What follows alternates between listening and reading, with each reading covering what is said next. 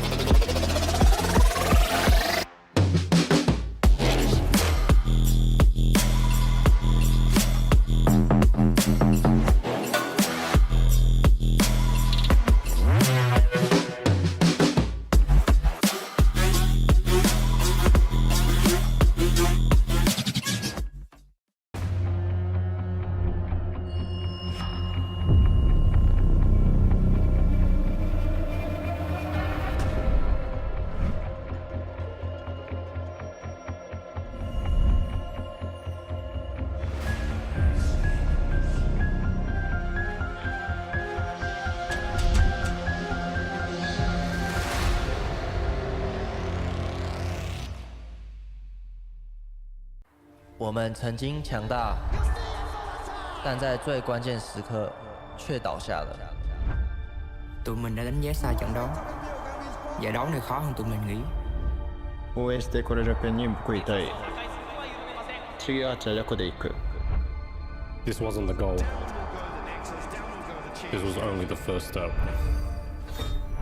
Tụi mình đã làm cho mọi người nghi ngờ LCP và đó chỉ là nó bắt đầu thôi. やるべきことは分かってる。言い訳はしない。この勝負にかける。Tụi mình đã giáng một đòn chí mạng với team mạnh nhất. Giờ thì tụi mình sẽ hạ gục họ. 从没人看好到谁都不该小看鲁蛇。不，我们是那支势不可挡的队伍。我们掌握了战局，但却让他溜走。这种事不会再发生了。这一次，我们会牢牢抓住。あとは結果で証明する。僕たちの本当の力を世界に見せる時が来た。Cả thế giới sẽ biết tụi mình là ai. Đã đến lúc vươn tầm thế giới. Tụi mình luôn có niềm tin rằng mình có thực lực. Bây giờ là lúc chúng mình bung hết sức. 勝つために必要なものは全て僕たちの中にある。 Đẩy đối thủ tới giới hạn là chưa đủ. Lần này tụi mình sẽ bứt phá vượt qua. The real battle starts now. It's time to prove you deserve our place.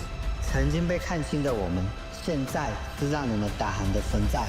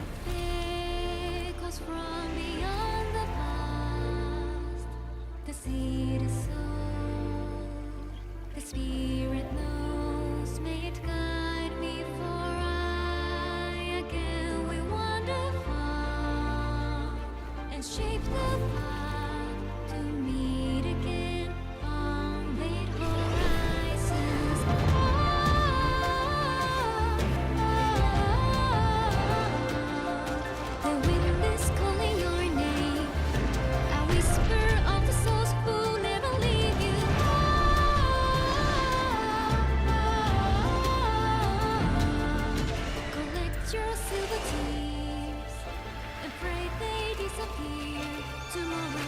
Earth and ether to combine.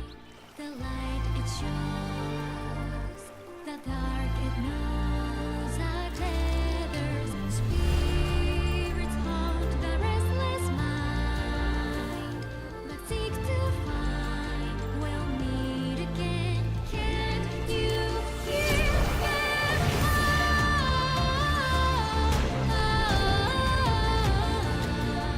The wind is calling your name, a whisper of the souls who never leave us.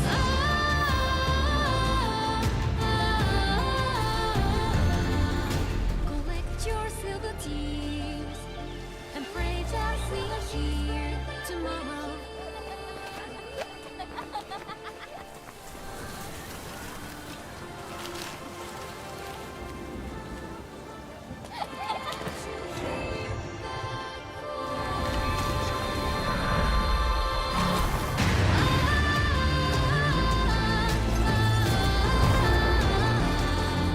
The wind is calling my name, a whisper of the souls who never leave me.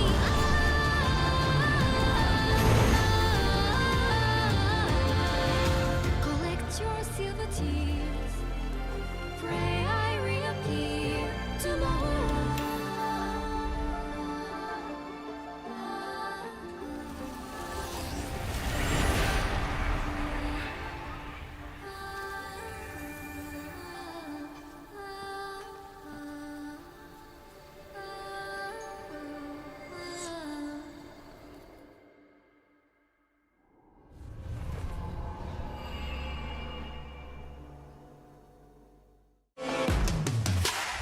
1v1 side selection showdown. Here's how the game works. Players are only allowed to pick champions from this draft pool.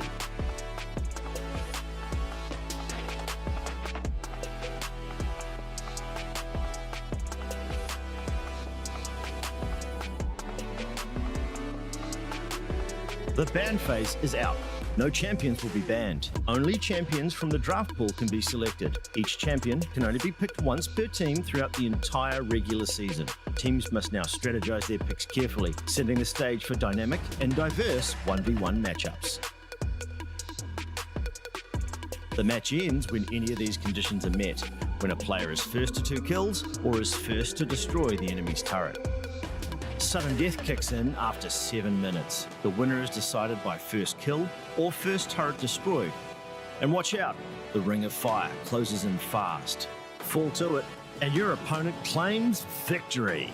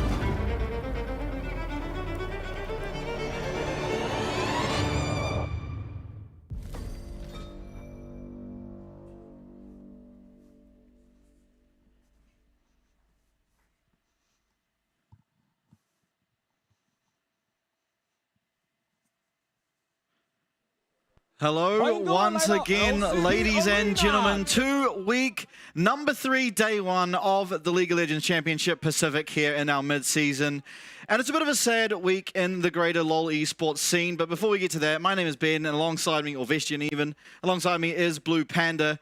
But as many of you would have heard, we lost one of the founding fathers of our esport, of our passion in Shushei. He was the Worlds one, the very first Worlds Season 1 MVP and winner. And before we get into the show and kick off everything and all the great games we have on tonight, we are going to throw to a video and a bit of a highlight of him and I guess a sad overlook of what's happened. So Shushei, as you were saying, the MVP so far, I think he's going to go 70-0. I think Shushei going 70-0 in this game. The game will only be 4 minutes long, but he will get 70 kills in a row. We see the push around from Jarvan as well, moving into this area. Amazing from Shushei. Dla mnie Shushei jest jak smok wawelski. To jest legenda, która gdzieś tam istnieje, wszyscy o nim mówią, a był taki wielki midlaner Shushei, który grał Gragasem na midzie, on tam beczkę przynosił na eventy, rzucał nią w ludzi, fajnie, zabawnie było, wygrał Mistrzostwa Świata. Fnatic going to win the Season 1 championship if they can hold on. This Nexus will go down. Congratulations to Fnatic winning the Season 1.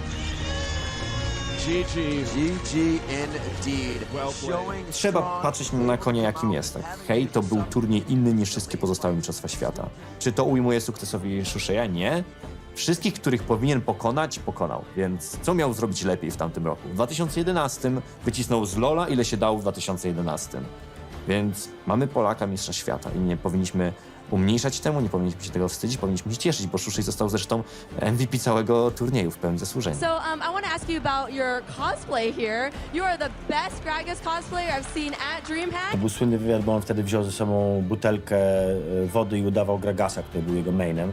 On był słynnym w ogóle Gragasem. On łamał troszeczkę metę wtedy, tak? Na przykład grał tym Gragasem, o ile pamiętam, na środku, co w ogóle wszystkich zgłupieli przy tym, po prostu nie wiedzieli, co się dzieje. I would like to ask the fans to support the idea of making Gragas Shushei skin. Ooh. Yes, I'm gonna make the post on the forum later and yeah. See, I think we're gonna have to see a petition form and a lot of signatures if we want to get that skin made. So help us out, get a Shushei Gragas skin. No i później zrobiono w sumie skina nawet na jego cześć troszeczkę. Te skiny Fanatica zostały wypuszczone chyba z 3 czy 4-letnim opóźnieniem, no ale właśnie pamiętam, że wyszedł i mogłem zagrać Shusheiem w ligę. Strasznie mnie to bawiło zawsze. So when did you know that you had won? When Nexus fell. That's a pretty good answer. Był taką, nie chcę mówić maskotką, bo to jest deprecjonujące, ale taką trochę ikoną, a trochę właśnie takim pomieszaniem ikony z maskotką. Był zabawny, był wyraźny, był świetnym graczem i był rozrywkowy. Słowo legenda do niego akurat bardzo, bardzo dobrze pasuje.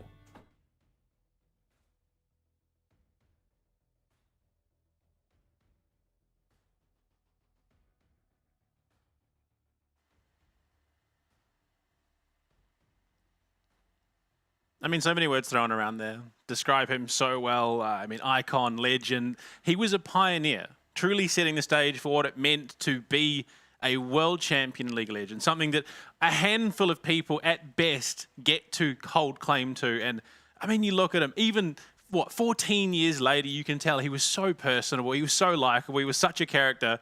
And it's something that really helped shape the identity. He's not just a loss for the likes of Fnatic, but Europe and the greater world as a whole.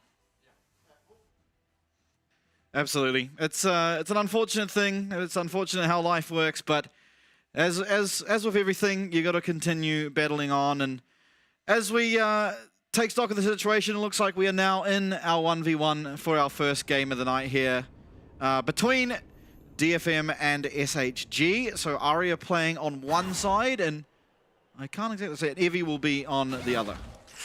And yeah, I mean, look, it can be hard to bring back, you know, a bit of hype, bit of excitement off the back of something like that starting the show. But you got to remember, Shushei loved the game more than anyone. That was very evident. So he would not want the world to mourn. He would want the world to log on, get into solo queue, and have a bit of fun with some Gragas shenanigans in the mid lane. And looking at it, already shenanigans kicking off. Set and Riven going toe-to-toe. I mean, Evie has been a bit of a monstrosity, it would seem, in the 1v1s, and now into the Riven matchup. He's doing reasonably well. Yeah, I mean, Aria here on the Riven, getting taken down pretty low. One more auto attack will do it, and there it is. That's first blood claimed. Still need one more, but a fantastic start as things are. That's going to be a big lead in terms of what could potentially be picked up here. There isn't a heck of a lot, at least for this poor little Riven going into it. But it's going to be interesting. Obviously, a couple of new champs added to the 1v1 pool as well, the likes of Bard, Aurelia. I'm excited. I mean, obviously, having that little bit of an addition a couple of weeks in means that there could be a bit of freshness, a bit of variety coming through. But, I mean, you got to look at it. There's not a heck of a lot of hope here for Aria, unfortunately. Yeah. Yeah, not for the time being. Still, I mean, yeah, you can fight back in these. We've seen it quite a few times, actually, where it is fought back. But, yeah, it's definitely not a good situation. And you just have to... imagine... I guess you get to your items. I think, honestly, Riven at one item could very rarely battle back in this. Like, the Eclipse, very strong item. The trading power on it can help quite a considerable amount. I mean, in terms of what Riven does best, though, it's kind of negated. As soon as that showstopper comes out, it is going to be very, very hard to deal into. But I think, realistically, yeah, Aria is such a phenomenally mechanical player that there is a reality where he definitely could finally outplay, but I mean, with every finding first blood, it's going to be very, very hard. Yeah. So, slowly whittle away at the health bar, can Evie, really. It's going to be a lot more difficult in reality for Aria to fight back. I think there's a possibility for sure, and you look at it as things stand. Aria is again just going to get punched. The Phage, I don't think he's going to do a heck of a lot, and there you go, showstopper's out. Yeah, Aria burning away, does get the stun off, and will just manage to get away, but still in a bit of a dire position. And yeah, okay. That is about how I expected it to end, given Evie's start. He's very, very good in the 1v1s, and we've seen this play out before. The Japanese derby in Split 1 did go the way of SoftBank coming into it. I don't know. DFM have been looking a lot better than they were in Split 1. Yeah. Evie on your screen there. Going to claim blue side for himself and the roster of SHG. It looks like we might have an SHG in New Jersey coming in for week 3. I rate it. And pink's my favorite color, so... No, really? If ever there was a team to make claim at me purchasing their merch, it's now SHG. Well, the ironic thing in the situation, my favorite color, would you believe it, is blue. And DFM rock the blue pretty well. Yeah, they certainly do. And, I mean, currently, coming into the head-to-head, this is a very, very important battle. Whoever wins this likely sets himself up to get into the playoffs. And it's much the same as what happened in our first split, right? The season kickoff, where they were the last two teams to play against each other, or maybe they were the sixth game out of 7. But it was whoever won that was going to playoffs, and whoever lost it got eliminated, not eliminated, but, you know, chucked down, and they were out for season kickoff. And we, while we're still early on into the split so far, are very rarely looking at that to be the case here, because SoftBank is still winless. DFM have one win against the Chiefs, who you know they did the same last split, and now SHG, they need a win here. If they win here, they'll be tied, at least in terms of those series wins. And then I guess, you know, they've got their matchup against the Chiefs later on in the split, where they can, if they beat the Chiefs, we'll have that 2 wins where DFM may, if they don't pick up another win, still be on the 1. Yeah, I mean, it's going to be interesting. The middle of the pack is looking dicier and dicier as the mid-season does carry on. I mean, yes, teams have looked better and better. I think there are a few teams who feel like they're under the decline, at least coming into this stage of Split 2. So it is going to be a bit of a hectic race. I think there is a very real possibility we see that sort of bottom of the pool tie up. Maybe SHG drops a game to Chiefs, then maybe they find an opening somewhere else. Yeah. I wouldn't say anyone's safe at this stage.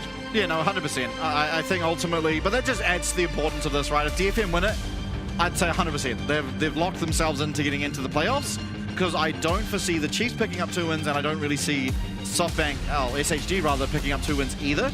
And so you really, as DFM, pressure is kind of off in a way, because if you do lose it, you still have a pretty good chance of going. Not ideal, but if you do win it here, you're almost guaranteed to be making into the playoffs. So heading into the draft phase now, the Lilia Pike, Yorick, and Rumble. Take it away.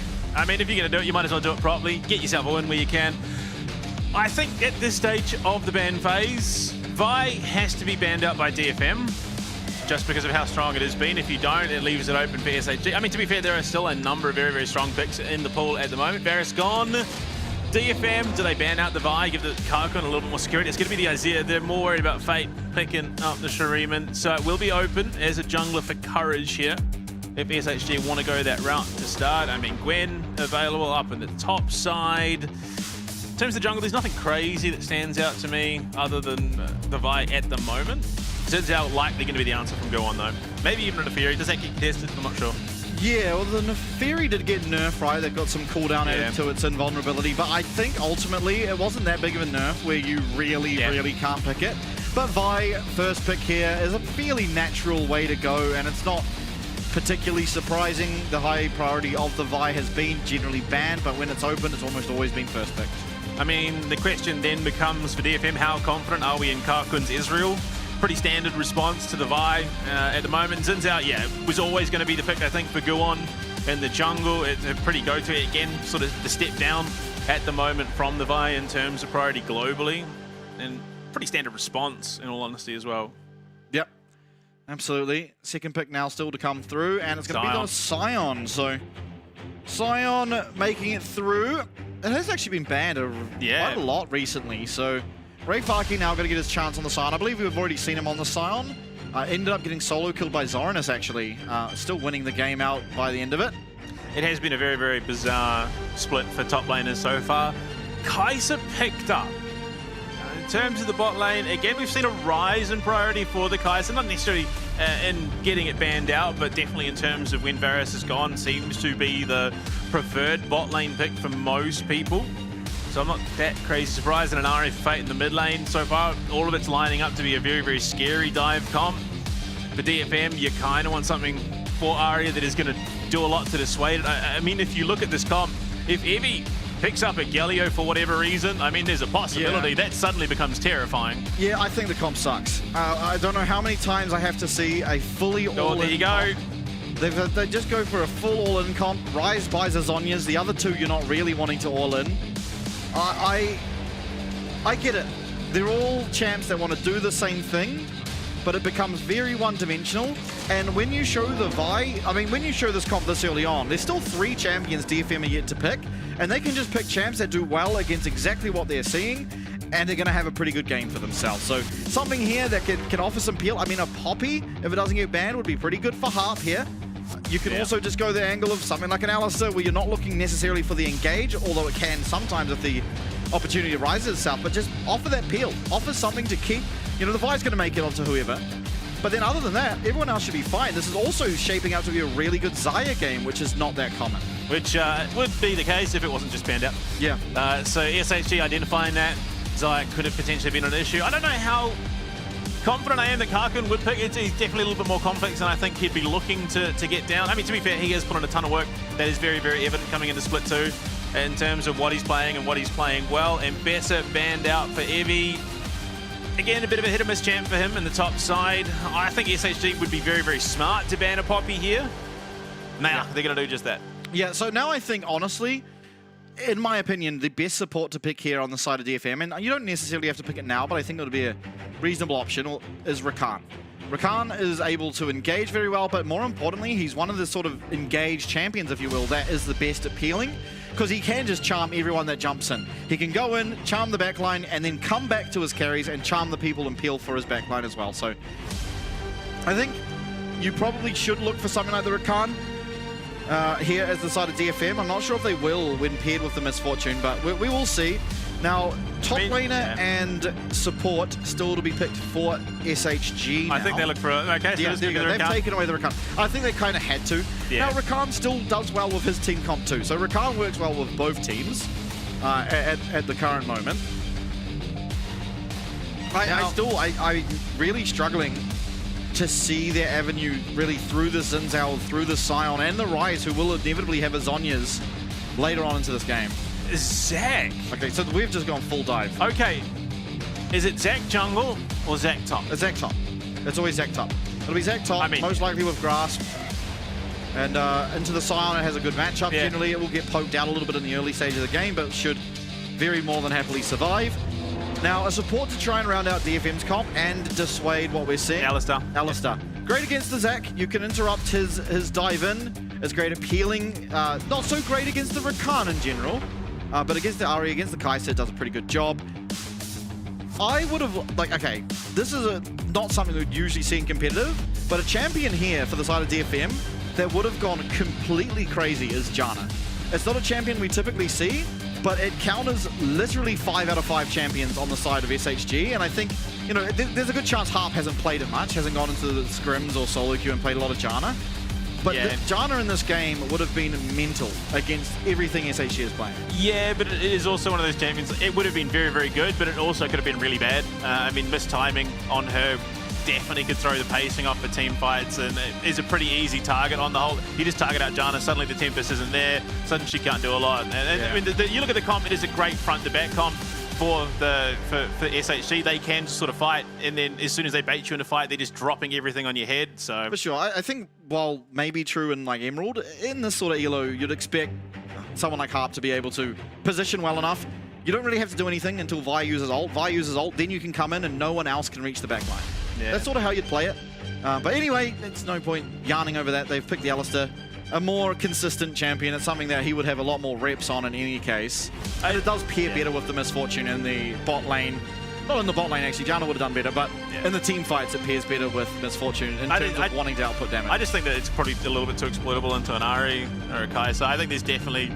I mean, look, there's an argument to be made for sure, but in terms of what we're seeing, you're always going to favour the engaged CC tank more often than not. I think we've seen a handful of mages at best, and it's usually down in the depths of the Fearless draft. Yeah, unfortunate that's the situation, because I think a lot of these comps could benefit from actually having enchanters. Not always, of course, but in general, pretty hard for the side of SHG to make it through the Xin Zhao and Sion. So we'll see how they manage to do it. The Rise as well, actually a very tanky champ. We'll have that Rod of Ages, we'll have the Seraphs, and then almost certainly third item will be Azonya's. If he doesn't stop off for just the Seeker's Arm Guard in between, sort of finishing off those 2 first items. Yeah. It's going to be, I think SHG, if they're ahead, are just going to steamroll this game, but it's not the easiest to get ahead in. So we'll see.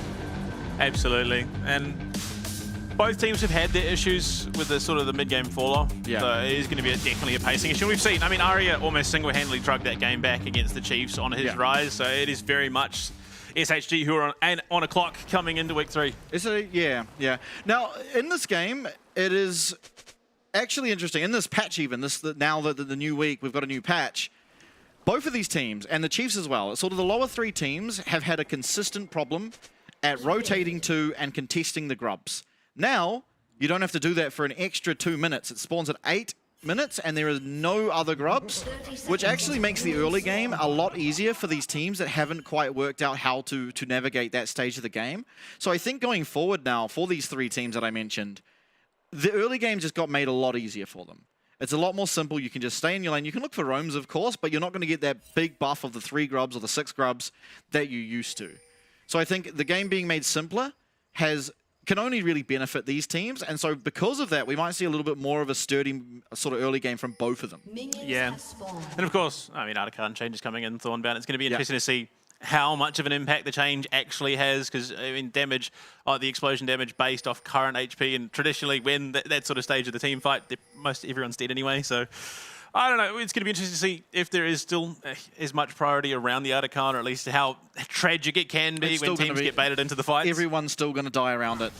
It's the one big crime that I have noticed since Arcane got sort of introduced. Every single team, at least once a night, if not 3 times a night, an entire game is won or lost because we've contested an Arcane. Yeah. So I imagine that's going to stay much the same. It never really was a powerful objective. Now, you know, if you got the Ruinous, which we were getting pretty much every game, so far this split, and obviously Voracious every game last split, but the Ruinous in particular wasn't that strong. And we still would win or lose the game based on fights, and I think this new Arcane, being that you just get so much power out of those levels, and you don't have to stick around for them, as well as, you know, the additional buff you talked about, is a lot stronger. It's going to be interesting again. Given that, I suppose, the LCP started so late compared to the rest of the world, it's a little bit fresher for them. They haven't had as great an adjustment period, so we'll see. And down on the bot side, you're expecting not a heck of a lot of action, but as it stands, you can already see junglers mirroring paths. Vi, for Courage, is going to be heading towards the top side of the rift where Guwon is going to be heading down. I mean, Guwon was a standout player for DFM in the match that they did win. Yeah. Bit of a wet noodle fight up here. I mean, Sion's going to be pretty happy with it. Ultimately, getting to just sit here and stack up. Sion loves a bit of stacking action. For sure. Yeah, no, stage is not going to be a huge amount of priority. Dragon obviously going to be the first objective now by a couple of minutes. Well, it's a few minutes technically, by 3. So is going to be an interesting adjustment, I think, for junglers in terms of where they look to prioritize, because now you're not trading grubs for Drake. It is going to be Drake first, then you look to transition into void grubs. And so it's going to be interesting to see teams who, yeah, like you said, a bit slower to objectives, having to adjust again. Like you said, it should favour them on the bot side. Yeah. Jungler's best friend, the Scuttle Crab, going to be one apiece. Nothing too surprising, really.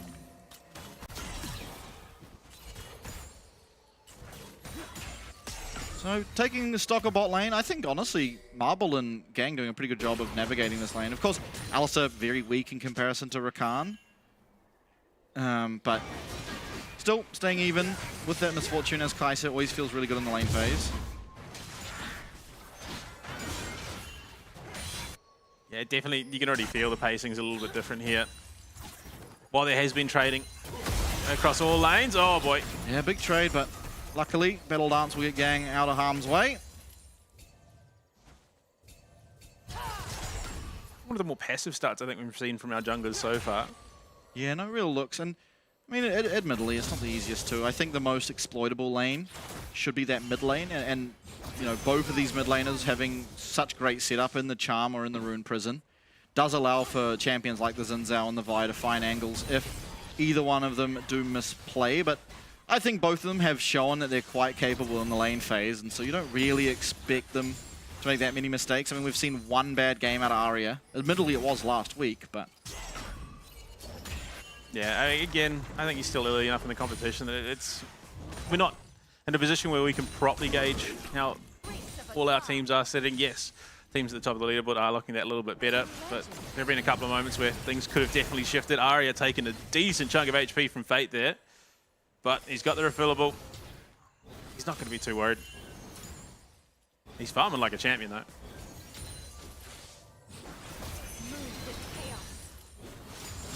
Yeah.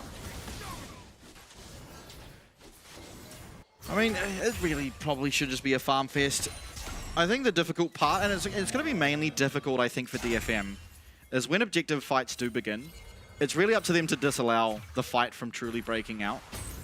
They don't want... it's SHG, they're going to look for an engage. If they're engaged, then whiffs, that's when DFM can fight back.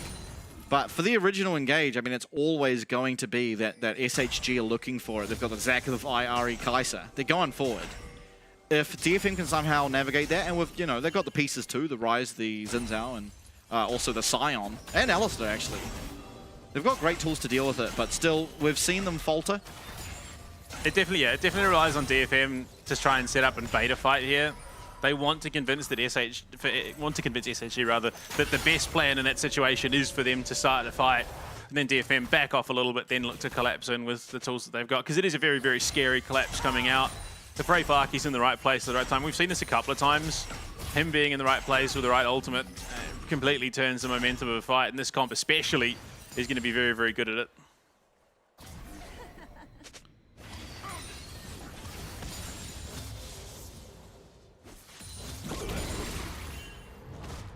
Interesting. I mean, you look at it, Guwon as well. He's got himself a little bit of a lead here, and it was because he did stagger his back a little bit. Courage got his full clear, went to check Guwon's jungle, and then headed straight back, whereas Guwon did finish his clear. Raptors came back up.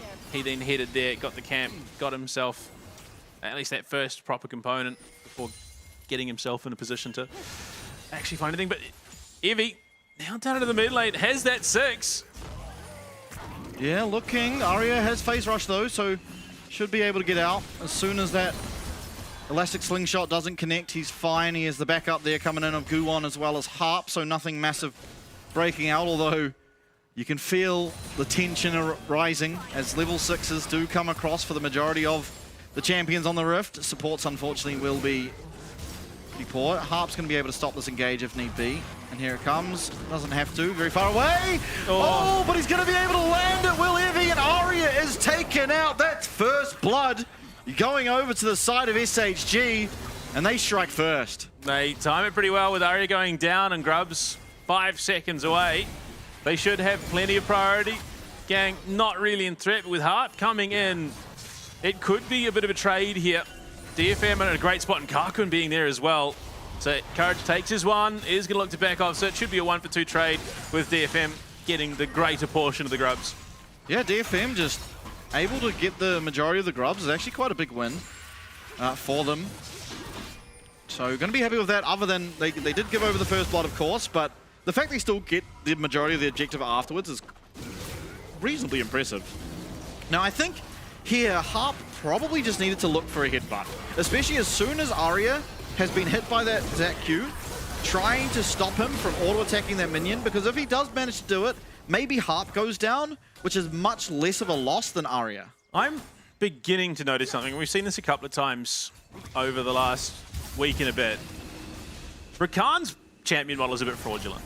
While he's dashing, for some reason he's intangible, which is a bit odd because you wouldn't think that that should happen. Because that's, I mean, he's dodged skill shots, he dodged the headbutt there. I mean, that's just what happens with Alistair, though. If you do dash away from it, it doesn't connect. There are some abilities like that. But it also it's just partly because he's so fast. I know definitely it can be interrupted and he can be hit. Just not the easiest task when he's Usain bolting it to his friend.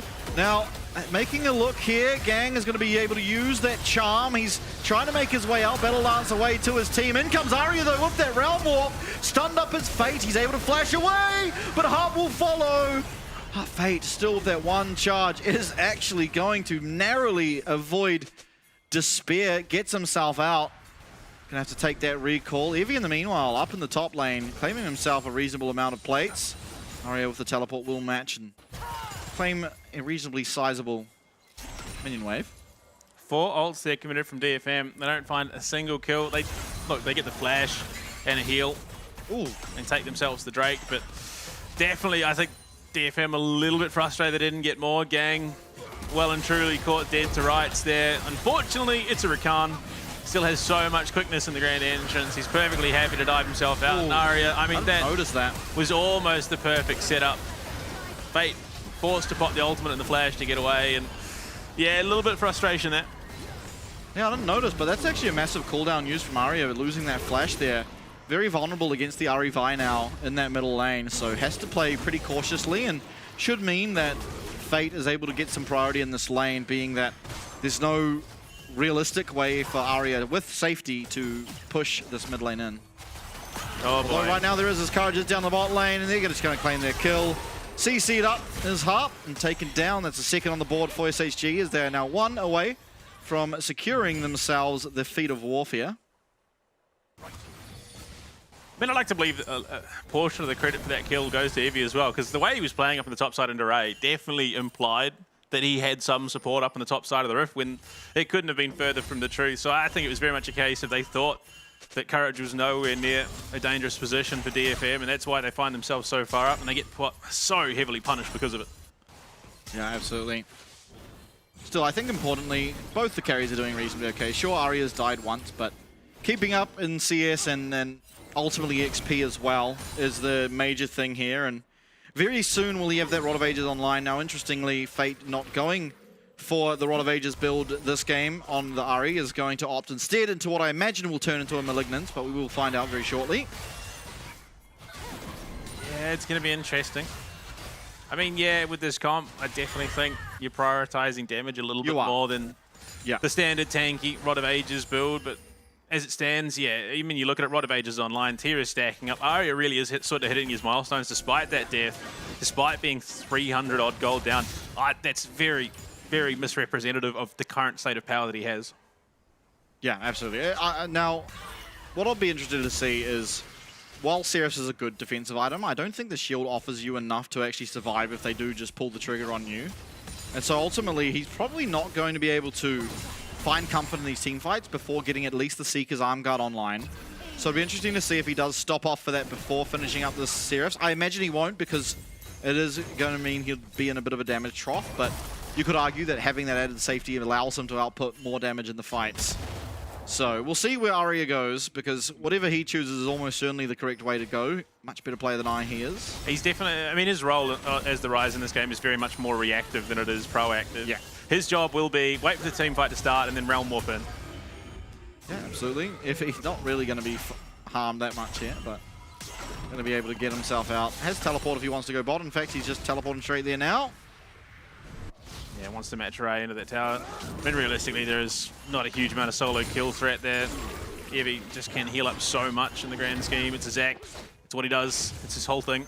Yeah, but unfortunately, because of the damage spread here in this game, he's ended up having to build a Sunfire, and I think myself and many others in the world have a pretty solid belief that that is almost bar none the worst item in the game. Just in comparison to the Hollow Radiance, it's just nowhere close. Yeah, but I mean, Sion's natural damage in the kit would have put Evie in a much worse position if that's the route I think he'd gone, honestly. Yeah, I do. It does mean that Arya is really going to be chunking him out. Yeah, I mean, the item just sucks. It's just very inefficient for what it does. Now, I don't play a whole lot of Zac top, but I imagine there could have been another route, something else that he could have potentially looked towards. I mean, we've seen it in, you know, every other tank that's built in the top side has really struggled. I mean, Ornn notably comes to mind in the last couple of play days. Goes Sunfire into an AD matchup and then is just completely irrelevant for the rest of the game. Yeah, just unfortunately, what you get out of it is just not that worth it. And like, you get a bit of wave clear, but nothing comparative to the Hollow Radiance. Is flashed used there by Courage. We have a teleport coming in, but this is going to be the Silence, so not under any real threat. Dragon up. Yeah, I mean, the pacing's definitely a little bit different with the new changes coming through. The update, I mean, oh boy. Grishin here finds a way onto Harp. Harp's okay, has that Unbreakable will if he chooses to use it, but either way, chunk down to about a maybe 3/4 HP. Nice decimating smash. Finds a chunk there onto Gang, takes away his shield. Both supports getting the brunt of either side's damage, and now it's going to be DFM with priority in that river, starting now up this Dragon, and I mean, there's always going to be a way for SHG to find their way back in, as Flash was actually used here by Harp. Still, shouldn't be too detrimental. And it's just going to be DFM claiming themselves that Dragon, but Gangfuck comes in and finds 4. They're knocked up, the bullet time is raging, and Evie's getting so low. Now down into those passive blobs. Ray Farkey playing bodyguard, and that will just be a 1 for 0, and the Dragon for DFM. Yeah, and that is the danger of overcommitting into this comp that DFM has drafted. The frontline combo of Ray and Harp is so hard to get through. You chuck Gorn on top of that, who's just going to clear space. Evie was just too deep, locked down courtesy of Arya, chipped away by Karkun.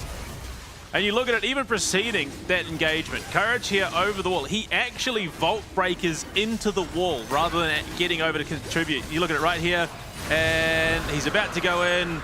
Boom, into the wall. Doesn't get over, doesn't get clear, which just staggers the engagement there. Gang commits so heavily, and that bullet time is just such a damage threat that they just have to leave Evie to his fate there. I think if Courage had gotten over that wall, definitely could have looked a little bit better, probably a 1-for-1 trade ultimately, but SHG up the back of it will still get themselves the Rift Herald, so they're not lagging too far behind. Yeah, I mean, there's also the angle that Courage makes it over that wall and commits, and it ends up in a 2-for-1 or even worse for SHG, because ultimately the only person really on DFM that was even close to being described as low, and he was still like half HP, was Harp. Ray Farkey was in between 4 people and just taking no damage. Yeah. I think just, again, and this is why I hate these team comps, is the execution on them is just so high when all DFM has to do is survive and engage. If you survive and engage, you will win the team fight. They have Sion, Xin Zhao, Ryze, and the Alistar. 4 of the best champs, given that you do need damage, to be able to survive that engage and then play, you know, following up from that. And Karkun had nothing but space there. He positioned himself so brilliantly. Now Gang being looked at, will have access to his mobility and pops the ult, but doesn't get anywhere near Courage, so just taken down. This should result in nothing.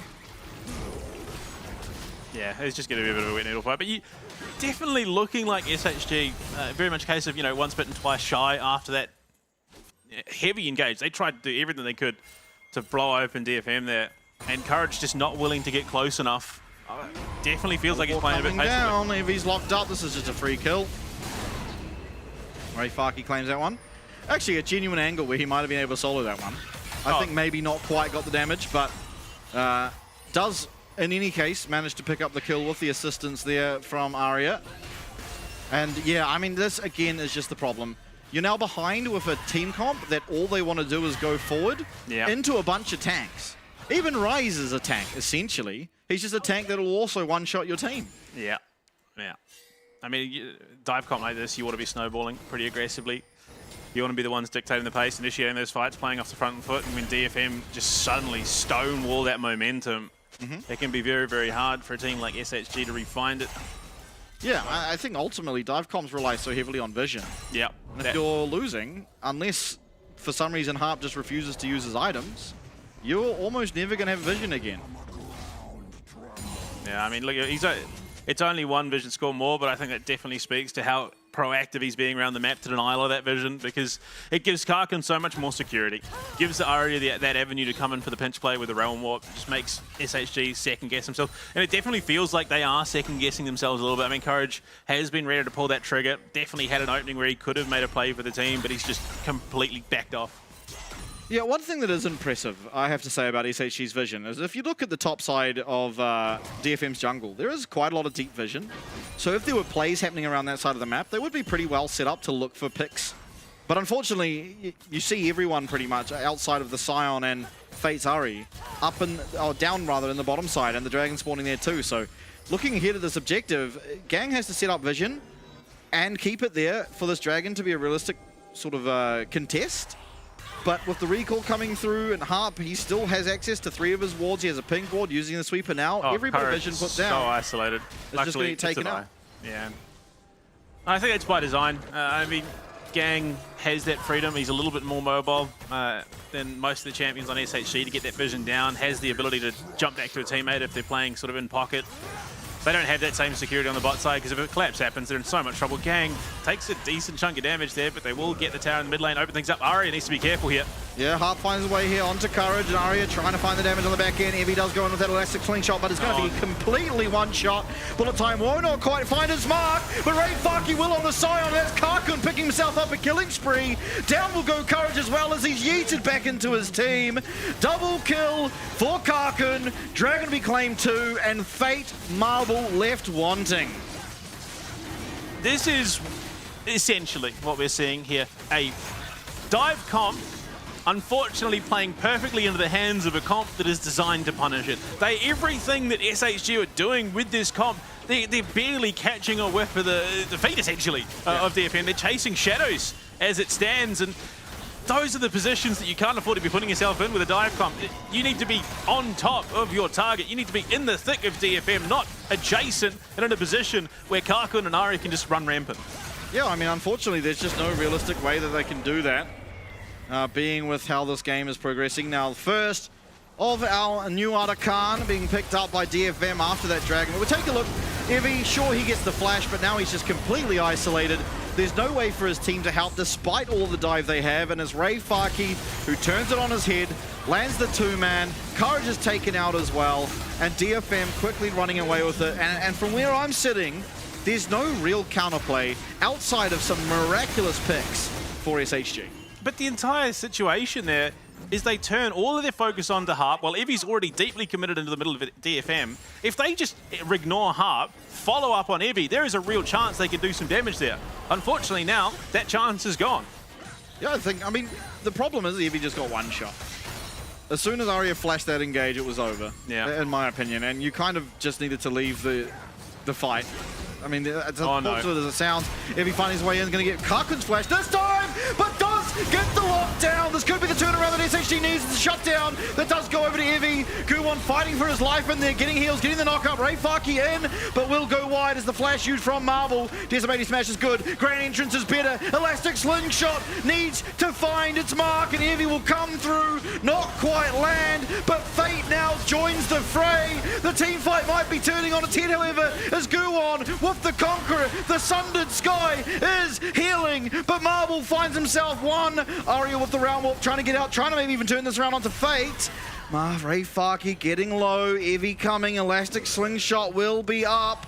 Ray Faki, no flash, Courage slowing down that Scion, and will manage to get the Q onto Aria, but the Seraph Shield and the Phase Rush, they do make it out. It's 2 critical kills found for just the one. They take the most significant damage straight off the board, and Karkun immediately, but Harvey's not done. He wants a bit of revenge for his bot lane, and he's going hunting. And SHG, that was the perfect setup. Their team fight comes together brilliantly. They land right where they want to this time around, and it comes off what is arguably a brilliant bait out of Evie, whether intentional or not. He draws all the attention up to himself. Suddenly they realize, hold on, Karkun's in danger. We could find ourselves in a lot of trouble, but he jumps in, takes so much attention, and then Gang follows up, stacked up, wiped out. And Aria just does not have the damage threat yet to finish off this very chaotic, very scattered fight, which is what SHG need to be doing. They need the chaos. That is where they thrive. Yeah, absolutely. Unfortunately for the side of DFM, Karkun just a little bit out of position, and Fate finally at long last joins his team. Gang does get taken out, but they're able to also clean up Guwon on the back end of this. Oh, I mean, so very, very near. And I mean, Aria dodges out of the charm. It could have been so much worse there for him. Luckily, Ray is just an absolutely tanky unit. He can just back himself off there. So SHG get a bit of a reprieve. They find themselves the gold lead for the first time in a long time. Yeah, unfortunately, I just don't know how much that matters. Again, you found one fight. It was essentially a 4v5 of Karkun getting taken out immediately, and it was still close. It only gets harder and harder as this game progresses. The Scion is going to become even more unkillable. I actually think in that fight, Fate could have killed Ray Faki if he committed that last Spirit Rush onto him. It would have been close with that shield coming up very nearly, but I think ultimately probably wise he didn't, just in case Aria was able to turn that around as he came in with the Realm Warp. Yeah, I mean, we've seen so many of those half measures just completely cost the team. Yeah. So you don't want to go for the 50-50, because more often than not, the house, well, I mean, the rule of the casino is the house always wins, and on the Rift is very much the same. If you're trying to make the 50-50 play on the offensive, for some reason, the odds seem to swing the way of the defending team. Yeah. Now, a little bit of a lull in the action, if it were, as nice dodging by Aria will claim himself this tower, and I think it's time now for a fight around this dragon. Would be the soul for DFM, and an almost surefire win. If the soul's picked up, the Scion will actually never die. Could near on AFK a team fight and still be perfectly okay by the end of it. SHG, though, really tighten things up when it comes to their engage. They want it to be as chaotic as possible, and they split the difference here. Unfortunately, though, Ray Faki being the one to walk into that bush wisely for DFM is not a legitimate target. Karkun, I mean, control over this river now of 4-2 DFM, but they are realizing quickly they have to contest this mid wave, else give up some objectives in that middle lane, and you see them here now contesting it, fighting it back. There's now going to be roughly 30 seconds to find their way in. They do find their way into Aria, but Harp here, Harp with the peel. Has he done enough? The charm is here. Aria goes golden, and very low is Gang. He goes down. Karkun trying to find his way down, but Evie will locate him.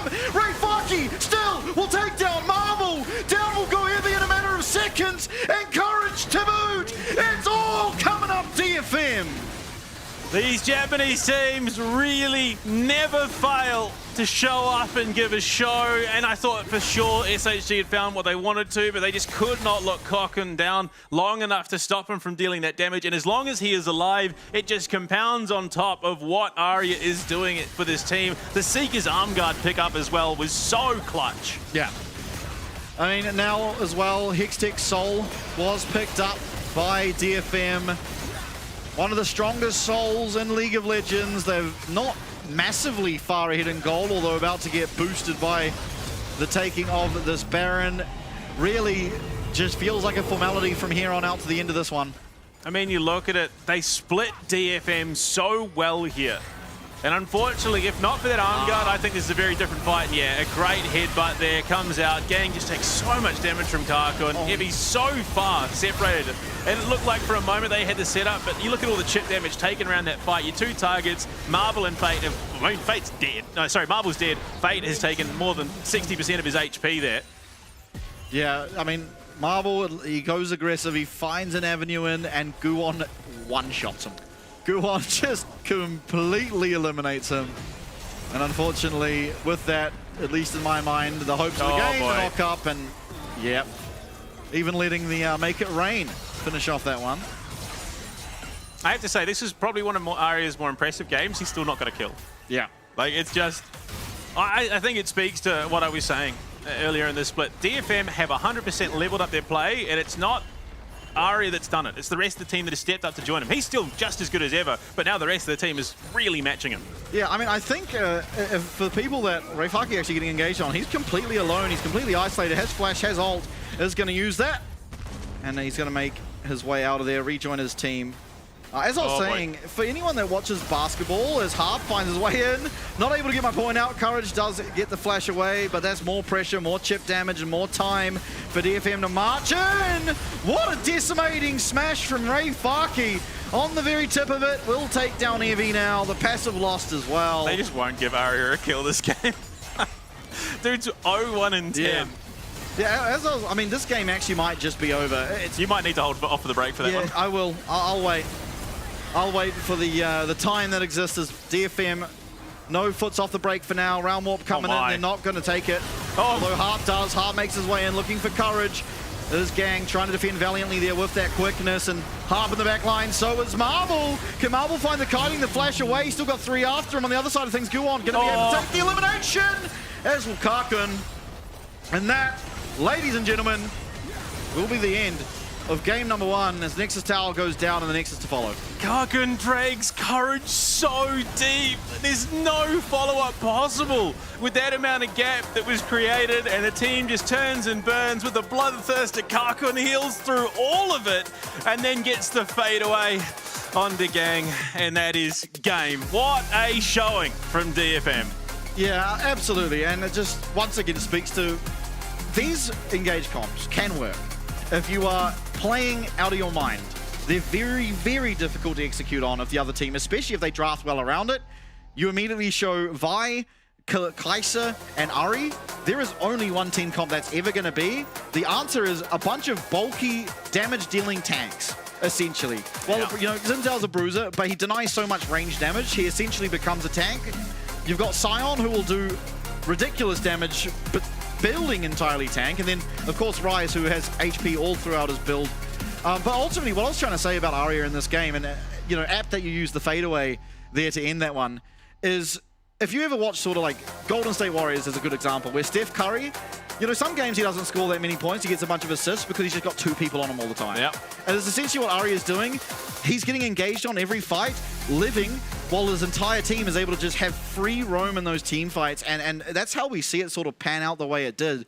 Seraph's Embrace online, the Zonya's online, great start from SHG here. They finally engage onto Aria and just completely annihilate him, but he never got punished again.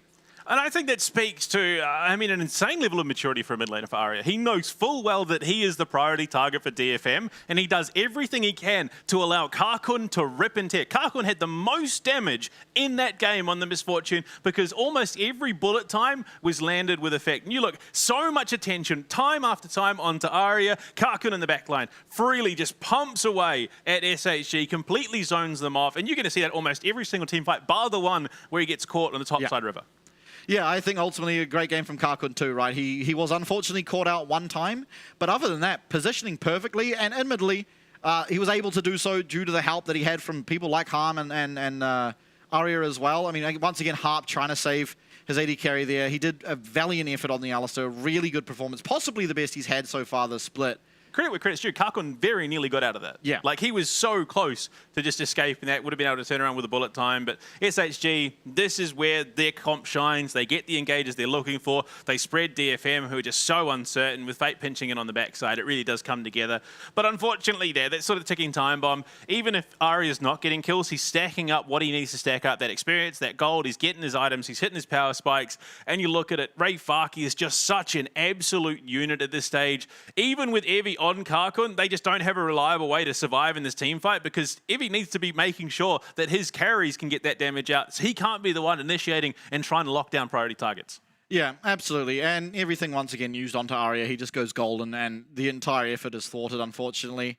Not much to see in this one. Ultimately, just a very fed DFM taking out the end of the game. So deep. Yeah. So deep. And Kakun just, look at all the damage he takes. You think he's for sure dead to rights, but look at the healing. He just chips away, and the double up onto Gang is icing on the cake there for him. Yeah, absolutely. But ultimately, great and well-played game by DFM, but by no stretch of the imagination are they out. Ultimately, it was just the first game. But before we go, Panda, I believe you have something to say. Look, if you want to support these guys as much as we do, you can get yourself involved. If you want, subscribe now to our Twitch channel. Get yourself that Caitlyn emote as well. Start styling on people in solo queue and help us out in supporting these teams, because if you love these teams even half as much as we do, you're going to want to get behind them and support them as well. Absolutely. But that is game number 1 done and dusted. Once we're back from our break, we'll see if SHG can fight back.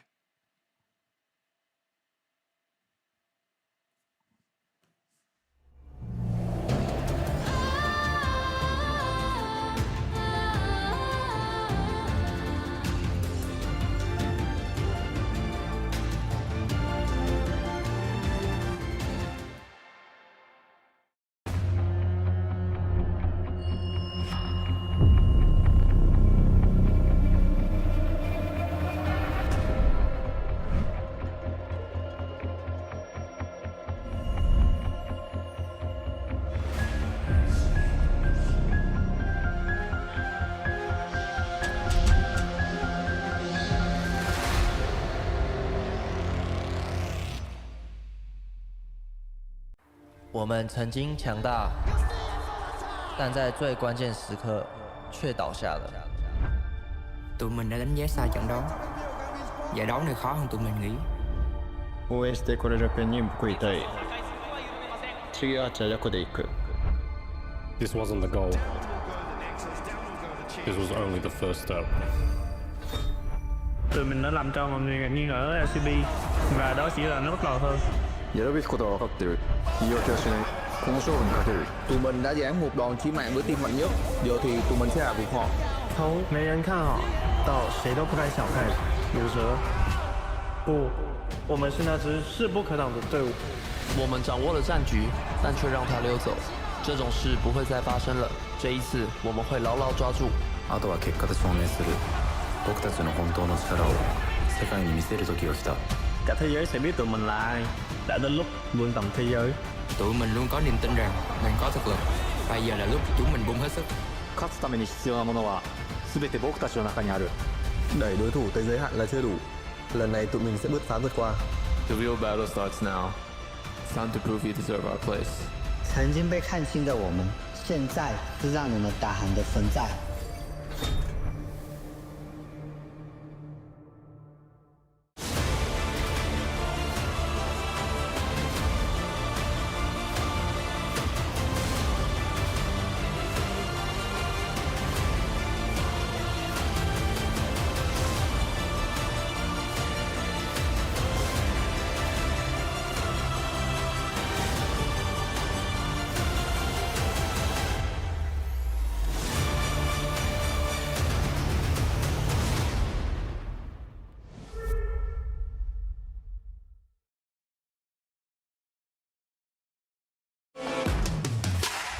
1v1 side selection showdown. Here's how the game works.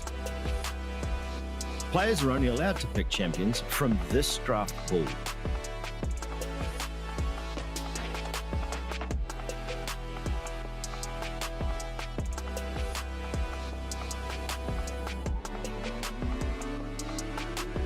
The ban phase is out.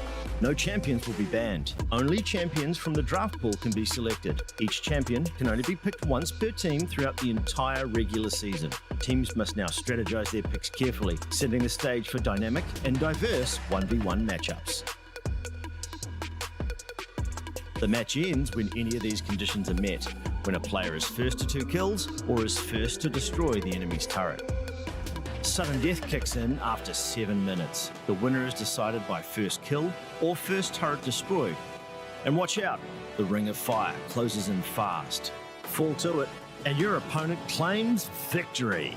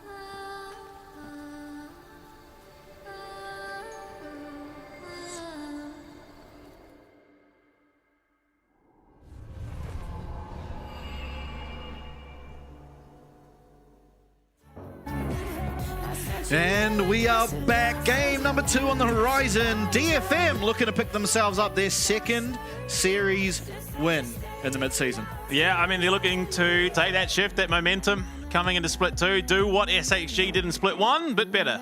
And I think at the moment, arguably they are better. DFM are looking so clean. Teams obviously having to adjust now with the different pacings in the jungle because the objective priority is now bot side to begin the map. You're not trading objectives. SHG going to take blue side, which arguably will make it easier for them to control that spawn of the Drake to start things off. But they were blue side last game. Yeah, I mean, you'd think so. That would be the go-to. Get that bot control, look to transition to an early Drake, pivot up to the top side, and contest the grub. But I mean, look, their comp definitely left a lot to be desired purely because of the conditions that it needed to find success, and DFM played into it very, very well.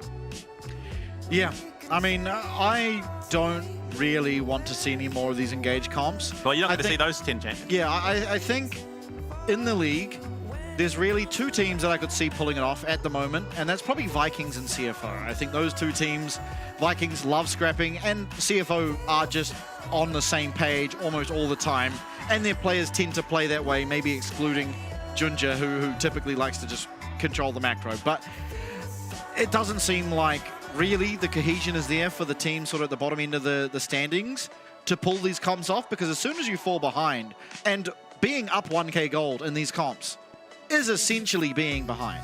Yeah. It just becomes so hard to play, and we sort of saw it there as Evie looks for an engage, finds a pretty good one, it gets flashed away from, and everyone on his team dies. Yeah, I mean, again, like I said, so situational to success there. Yeah. You just lower the amount of win cons, I think. Your win cons are win hard and win fast. Yeah. If that doesn't happen, you've just lost. Whereas most comps, there's some kind of fallback, you know? You have, with sort of most of the engage comps, not the little dive comps, but engage comps, they generally have a lot of AoE CC. Yeah. So, okay, our champs may not be the best at this stage of the game, but if we find a nice combo, we're going to win. Doesn't have that of the single target dive comp. Yeah, I mean, the big problem was they also struggled to get onto Karkun. They had so much... They perceived this Arya as such a great threat. They committed so much onto him that the one time they got Karkun was because he was out of position. Yeah, so, I just think they didn't have a chance to. No. Karkun would just join the fights late and press R. That's kind of what he was doing. He was never at the forefront of the fight. But yeah, I don't know if there's really a way you can edit that team comp from SHG that makes that situation any better. No, you because just go for a different DFM comp. just played it so well, and yeah, I think like you're on the money. We're not going to see dive comps picked. Well, we are, unfortunately. Yeah. Teams are still going to try and make it work because they just do. But I think teams that are going to find themselves towards the top half of the leaderboard, I have definitely figured out how to play into it. And I think with the way that DFM are playing, I think there is a very real possibility they might just be able to sneak into that top 4 position. For sure.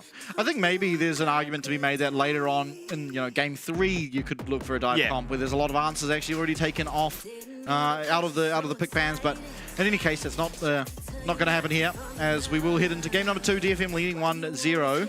Hopefully get that champion select up and running in the near future. Same sides, same players.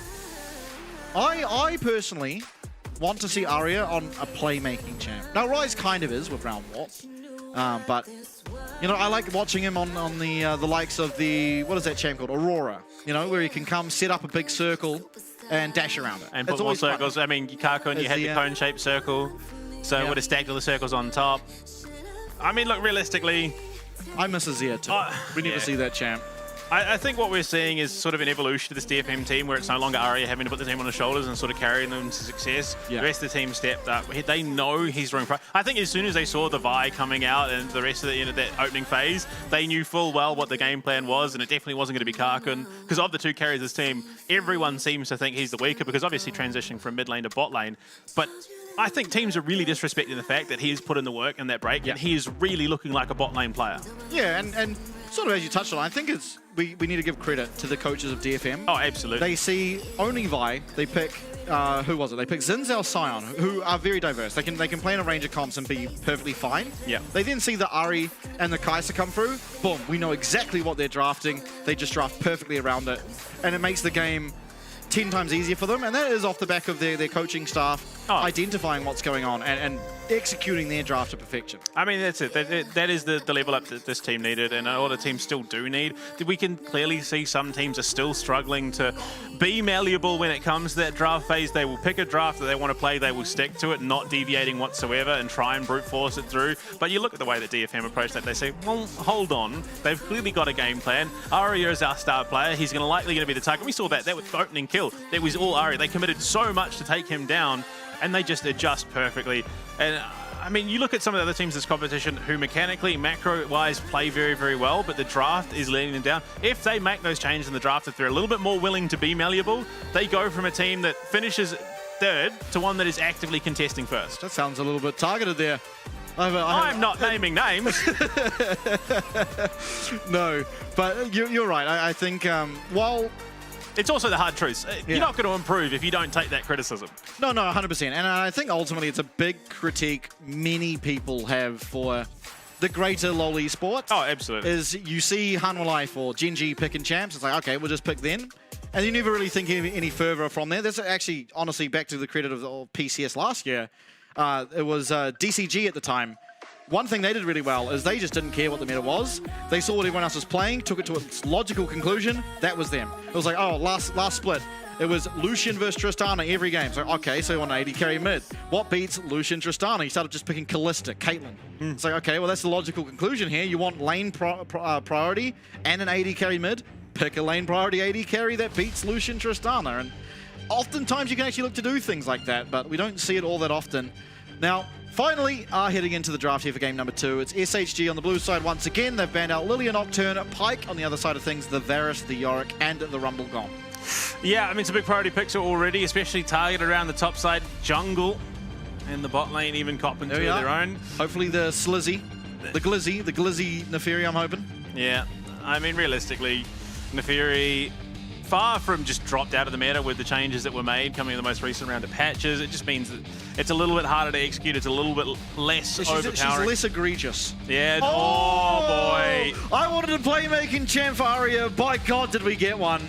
But what is the response? Okay, so if you've left this open for Arya, you have to be looking for some sort of artillery mage. The Mal does well. You can actually block the Emperor's Divider's Mal. Xerath does well because Azir can never get into range of the Xerath. I'm hoping for SHG they pick something like that. Unfortunately, I do have to harken back to what Molecule said. SHG have clearly been watching too much LCK. I don't think they're a team that is willing to gamba and go for something that will be a natural counter to Azir. I think they're just going to go something a little bit stapley, so a little bit more mainstream. Yeah. And I think Taliyah is exactly that. Well, Taliyah does have a good matchup into the Azir, admittedly. I don't think it's as good as the other two. That, though, is potentially something that could enable SHG. Marvel on the Israel could really pop off this game. He's going to keep distance. He's going to make it very hard. And there is a lot of damage at range coming down from DFM, and with the Pantheon, you got to be careful because that is no longer just the 1v1 you're fighting. It's a perma 2v1 round the Rift if you're not careful. Absolutely. And does a good job at navigating the early game of Neferi as well, being able to block out a lot of damage from those dogs and trade back very well. Into the second phase of bans, and Bessa taken away from Evie. Also kind of a good matchup into Jace. Not great, but it survives the early stage and then actually has some pretty good kill pressure. Yeah. And I mean, it's going to be a bit of a threat just regardless with that public execution. Does mean positioning-wise, DFM are going to be a little bit more on the ball. It is. And, I mean, Poppy as well. Interesting that it was SHG that opted into it. I mean, to be fair, it's not going to be pairing amazingly, but I think it does a lot into DFM's comp. Yeah, I'm surprised SHG thought to ban Poppy here, but nonetheless, they have taken that away. We'll see what else they're going for. I mean, the question has to be, what does Karkun pick up here? Varus is banned. You already see the Kai'Sa and the Misfortune gone. I mean, the logical transition here is something along the lines of an Ashe, which, I mean, with DFM's comp becomes even scarier. Enchanted Crystal Arrow into the Grand Skyfall, into Arya following up with the Emperor's Divide, the Streamer Shuffle.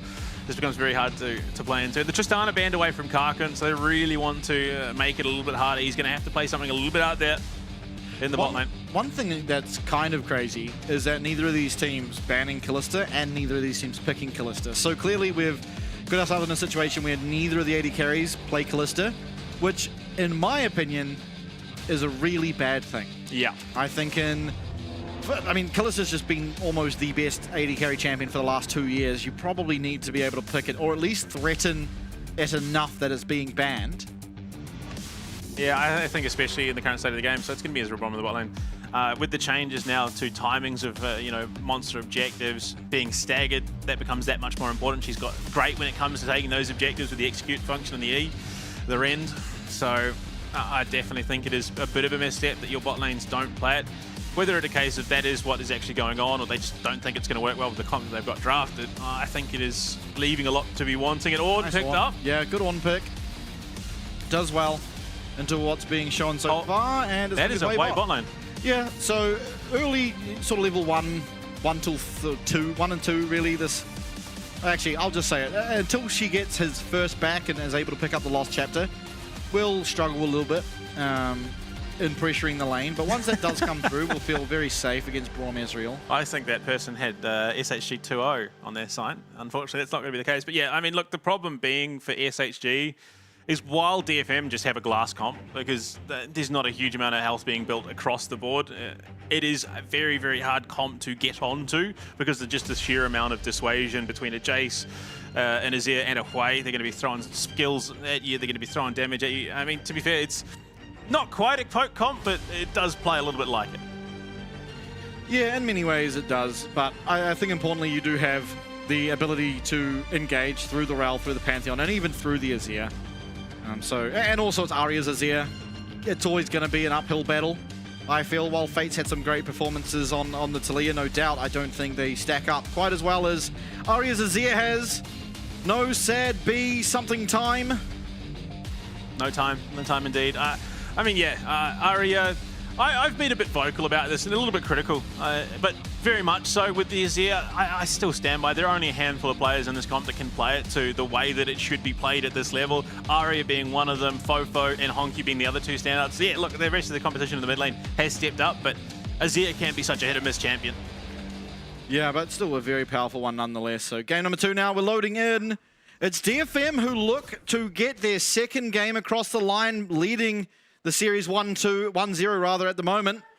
And SHG desperately trying to take us to a third and final game of our series here. Try and continue fighting to all but ensure themselves a ticket to the playoffs. Teleport on Marble.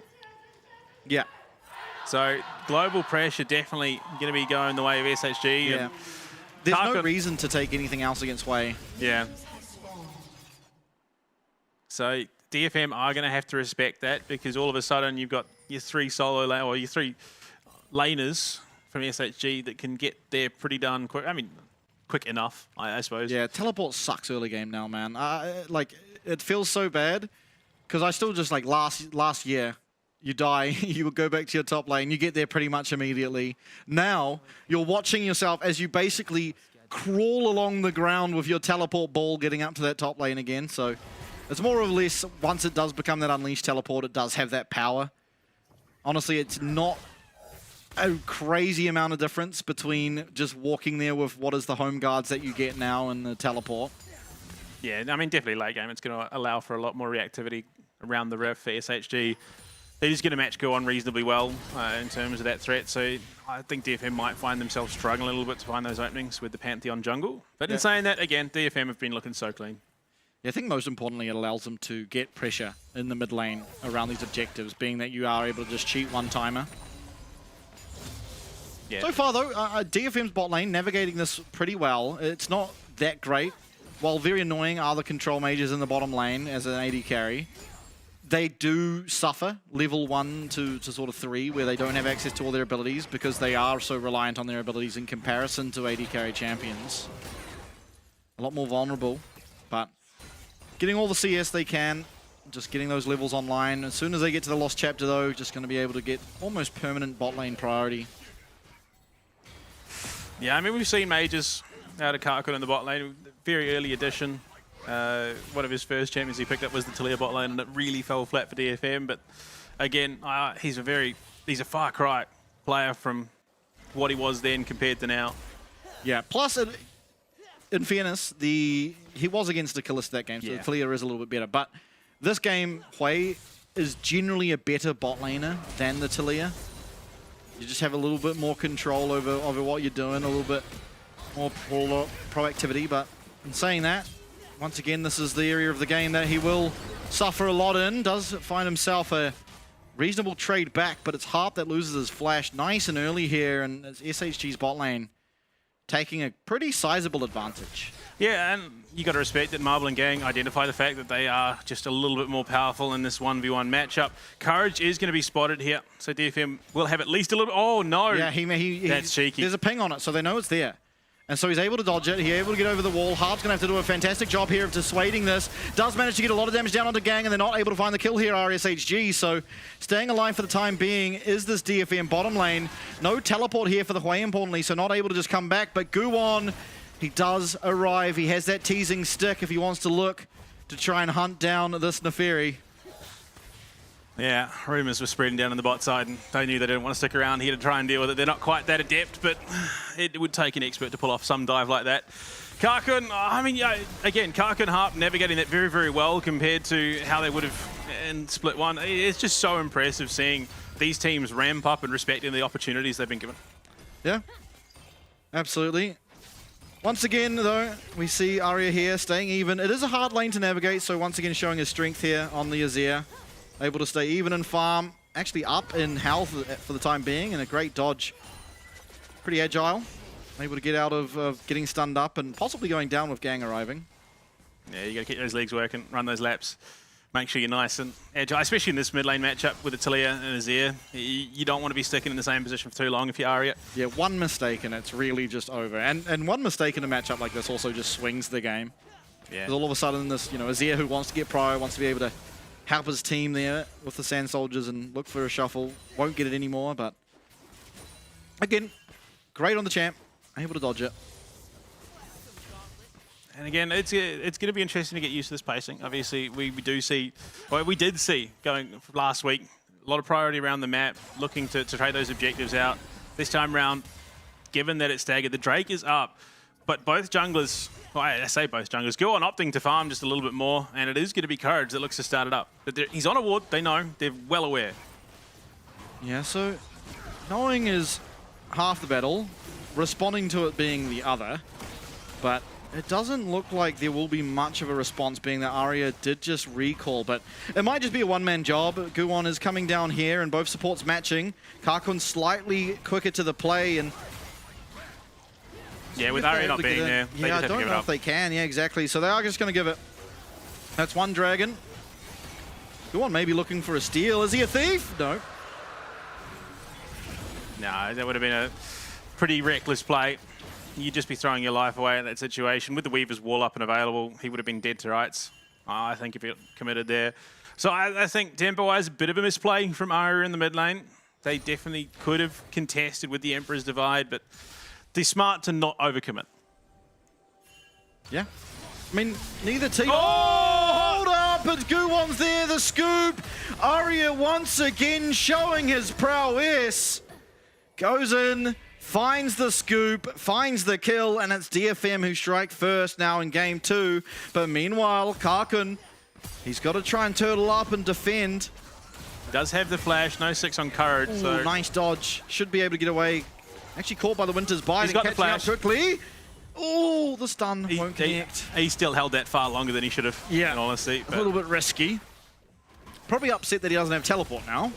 Yeah, just a little bit, but I mean, you look at it here. Harp holding, waiting, knows full well that Arya's looking to pull that trigger. Boom, picked up. Unfortunately, yeah, the shifting sands forces Arya under the tower, but he's able to walk it out. Picture, more fighting brewing. Yeah, Guwon looks like he's just caught out. Sorry, not Guwon, rather, Gang. Courage having to run away. Once again, this teasing stick will lure you, and unfortunately, does get Gang trapped in the bottom blue side jungle of DFM, and they are just running away with this. I mean, clearly have leveled up between the two splits. Yeah, I mean, it can be a bit of a pitfall. You think you got priority down on the bot side, and I mean, they did just force Karkun out, but Pantheon threat can never be disrespected. Yeah, this is crazy that it just started this easily, and Guwon being first to level 6, able to collapse on the play. Possible that SHG didn't realize he was already level 6, being that Courage was only 5 at the time. You know, we'll give DFM a bit of priority as they try and transition up to the top side. Guwon likely going to steal the one grub away. They will. Guwon, I think. Yeah, Guwon picking up the first, but Courage and the rest of the gang still hanging around. Aptly named. Weaver's wall comes in. Oh boy. Of the side, get into the right side of this wall, but can it be followed up on? Courage makes his way in. There's going to be at least one. The reset comes through. Arya next to go down. It's a 2-for-1 affair. And in will go Evie once again. Ray Farkey desperately trying to get his way out of this, and will be able to do so. Yeah, a bit of an unfortunate overcommitment there from DFM. Definitely didn't need to be that greedy, knowing that the Weaver's wall is up. To be fair, it looked reasonably clean the way they played it around the Weaver's wall. I thought for sure Fate was Detroit. So he did die in the end, but it did cost DFM, I think, more than they would have liked in this situation. Courage going to be able to pick up the other 2 grubs. I mean, it's going to be another interesting metric to see play out on the Rift. I mean, you look at it, 6 grubs was a bit overpowering when it came to objective control. Now that there's only the one, Is it going to be as impactful? I suppose, yeah, because it's the only buff you can get in that variety. Yeah. I mean, ultimately, just really, it was both Pantheon, Guwon, and Arya getting trapped in a bit of a bird snare here, get stunned up, and there's no real way out. Try as you might, I mean, the reset comes through. Guwon, I mean, Courage rather able to just jump on over that wall again, and luckily, Rayfaki a little bit too tanky, and there's not enough left in the tank here for SHG. He's able to just walk on out. If he positions it so well, he's just in the right place at the right time. Call the Forge God comes down and ensures that they get the favourable trade in that situation. At this stage of the game, I mean, it's not a huge disparity, about 1,100 gold. So SHG are far from out of this situation. Evie starting to hit. I mean, he's hitting pacing very well. He's got a couple of assists. This is exactly where you want to be into a range versus melee matchup. Karkun, though, you look at it, the amount of damage threat that DFM will have going into sort of the 20-minute mark, SHG are going to have to play those fights very, very cleanly. Yeah. And, I mean, ultimately, neither team necessarily on a clock. I think ultimately this goes out to 40 minutes. Both teams have the tools to be able to get this one across the line. Of course, I think you have to give a slight advantage to SHG, being that they do have the Ornn able to smith those items and sort of just cheat yourself 5,000 gold. Yeah, very much so. I mean, there's going to be a pretty big disparity when that final Ornn item comes online. Ooh. Always teeter-tottering on the edge, and unfortunately this one's not as Guwon goes in. That's going to be the Magnet Storm, locked up as Gang, but he's able to get over that wall again. Courage goes the opposite direction, however, now he's in between three people. Can't even get out, wait for that stun for Guwon. That could spell the end. Gets it, gets the lockdown. The flash is denied, and this will not connect. So Courage is narrowly able to get out. Almost in disbelief, am I, that he did. I mean, that was almost a magnificent catch there from Harp. I thought for sure they had Courage dead to rights, but you got to respect that SHG do everything they can to get him out, and they do.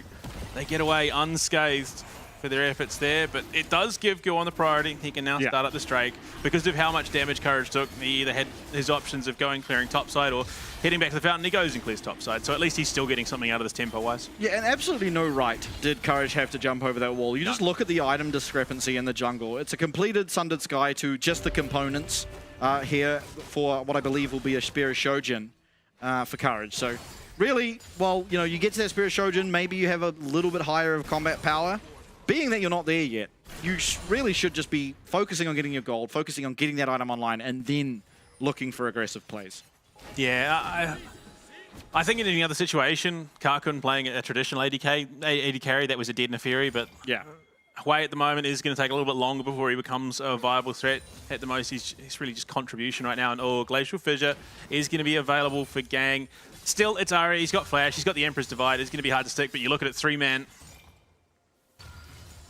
Yeah. Should be okay, I guess, with Flash being up and Emperor's Divide. Of course, you don't want to lose that Flash, but not really an avenue. He's not providing any sort of play. I think it's more SHG recognizing that, well, we've tried this a couple of times now. It hasn't gone great under this tier 1 bot tower, so we'll just leave it for the moment. Block the majority of that damage. Winter's Bite also actually landing Harp in a lot of trouble. He gets flicked back. Are they able to lock him down long enough? Yes, flash away. Should mean that he does survive, but a key summoner lost. Rel, half the sort of threat without that online. He's still got the Hex Slash, so he's not completely neutered, but Gang probably a little bit hesitant to drop the Glacial Fizz there. He drops it half a second earlier. That's well and truly Harp dead. But yeah, both teams narrowly escaping a couple of aggressive moments from their oppositions in this match so far. And an Infernal Rift. Oh boy, Arya has to get out. Maybe this time a little bit too far up. Throwing those pebbles. But Arya does manage to get away. Has the support of Guwon. Yeah, and good proactive looking here for SHG, unless they overstep. Guwon still very strong, of course, is matched with that Spirit Shojin now by Courage. They need to be careful though, because Guwon can get in behind and really create a bit of havoc. If then Arya decides to pull the trigger, things could get very, very hectic. But no, yeah, both teams sort of handshaking and saying, "Hey, we gave it a crack. We're gonna head off for now."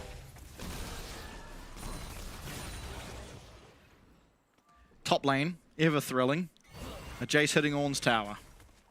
Yeah, I mean, for a 1k gold lead, you wouldn't think so.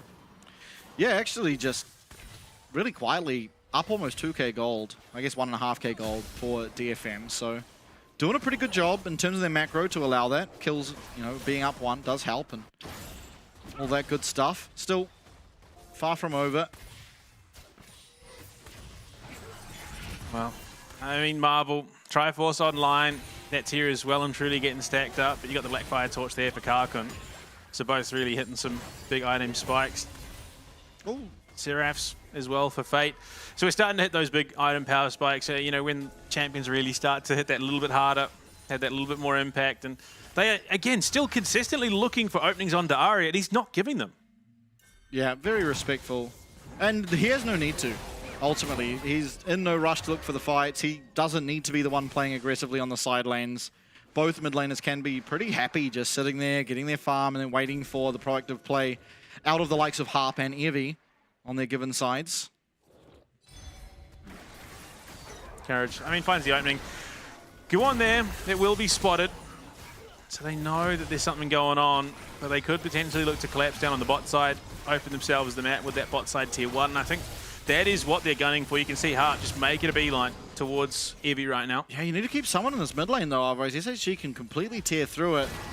Good work by Karkun to establish control early, and Rayfaki actually getting outplayed a little bit by Evie there. No. To flash away, but Gang does face check into that bush. It's answered by Guon. They get a free flash and walk away pretty happy. Yeah, whether intentional or not, the bait kind of does work. They make as if they're heading down to the bot side to go for a tower dive. Unfortunately, Ray, a little bit tempo-wise off the mark, does almost get himself caught out under the tower, and the bait comes, Gang follows, loses his flash because they're not the end of the world. Ornn still can jump in and get into the thick of things, but again, there's a lot of lull periods so far in this newest patch. Yeah, just not constant objectives coming from your ears, and there will be one very shortly in this Dragon. It would be the second of the game for either team if they were able to pick it up. Infernal Soul on the map. Can't really tell anymore. Everything just looks blue, purpley, greeny, turquoise. What color would you describe the Rift as? Blue. Blue? Yeah. Yeah, I think that's the closest normal, easy to say color as well. I am but a simple panda. Blue and blue alone. Dragon now started up. Flash still unavailable for Harp, which makes these engages a lot easier for him. Even with the Hex Flash, it's not quite as easy and very predictable.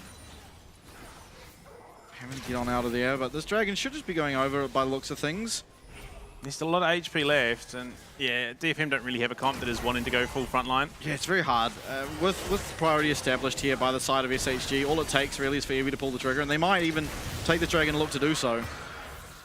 Very clumped up, DFM, Weaver's Wall comes in, this is it. Everyone being routed, everyone being herded. Harp does find the engage, but he's going to be completely eliminated. Karkun gets hit by that seismic shove as Courage goes forward. DFM, they're falling, and they're falling fast. Down goes Rayfaki on the back end, and only Arya and Guon will live to tell the tale. But a very quick 3-0 and the Dragon in favor of SHG as they look to take us to a third. Very concerned looking fan there after that fight. I mean, yeah, DFM's comp, the unfortunate nature of it is you kind of had to pull the trigger. You had to either make a decision to go in or completely fall off, and they sort of just, again, hedge their bets. Harp is just well overcommitted. Arya's back on the other side of the Weaver's Wall, so Harp figures, oh, they're so far forward, we've got to kind of make... It's almost like they think they're playing into the comp from last game, where they've sort of got to just turn around, collapse in, and it becomes very, very disjointed for DFM, and they lose 3 of 5 members. And without the Emperor's Divide as well, I think if Arya gets in there, even just defensively tries to clear things out and slow that roll forward of SHG, they get away losing less players. You're very happy, the coaching and support staff of SHG currently, and for good reason, being that they are doing fairly well. I mean, even in gold still is this game, and not over by any stretch of the imagination, but putting themselves in a great spot. Rift Hero going to be going down, does only find a chunk, so mid tower will still remain up and available for both sides of the Rift. The problem being is that lead is getting wider and wider between the two bot laners. Marble is 1.2k gold ahead on this Ezreal. He's about to hit his second item, and that is that big power spike for the Ezreal. Yes, look, Karkun's not having a bad game by any stretch, but he's definitely a step behind. And it's been a lot harder for him to find the farm that he would have in a mid lane against an Ezreal Brom combo. Yeah. That's absolutely true, as Evie returns back. One more level, and he will begin forging, smithing out his items, and first, of course, going to himself. Here we go. The Sunfire Cape will be upgraded. Again, unfortunately, finding himself in a position where he's built a Sunfire Cape, which is really unlucky, considering he's against a Zerhui. The problem being that there hasn't really been a position or a situation where they've been able to abuse that for DFM. Because every time there's been a situation where Aria or Karkun could get damage out onto Evie, it's because they've been in the thick of a team fight and SHG have been right on top of them. So yeah, maybe time will tell if DFM can give themselves a little bit of pacing to fight this matchup. Yeah, then Evie struggles, but with the way things have been going, SHG have been playing into this DFM comp very, very well. Yeah, I think ultimately DFM really need to get priority. Yeah. They need to be the ones established at the objective first so they can start looking to poke. It's much harder to play a poke comp coming in than it is for a poke comp when the other team is coming in. And this bot lane tower is going to go down. It's going to be the Feats of Strength secured for SHG, as well as, of course, the first tower gold. Courage coming to make sure he gets a share of it, because the gold far more impactful on him than it will be on Evie. Although out of all the tanks, generally the Ornn does the best with the gold. 20 minutes, the new Thornbound Artican up and readily available. And I mean, we've seen time and time again, Artican being sort of that linchpin for a game, blowing wide open or just ultimately collapsing. So both teams all being completely thrown. Yeah, yeah. I mean, it's interesting. For the SHG, they had the one game where not a single set of grubs was taken on the Rift, to now going into a Rift where there's only one set of grubs. So ideal. Yeah, maybe this was them foreshadowing it. Now, Aria are going to feel pretty okay against the Ornn. Pretty happy to be in this matchup, and we'll just get some time to once again freely scale up. He's at the 2 items now. We'll start really dishing out some damage. And again, out of all the players that you'd want to try and stop from scaling up, it's probably Aria, and Aria especially when he's on his Azir. Yeah, for sure. You look at it, SHG have found some new life here in this matchup, being able to play a little bit more aggressive, a little more freely. Ray on the top side is going to take that tier 1 and keep pushing the issue as well. Does have the teleport, so can get involved should he need to, but there is just no one from SHG reacting. Yeah, now if he does recall, is going to be able to get to this tower, but Ray going to realize that he's not really under a threat and find even more damage onto this tower. Now that if he does approach, he's going to be able to back off and, if need be, rejoin his team. Now 18 seconds. Quickly going down is this dragon, and priority once again has been established, but it's been established by SHG. And as we saw last time around this objective, it becomes a lot harder for DFM to play. Now it looks like they're willing to just let it go, keep Ray Farkey up on the top side. You see pings going down on this tower, and I think a good decision. I think clearly you don't have the setup, you've been a little bit late to the play, or whatever may be the case. Unable to get to that dragon, and with that, just try and trade it for that top lane tower.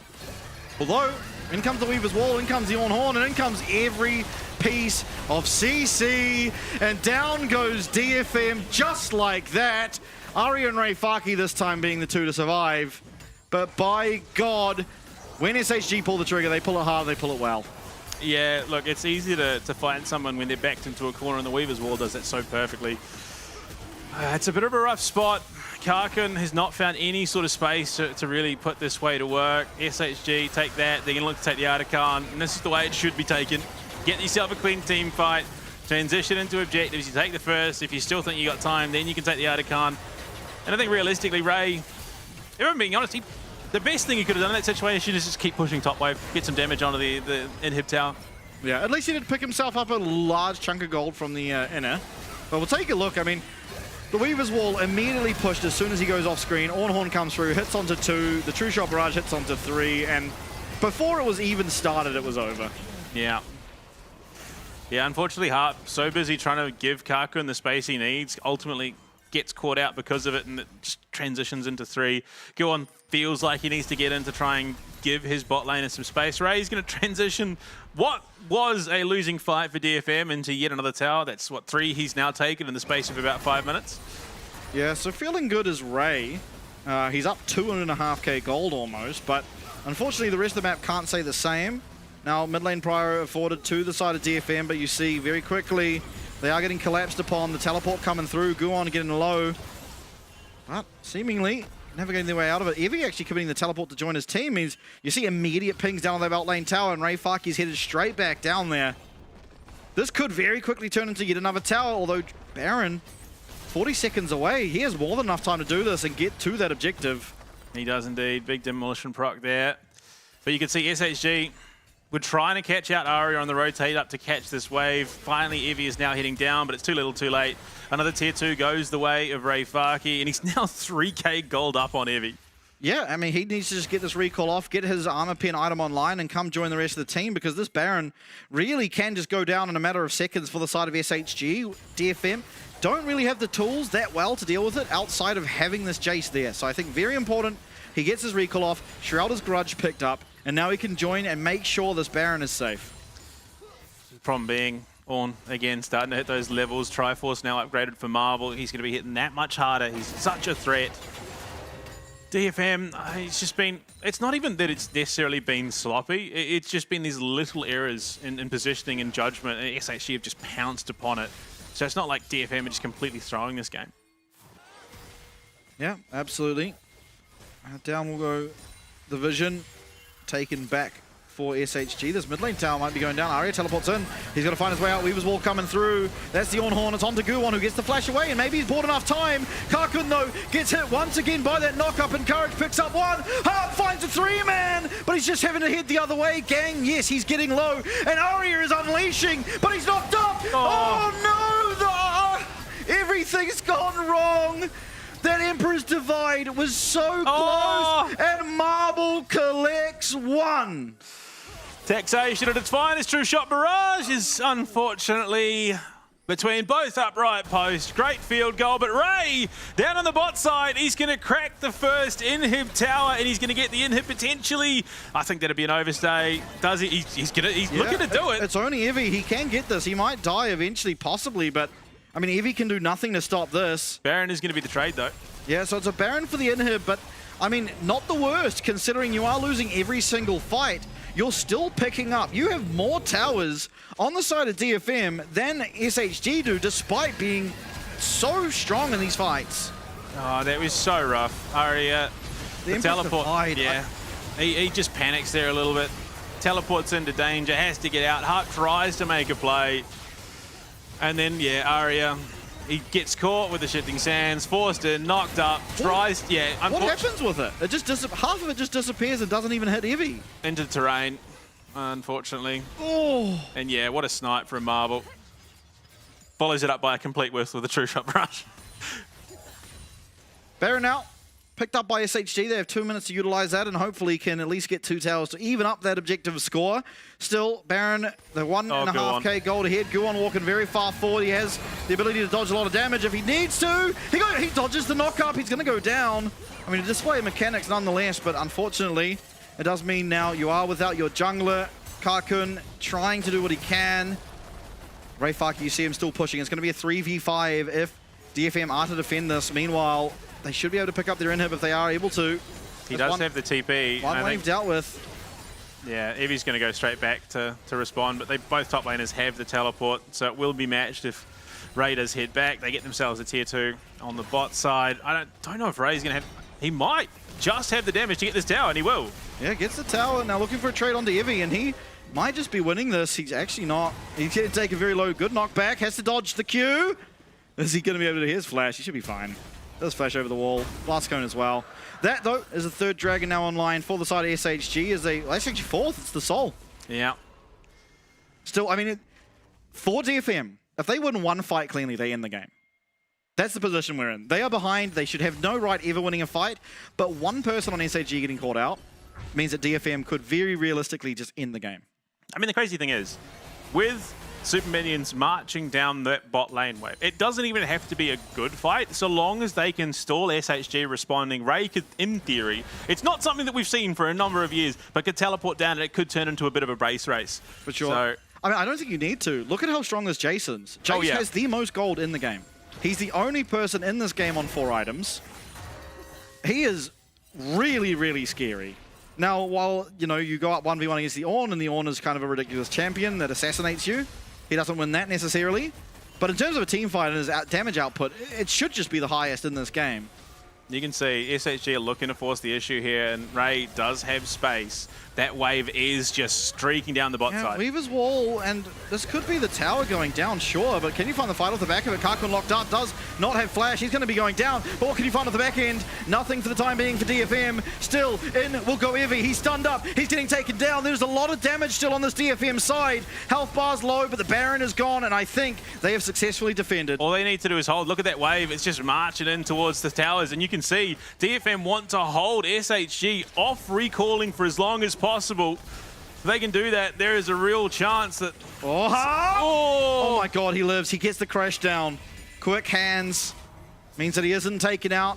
Oh, I want to pan the camera. How low is this tower? Not that low. I mean, that's still a third of its HP, and that's a third less that... Well, yeah, it's going to regen up. But yeah, again, DFM, I think, respect this very, very well. You dump everything onto it, but that tower survives a little bit longer than SHG would have liked. Karkun evaporates, but the rest of DFM get clear. They hold their space, they get the damage out, and that is a glimpse of what DFM could potentially bring out if SHG take a bad engage. Yeah, one misplay in a fight and it's over for SHG. Despite how well they've played these fights, a lot of them are just, they're sacrificing their side lanes, and Ray Faki has completely demolished the rest of the map. He's set his team up to a position where, again, one single fight's all it takes. It could be around the Baron, 2 minutes time, 3 minutes time until that Elder Dragon. But the problem being now, it looks as if SHG are reading into that. They are going to be escorting this wave in, and that might be where they look to mount the assault on DFM's base. Yeah, Ray, oh, look at him. Shenanigans abound for the Jace on the top side. Yeah, there's no way that SHG can siege the tower. If they want to take the tower without Baron up, they have to full-on fight and dive the tower, which could be possible, don't get me wrong. But it's a lot harder than just, you know, marching these minions up and then starting to hit the tower, because Hui and Nazir will just be able to clear out that wave. And you see, it is going to be Ray Faki up on that top side, actually combining with Guwon. And I don't think DFM will have any idea of this. Actually, pings do go down, so they've spotted him out. Yeah. And that's Ray Faki teleporting away. Yeah, that's the right call, honestly, in this situation. You've drawn attention, you've allowed Arya to bounce that wave back. Unfortunately, with the inhib up, it isn't just going to storm down on the bot side like it would have with super minions available, but it does, again, it still gives them that avenue, that one way back in.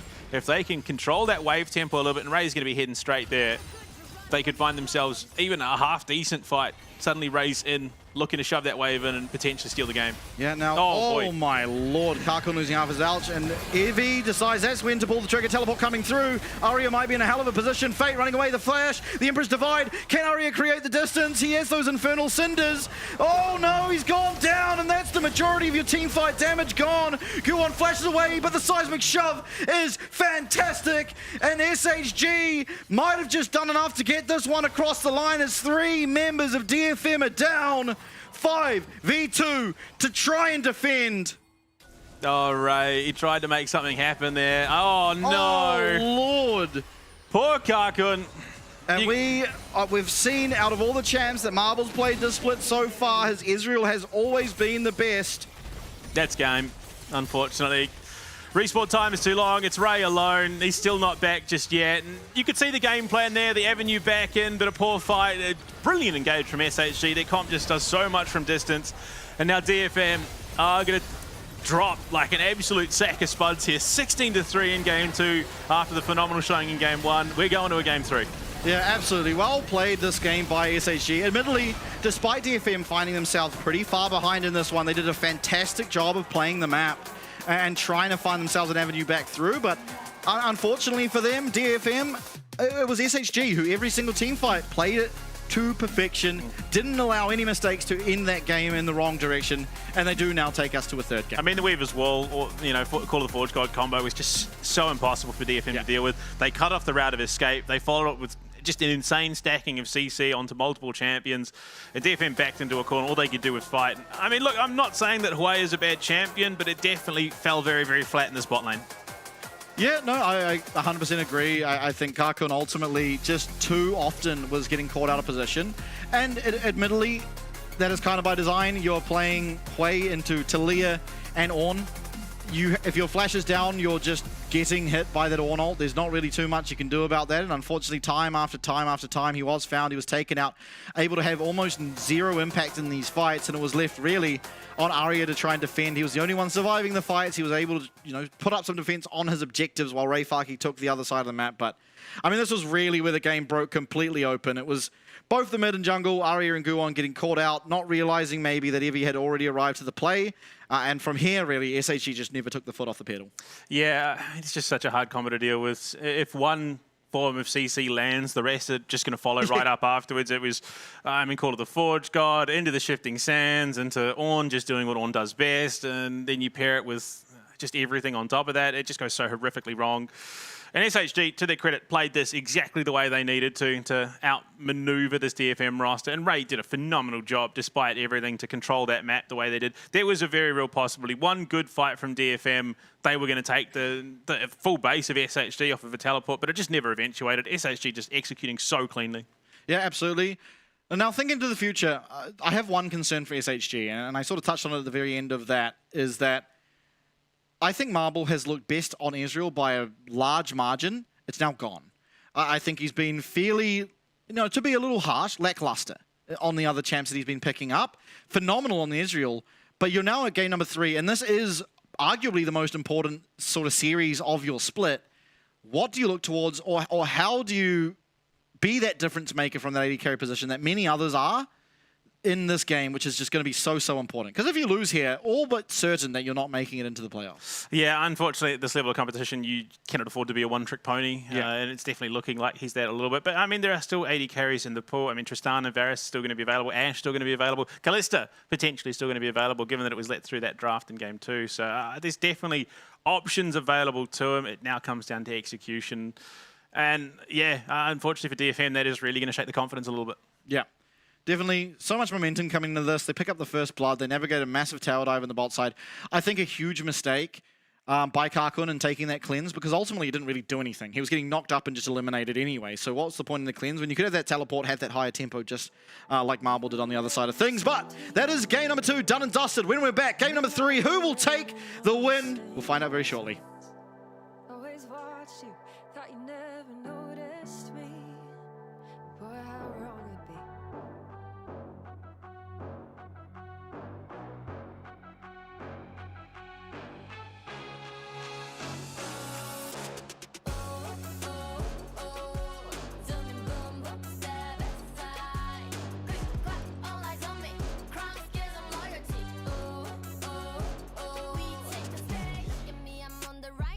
With the vibe side, girls, please stop the lights, be on a negative prime.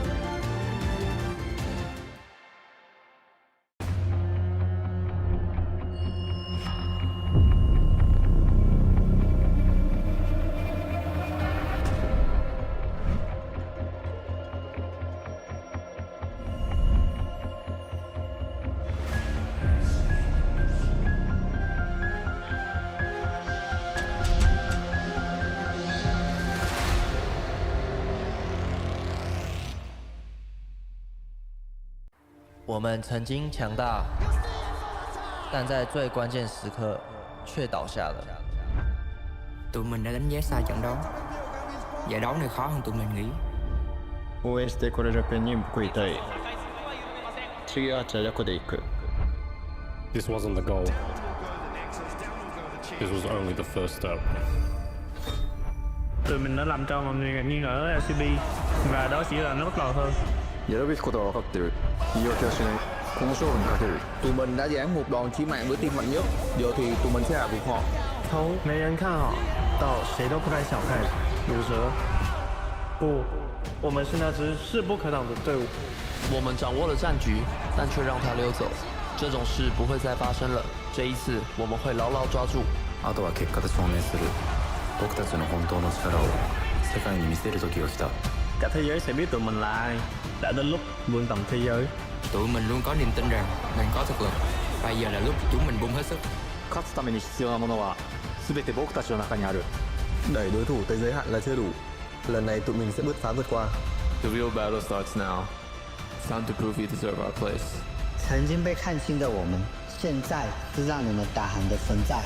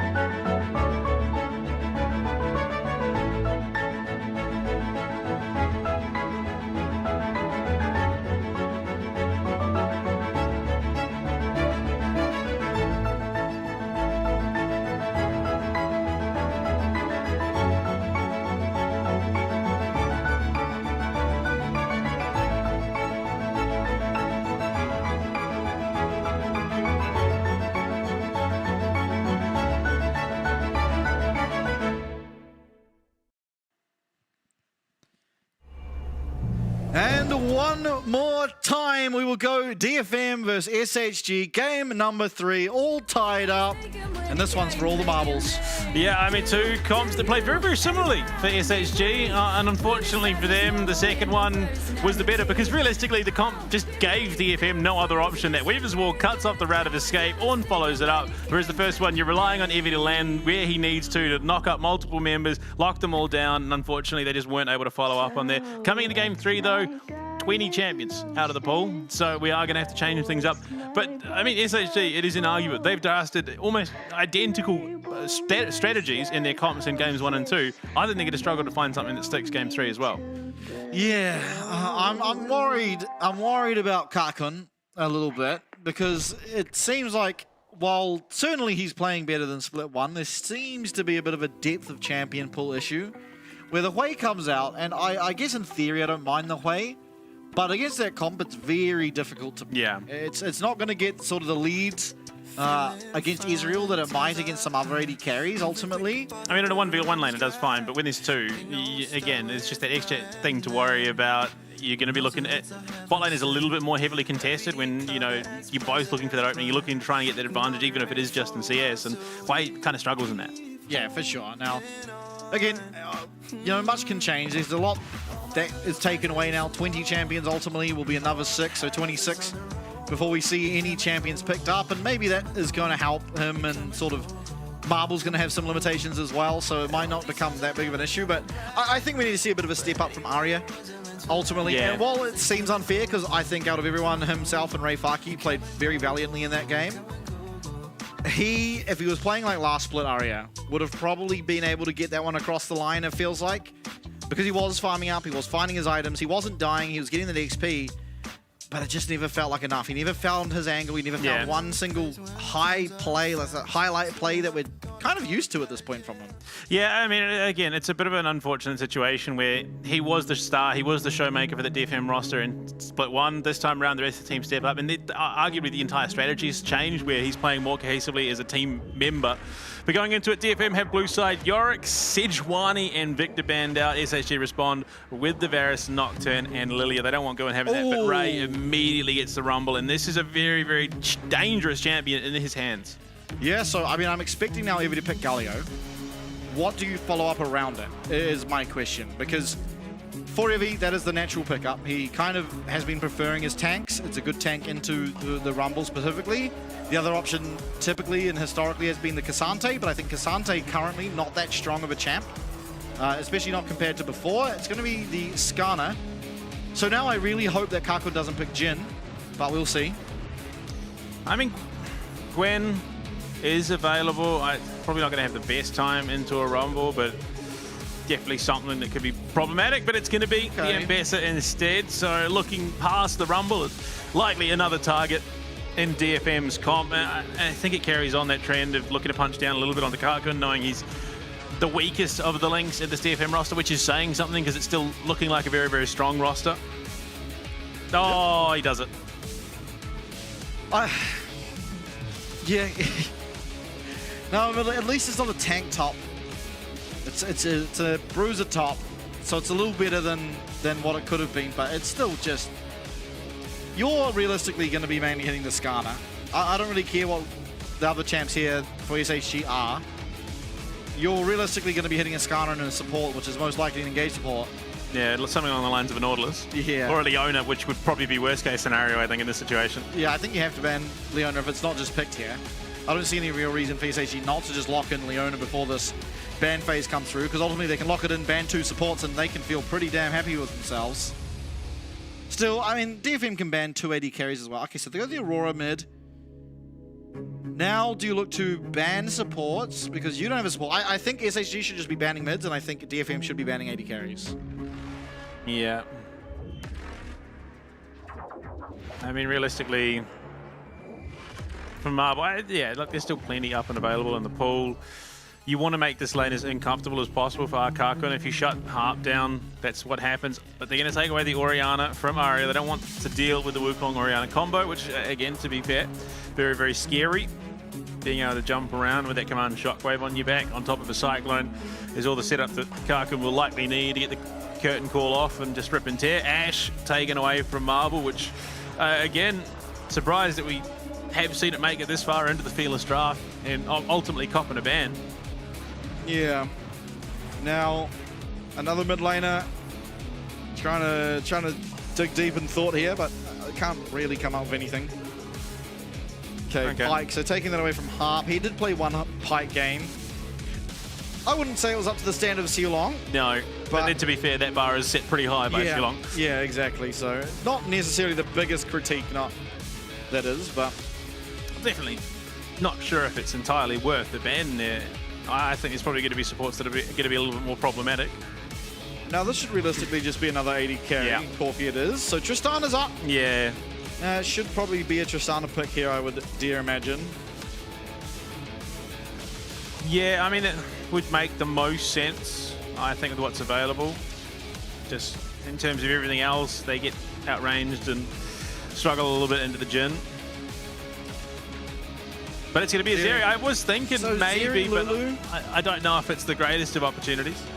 Yeah, I mean, it's a tough lane, but once you're out of lane, offers a lot.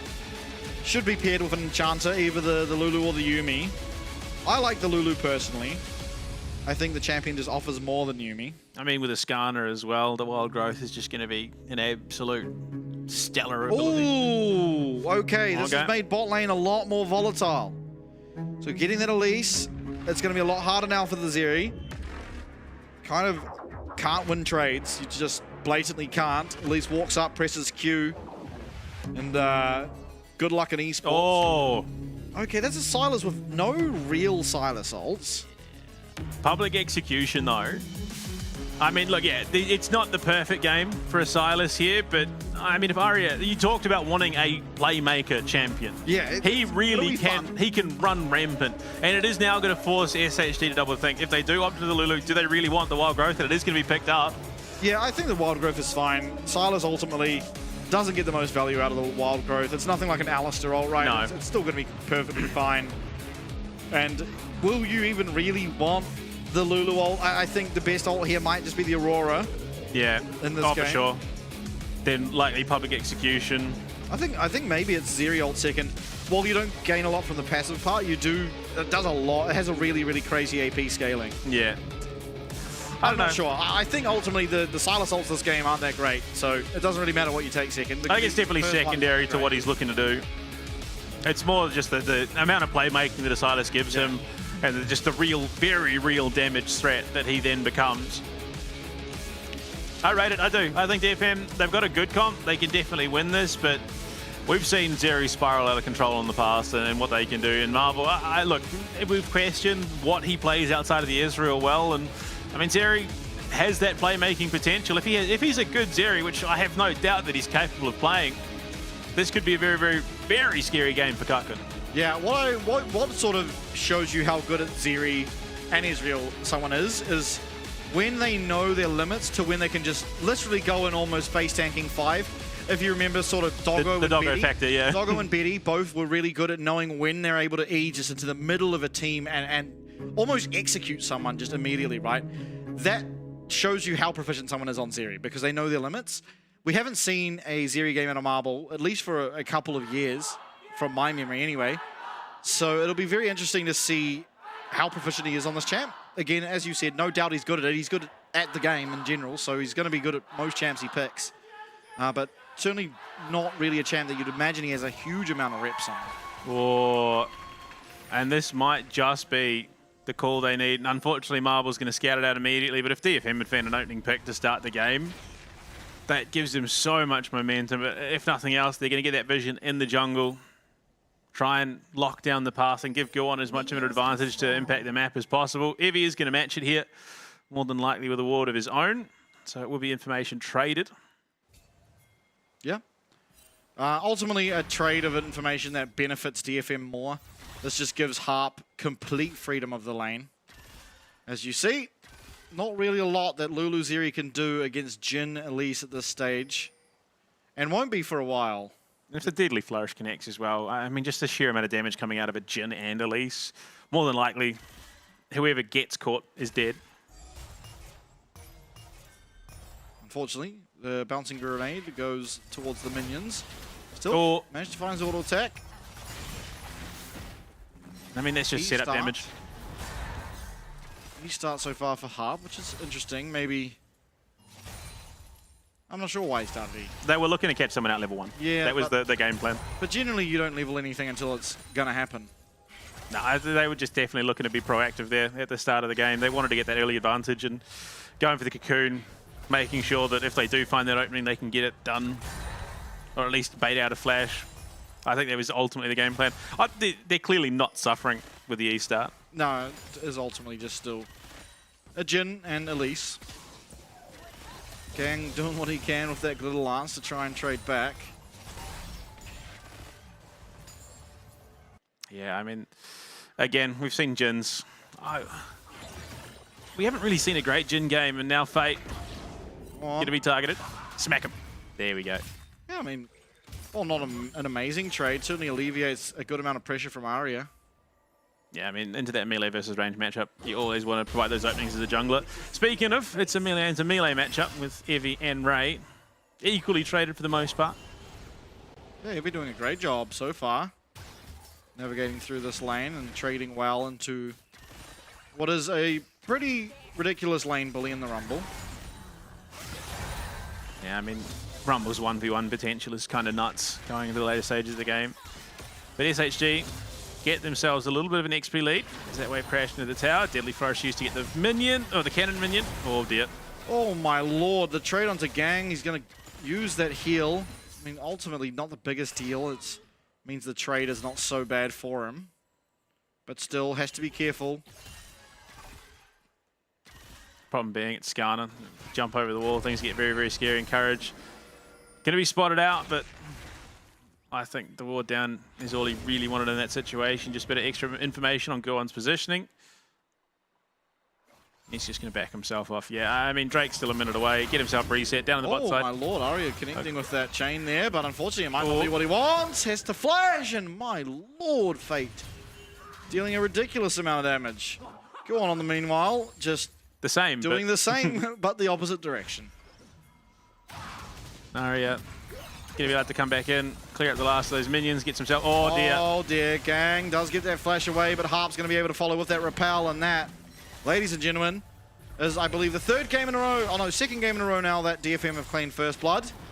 So far, the series has a 100% loss rate with First Blood, so DFM certainly looking to try and change that as Deadly Flourish will connect, but Marble able to jump away from harm. Oh, on a ward. Yeah, Flash Cocoon. Everything connects. Deadly Flourish to round it out. And despite the speed boost, it's an Elise. You don't need mana as the spider form. So you just do what Elise does. Jump on them, kill them, easy. Heavy trying to set up a bit of a freeze here, deny some minions away from Ray Farki, and will do so successfully. Fate still having a good time in this mid lane. I mean, as you'd expect. Realistically, this is how it should go, but Gang, oh dear. I mean, look, Gang, I doubt he's going to find much of an opening here onto Arya other than just to keep that wave shoved in, but until we find out what the heck's going on. That's right. It puts it in a bit of a state of limbo. Yeah. I mean, game, taking stock of the game here, my good friend Blue Panda. I think DFM, they really want to be a little bit further ahead. Their team comp will not scale as hard as the opposing side, just being that you have a Zeri Lulu that's just naturally going to get stronger and stronger into the game than the Elise Jhin will. And while that lane is certainly doing well, so far it's actually not the person that's getting... You haven't punished the Zeri. No. You've managed to kill Lulu, and Gang's gone down once, sure. But Marble, for the most part, is completely unaffected in this lane. And I think ultimately that is the goal, and that's how SHG can sort of navigate this, get into the late stage of the game, and really do well. So I think while DFM are ahead, if they keep pushing the pedal down, it will look good for them. SHG by no they can't ease up. But I mean, in that lane state, as we transition out of the map, so it is a ping issue from the sounds of things. Yeah. What we did see, Karkun was heading topside, which I wouldn't have thought would have been the game plan with the current state of objectives at the moment. What's the game time? It would be around. Yeah, it would be about the right time, but it means that they are putting more priority over the Void than starting up the Drakes, which, I mean, to be fair, given that it's the only Void Grubs, you can understand it a little bit. But so far, we've not seen a clean Grubs take. Yeah, so I believe the Grubs, if you get 3 of them now, equal about the same power as the 4 used to. So certainly, at least that 1 Grubs, if you can get it for free, especially, it's worth it. And we used to see people trading the Grubs for the Dragons before anyway. That trade just became better. I'm not sure I ever necessarily liked the trade. Unless you could get the full 6 online, then yeah, sure, it was great. But I think, at least personally, the Dragons are very powerful. Oh, absolutely. And the easiest way to get it to a win con. Right? They're just a very clear win con. You get 4, you've just gained so much combat power, it's very difficult to lose. So I think generally, if you are, especially again, and I sort of not trying to call any of them bad by any stretch of the imagination, but if you're sort of Chiefs, if you're SHG, if you're DFM, and you are at the bottom of the scoreboard, there's probably a reason you are. And so making the game easier to play generally gives you a better chance of winning. And so I think Dragons does that. Meanwhile, usually we see sort of CFO and Talon are the 2 teams, interestingly enough, that prioritize the Dragon. Yeah. I mean, look, yeah.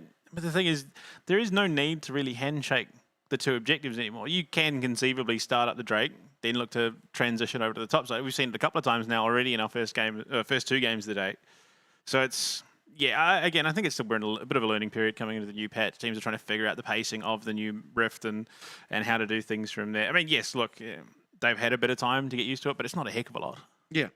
Yeah, I believe they've probably been playing on tournament round for a week and a half or so, if I had to guess. I mean, it's still not the longest period. For sure. For what is especially a pretty significant change to the early game of League of Legends. Yeah, I mean, the pacing is definitely taking a bit of a hit, and Evi's freeze is going to be completely broken as Kaku now up here. We'll be able to break this. Yeah, actually, it's just 5 minutes in. Yeah. So I think opting into this, I actually don't really know why. Oi! But if they're able to find a kill, it's great. Harp, unfortunately, uses his repel for not really anything. I think he was anticipating the tower shot. Thought he was just in range, but oh boy, this is the dangerous. Every level 6. There's no real way for you to dive this. I've seen it way too often. Fate's dead. Yeah, okay. Well, level 6 for Arya, I guess, pulled the trigger and just one-tapped him. I'm sure we'll get a replay, but that's something that occurred. Hit 6 first. Oh boy, this is harkening back to the lane swap days. Yeah. We're about to see a... Oh, he's hit he gets 6. level 6. He gets level 6. He's able to clear this wave. Even if Rayfaki goes down, just clearing this wave will be enough to really make this not worth it. And with the equalizer going down, it's not even really... Oh, he even gets the cannon too, Yeah. so he's not punished whatsoever. Great work by Rayfaki to get 6 just in time. I mean, honestly, DFM realizing probably the timer of it. Okay, so Fate's just too far forward. That's the issue. Arya hits 6 first, gets the across worlds. Fate flashes out, and then, yeah, just maximum distance. Arya just can continue beating down onto Fate. Yeah, look, it's a rough matchup when you got no cooldowns. Yeah, well played by Arya. Realizing the level up timer and executing on it fantastically. It is still SHG who picked themselves up this first dragon and conceivably can contest for those void grubs. Yeah, and maybe a little bit preemptive on the lane swap there for DFM. Yeah, oh, he's looking to do it again. Harp is going to be a menace. Level 6 now for Fate, though, so I think ultimately, at worst, he just loses his ult. He's still Harp's still waiting for it, looking for it. Goes invisible, chain will not connect. Harp. Yeah, not able to find the way in. I think if Arya needed to connect on that chain, and then feasibly there's an avenue. Oh no, Ray's about to die. Uh-oh, teleport coming in. It's going to be 4 members down here. Rayfaki. Good luck in esports. He gets hit by Impale and is just going to be pretty easily taken out. Now, it did cost quite a lot. There's a lot of momentum gone. That's the teleport away from Evie. There's no teleport for Fate, so this is just going to be a pretty sizable amount of damage to the top tower. It is answered back, of course, on the bottom side of the map. Yeah, unfortunately, Jin, not the most prevalent when it comes to taking objectives like the towers, but damage is damage, plates are plates. At the end of the day, he desperately wants that gold. Like you said, needs to continue sort of the snowballing momentum. Ray now back up. The equalizer is not far off, so I don't think they can really threaten again, but they're gonna. Yeah, they're looking for it, but Gang this time in the middle lane, so it's going to have to be done by 2. Equalizer is going to come up off cooldown, uses it immediately. I really want to see bot lane. There it is, and he's fine. Courage? Oh, my lord. It's going to cost them the full set of grubs, though. Yeah, they're looking for the re-engage, though.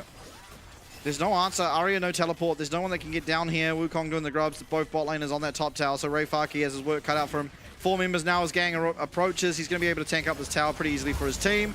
Overheated, though, does go Ray. Not able to find the kill, and it's yet another one, unfortunately, for him. I think you take that, honestly, if you're DFM. You get the full set of grubs. You get the first tower. I mean, all they've lost is a Rumble who just died off respawn. And even then, he's still got the equalizer out and still got something out of it. For sure, I think the big concern is now Zeria's free scaling. Zeri, ultimately, as this game progresses, will quickly become the hardest champ to deal with and the strongest champ. What a dodge from Arya. Doesn't dodge the Q, however. But I mean, the crazy thing is you can steal the wild growth as Arya and chuck it on one of your teammates, which does mean that there's no real good wild growth target. No, there isn't. But it's still a little bit of extra longevity in the team fights and could definitely throw up some momentum if you, SHG aren't necessarily expecting it to be the ultimate stolen. And we're back again, looking at the lane state. Karkun's back down bot side. He's still not finished an item, but that was to be expected. Yeah, with the stop off for the boots. Yeah. Oh, he got the boots first. Yeah, that was where he finished. That's what I mean. He stopped off for them, so yeah, unfortunately he won't get his item. That's a 900 gold sunk into that, but... Seems that Arya is the one struggling. Yeah. I mean, he's had a pretty rough start to the split. And not that bad, don't get me wrong. No. But in comparison to the ridiculous things he was managing to do on a really losing squad in split 1, he's having a quiet one so far. I think it speaks to a direction shift in the team. Like, the status quo is no longer he's the superstar, he carries the games. The rest of the team is stepping up. They're pulling their weight now, and he doesn't have to, in fact shouldn't, because those 50-50 gambles that he often goes for can be hugely detrimental to the team. He's now a more team-centric, team-focused. He's like the dad who's, was a wild kid in his youth, skateboarding, partying every weekend. He's now settled down, got himself a bit of a family. He's just taking it a little bit slow. But you do need a little bit of that wild side to come out every now and then. And I think Silas definitely the champion to allow him to do that. Yeah, for sure. And I mean, I still think it's going to be hard for him to navigate which ults to use. I'm not sure. I think, honestly, Wild Growth is probably 3rd on the list. Yeah. I can't really work out if you'd rather have Zeri or Silas. I think, obviously, it's always going to come down contextually to what the team fight looks like. But the Silas can be a pretty good sort of ult if you find it and you somehow land on Marble. And with the mobility at, Arya's disposal on the Silas, it could feasibly be a possible option. And he's got 2 ultimates that allow him to just get into the back of SHG with the public execution and the cross worlds. So I think there is a real possibility where Marble becomes the obvious target for Arya's aggressions going into the remainder of the game. But they look at, oh no, on repeat. Yeah, Kakun has flash, so he's going to lose it. And I mean, he's just going to get redove. Using that ultimate to try and clear out the wave, but in comes Courage. He's locked up and he's suppressed and he's taken out. It will come. Go on, though, the barrier! Oh, he does get taken down. Flash from Marble gets him out. Arya, though. Oh, he's hunting. Oh, he's hunting. Marble gets over the wall in the bone plating, too. Rumble. Ray's coming down for the cutoff. Everyone's coming. Ray, is he going to be able to find... I don't think he's going to be able to find Marble. Meanwhile, Guon gets hit between worlds and is just trying to dart away. Does manage to, for the time being, get himself out. Courage will has that so luxury. criminal. He's looking for an execute and will find it. So SHG truly just going down bot, slaying Kakun and just walking away with it. I mean, that's just so unbelievably criminal. And then Arya hits that chain. Yeah, I think that's, again, frustration. There's just so much frustration off the back of what just happened for DFM. They could have done so much there on the collapse. Courage goes and executes. And you look at it, Kakun, there's just no vision. You've got an immobile AD carry. Yes, Gang is Harper's looking to make plays around the rip, but you just cannot, knowing full well that SHG have now, off the back of this 3 times, dove bot. Like, what are you doing? Courage will get out on the top side. Gang with the Wild Growth on himself does get away as well. And I mean, the only real option, hindsight being 2020, was probably Arya just killing Gang. Wasn't able to do so. And for that, it's just a 1 for 0. Courage eventually executing. Yeah, I mean, just disastrous. SHG, though, doing a great job to find that sort of positioning, to find that angle. And in comes another fight, possibly, as Wild Growth going to be used. Keeps Gang topped up a little bit in HP, but still good to see DFM. Their confidence isn't shaken. They are still looking for these aggressive plays, and they have to, because they picked Elise. Yeah. I don't know. Fool me once, shame on you. Fool me twice, shame on me. Fool me 3 times. Like, what are you doing? I mean, you're inviting that. There's no vision on the bot side. Kakun is notoriously mobile on the Jhin. You just can't be disrespecting a team like SHG in that situation. They will get themselves a tie-up on the Drakes, getting themselves a second. Lack of vision now could punish SHG, though. Yeah, not realizing Gang is going to get hit by everything, and oh my lord, he's taken out. Equalizer goes a little wide, and it's possibly Arya paying the price for it between worlds. And by God, he lives. And, well, I mean, look, not quite the same level of heist as we saw in that last team fight, but certainly an opportunity that they needed to take, and they do get themselves a kill because of it. And Ray heads up top side, and he's going to catch that wave that Evie was sending in, and will deny what could have been damage that sets up the taking of that tower. Absolutely, but the play might not just be over yet, as Courage, as well as Fate, looking aggressively down the bot side. Arya finds a chain over. No, he doesn't. It doesn't connect, and now Guwon's in a lot of trouble. He's pinned up against the wall rather, and just taken on out. Arya dodging out. I think if he gets hit by that, he's probably going down, but fast fingers once again from this DFM mid laner. And dive number 73 is going to be punished, as Wild Grove and Flash going to have to be committed by Courage. It feels like the game's devolving a little bit, if I'm being honest. We're just sort of going back to that absolute chaos that was the beginning of Split 1. Gang, yeah, caught out off going for the ward. Fate managed to avoid the majority of that equalized damage, and just the tail end of the suppression there, catching Arya the Impale, just dragging him back in. But he gets himself out, he gets himself away. If nothing else, and then they feed another kill back and go on looking for the kill onto Courage. But tower down.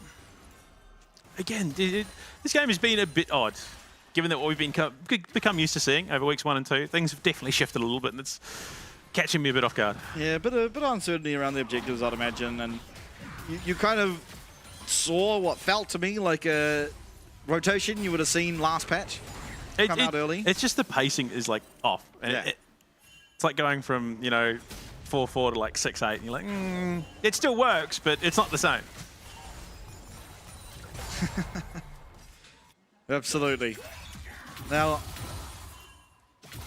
I mean, taking stock, it's still, in my opinion, I think if you were looking at the two squads, SHG, and not even just necessarily the gold lead, but the state of the map, the state of the game, are in a very comfortable position, being that, again, they just have so much strength in this Zeri Lulu that is yet to really be realized, and they're getting there completely unharmed, and in fact, they're just getting there ahead of the Jhin Elise, which really should not be the case. Yeah, they will. Oh, big damage out on the gang. Yeah, Kunkor comes out, but Courage being in the area is going to be able to block up the majority of it. Fourth shot barely leaving a mark.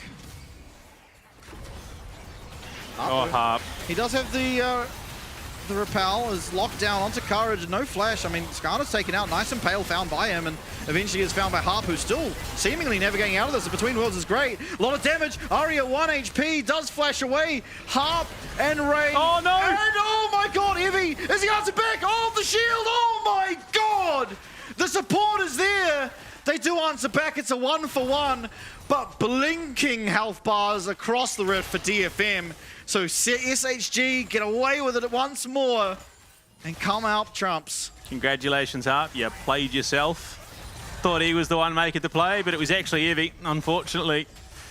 If not for the fact that he flashed, I'm pretty sure he hits that stun, which is just so rough. And yeah, I mean, it looked like such a good setup. Harp goes to the repel. Suddenly they just collapse in on with the Equalizer just burning through Courage. Evie in the back line takes so much punishment so quickly. And yeah, Arya, Ray just narrowly avoiding disaster. Yeah, so if not for the flash, Evie gets stunned and they probably find the kill. But unfortunately, Evie had flash. That was such an outrageous exchange. Even so, she's like, okay. That was so outrageous. I think you could also argue that if not for the flash, Evie doesn't flash. So there's this like weird mental game where they both kind of lost, but Evie was higher HP and just has more damage than the Elise. Oh, and also just doesn't get stunned. Oh, another fight breaking out. Arya onto Evie. Does find a pretty even trade. Oh, what a weird game we've got on. This is going to be a little bit the same. Probably not as much so in Series 2, but it's definitely going to be a bit of an adjustment period with the new map pacing changes. Harp looking once again aggressively. It's going to be the Deathly Flourish that does connect onto Courage, but no real follow-up. 5v5 on the horizons. You see Evie there on the bottom side of the map, really looking for some form of flank. If he finds it onto a key target, could really spell disaster for the side of DFM. And Courage's raging health bar, no real threat to it. They are able to, once again, establish control over this river. The Dragon being there would be the second of the game for either of the teams. Fate not quite connecting onto Harp. I mean, one big team fight really will shift this game immediately. Started up on the Dragon, have DFM and SHG getting their south that mid lane pushing. Courage stunned up. Karkun frontlining for some reason. They're looking for the mid tower, so it's going to be a trade. This Dragon for mid tower. Oh. And I mean, honestly, a trade that I'd say favors SHG ultimately, but that is also the Noxian blessings. Is oh my lord. It's just fire. Teetering on a knife's edge here. It is. It really, really is. And it's going to be Hard to say which way it falls. Unfortunately, Marvel not caught out there. Probably could have been the opportunity they were looking to blow things wide open. Rift Herald spawns, and it is going to be SHG off that mid lane tower going down that will have all the priority they need to start this one up. Yeah. It's still hard to call SHG in the clear in this situation because they still aren't looking super comfortable in these team fights. There's still a lot that can go wrong. Yeah, absolutely. And I mean, trade ends up being tower for tower, Rift Herald for Dragon. So for the time being, a winning trade in favor of DFM, but once that Herald's placed, we'll see how things shake up. Admittedly, the mid tower, while not in terms of gold, but in terms of just the map and how you can play it, worth a lot more than the bottom inner, outer rather. Top tier 1 goes down as well. So this map wide open for SHG. Vision is going to become so important. Ray, not quite the beast that he has been on the Rumble previously, but I think that's more to do with the fact that Evie has been well and truly tamping him down. Yeah, I mean, and courage, right? Yeah. Just getting dove on. Yeah, that also did contribute. Now, not really an objective to play for.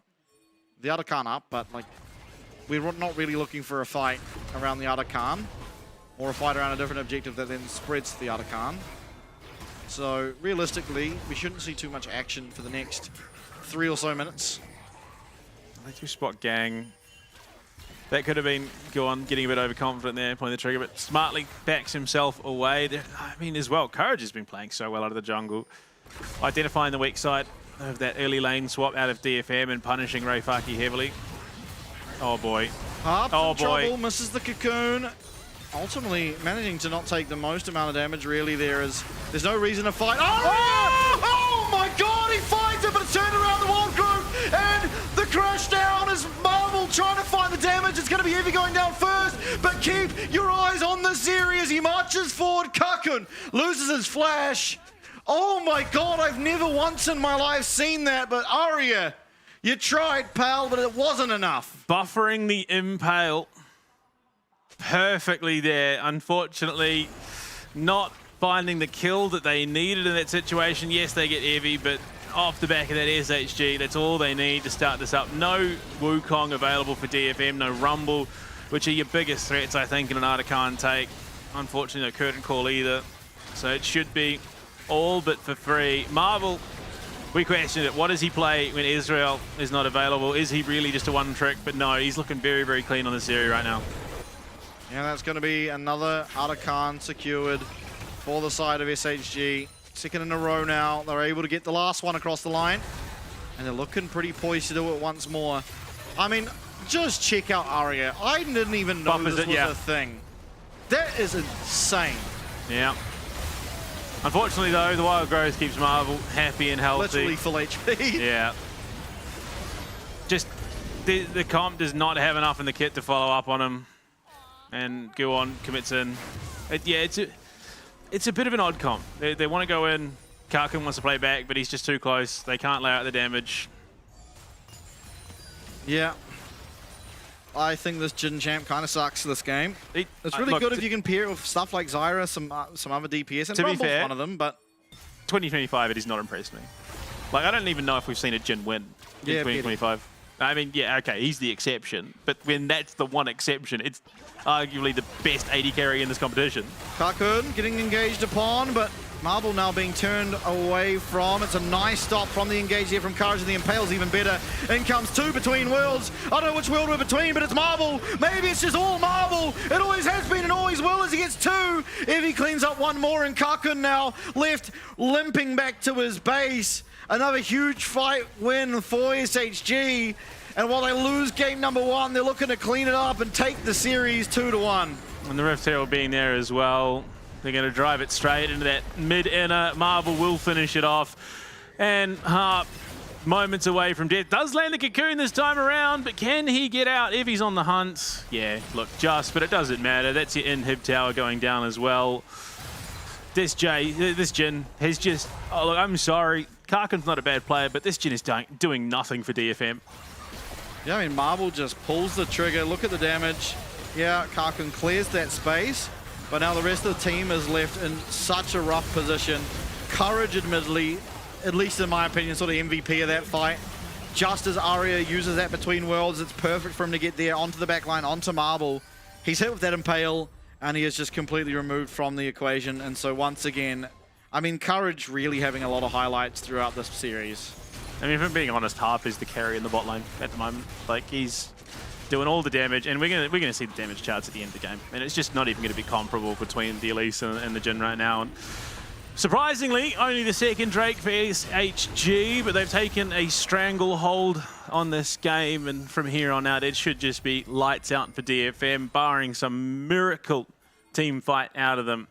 I mean, you look at it, Ray is just so far behind in terms of itemization. The rest of DFM are trying to keep pace where they can, but SHG, just across the board, are ahead. Yeah, it's a pretty tough position to fight back from. Ultimately, your comp doesn't scale as well as the opposition. You have a lot of playmaking available, yeah, sure. If Aria finds some crazy plays, team fight after team fight, there's a possibility, but it's not realistic. It's not realistic in the slightest, as Baron's not even spawned. Obviously coming up very shortly, but it does just feel like this is almost an inevitability for the side of SHG. I mean, look, honestly, it's a 4v5 at this stage. The Jhin, all Karkun does right now is set up for engagement for DFM. They just don't have the closer in this team comp damage-wise. Yeah, I mean that is what Jin's supposed to do. The closer, the rest of the team also do damage. The problem has been, I think, Karkun's been caught out a few times. He's not really found a place to be in these fights. Harp getting looked at now, does have to use that repel. Might just be going down once more. A little bit over-aggressive. That is the Impale used, so maybe because of that there's an avenue where possibly you can find a stopper of this Baron if it were to be started up. But Pings, first of all, going down into the jungle of DFM, establishing some control and setting up to potentially look for more of a fight. Rayfaki will clear the distance, and there is no Impale, so should it be fine to walk his way out of here. Although in saying that, in comes the teleport. It's Evie. He's going to get stopped up, and Karkun is in one hell of a position. Down he will go. Down will go Rayfaki, and with it, potentially the Baron. Yeah, I mean, there's no reason it shouldn't be. Yeah, I don't know. I don't know what more I can say about this Jhin pick. Even if it doesn't get caught there, the team fight by this stage of the game is just so overwhelming for SHG. You needed a playmaker in Aria on the Silas, and to be fair, he's played this game pretty darn well, but there's only so much you can do in the face of this free scaling Marvel. I mean, you look at him, 700 gold bounty at the moment, 6-0-4. He might be down CS, but he's up a whopping 2.4k gold. They'll get themselves the Baron, and there is no conceivable avenue. I mean, the fact that Evie is confident enough to just teleport into the face of DFM speaks to the game state. Yeah, it was met with fate very quickly, of course, and yeah, Jhin just gets completely popped. I mean, I'm not willing to really blame this on the Jhin. I think that there was a massive problem in macro where we're in a lane that should win, right? We've got the Jhin Elise. That's a pretty decent lane. It's going to do a lot of damage. It's going to be very threatening against Lulu Zeri, who want to scale. And we've lane swapped our Jhin Elise out of that lane and given them that ability to scale. Courage is then punished, and Marble's just picking up free kill after free kill. I think the biggest issue, and maybe it was a case where DFM predicted that SHG were going to look for that lane swap. SHG recalled, they're going to go top now, let's match that. But instead, some mind games happened, maybe, where SHG were able to call the bluff and then go themselves as well to the bottom lane. And we find ourselves in a position where it's not very realistic for Jhin to do anything. It's not very realistic for anyone on DFM to do much. Yeah.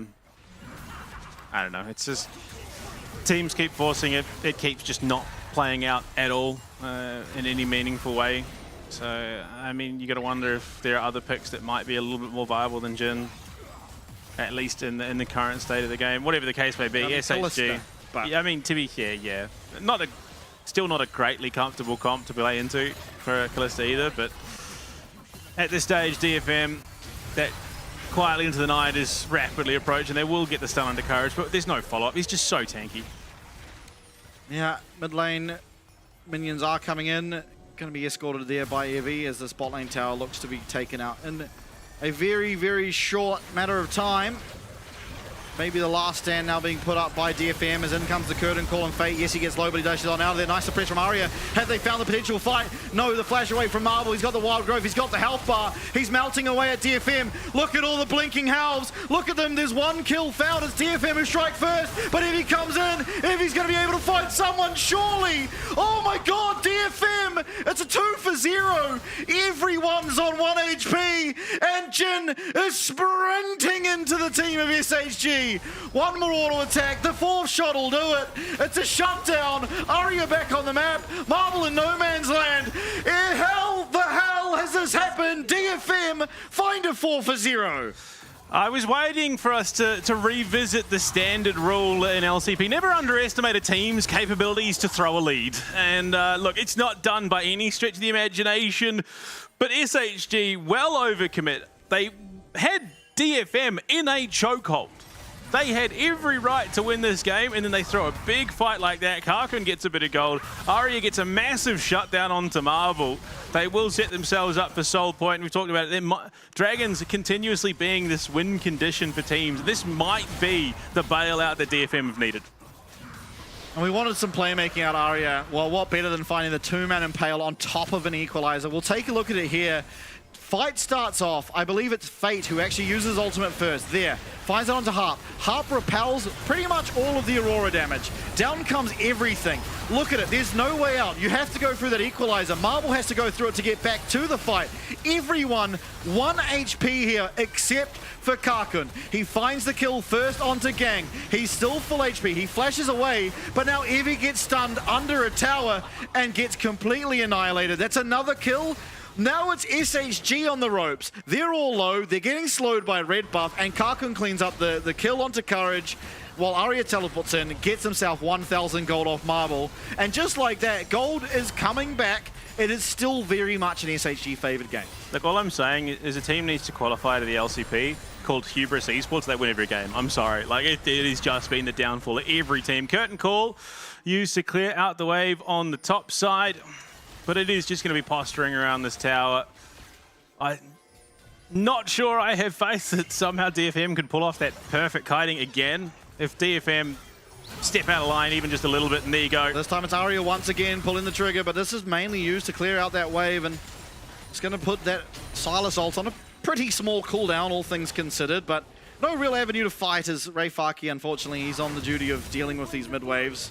Guwon's going to come smite away the super, but have to imagine it's getting him towards an item. And Karkun does have that armor pen item now.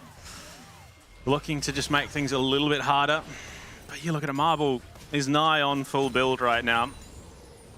He's just so rapidly approaching it. The big boon, I think, though, for sure, is DFM for Aria picking up the Tonyas. Oh, okay. Oh, okay. All right. Yeah, look, SHG at least rightfully giving that respect. Unfortunately for Harp, he's not going to be able to claim that pink ward. Despair! Oh, no. Despair as Ray Faki's caught out of position. Does get the flash away from that Aurora and the ultimate as well. Should mean, though, that priority around this Baron goes over to the side and almost certainly will just be a pickup. Well, I mean, now DFM trying to find some trade back damage. Unfortunately for him, Courage and Gang coming at the same place means he's going to have to just scurry away. DFM need to make the decision. Do they contest the Baron, or do they just try and clear out these super waves that are marching into their base? And you can see Evie is looking to babysit them all the way to that fountain tower as well. So the Nexus is going to be repeatedly threatened. They know full well that SHG are in position. They are going to start it up. There's no reason SHG shouldn't. There is just no way conceivably DFM can fight this and at least take an advantage. Yeah, the best they can do is hold. Flank as well. It's not really feasible to contest it. It is going to be going down. So 2 inhibs. The Baron now picked up. I believe these inhibs will be back up and available for the side of DFM in the near future, but it should just be a matter of time until they do fall. Ultimately, we're going to have to see a fight. I'm not really sure what that fight looks like. I mean, if Harp's able to find a cocoon onto someone important, then maybe you can just get them out of the fight immediately and then look after that, but still, it's going to be very difficult. This tower's going to go down. It's going to come down to a last stand, I believe, at their inhib. I'm not sure about this curtain call. I think it's just more of a dissuasion tool than anything. Realistically, Karkun hasn't found an opportunity to get those off during team fights So you might as well use it somewhere where it might have an opportunity to create something. He's going to hit by the cocoon. This might be the perfect avenue. He's going to get locked up, and Heavy, the veteran, has faltered DFM once again. If ever there was someone to wipe a squad, it's Verzik and Harp looking aggressive here, trying to find a way in. This could be the avenue. It's a 4v5. Courage, not the target you want. Actually going to get that Mikhail's Crucible. Gets himself out of that CC. It was taken down to half HP. Gorn needs to set this up. If they get a great Cyclone. Oh, massive damage. Definitely Frosh does connect though. It's on to Marble. Where is Aria? He's having to clear out these minions. We need the Silas for DFM if anything is to happen. Another Baron minion wave marches in, but Harp's going aggressive. He flashes, he won't find the mark. Aria's teleported in, but it's going to be a crash down, and oh my god, 2 people pop! It's that bot lane just taken out! Quadra kill! A golden will go Aria, but Marble will find the Penta, and SHG take game 2! I mean, we questioned it, there was doubt, but no longer. Marble with the first pentakill of Split 2. A massive showing on the Zeri, proving that he is not just the one-trick pony on the Israel. He has more depth than that. And SHG, they double down, they repeat history, and will take their counterparts from Japan down. And boy, oh boy, does this shape up the future of the league very well. Ultimately, taking stock once again, SHG, DFM, both one series win now. If all things continue on like they did last split, the very last game of the split is going to come down to Chief versus SoftBank, and whoever wins that could very likely put themselves in contention to the playoffs that come forward. But for this game alone, SHG played pretty phenomenally. Marble down the bot lane in particular, very, very impressive. Gang as well, I think so far, best series he's had this split. Absolutely, undoubtedly. I mean, the rest of SHG as well played pretty darn well, all things considered. This is a team that has given us so many questions, and I think we've answered a few of them here today. Look, it's not the be-all, end-all. This is far from the peak that we know SHG are capable of, but they are still trending in the right direction. And they faced, arguably, one of the stronger situations that they've been in compared to this DFM roster. DFM will look so good coming into the start of this split. Yes, they've faltered. Yes, they've fallen a couple of times, but they've clearly been doing the work, but so have SHG, unfortunately. And I think it does come down to a couple of factors there. Realistically, there was just as much a chance that DFM pick up that series, but SHG able to capitalize that much cleaner, draft that much cleaner, come away with the victory. Yeah, I mean, for me, it's always going to stick that I think the biggest fault of this game for DFM, and almost the entire reason this game was so hard, was that lane swap. I think they had the perfect lane almost to deal with the Zeri Lulu, and while it will get progressively harder as the game progresses, you really need to punish that early game. Your lane swap out, Marble all of a sudden just picks up 3 kills on getting, you know, Ray Farkey getting towered over, Karkun one time getting towered over, and the game is just so unlocked for Marble. He's able to be so free in these fights. There was one death, I believe he had, and that was off the back of an egregious overstay from the side of SHG. But other than that, a flawless game for him, and that was only that way because DFM let it be.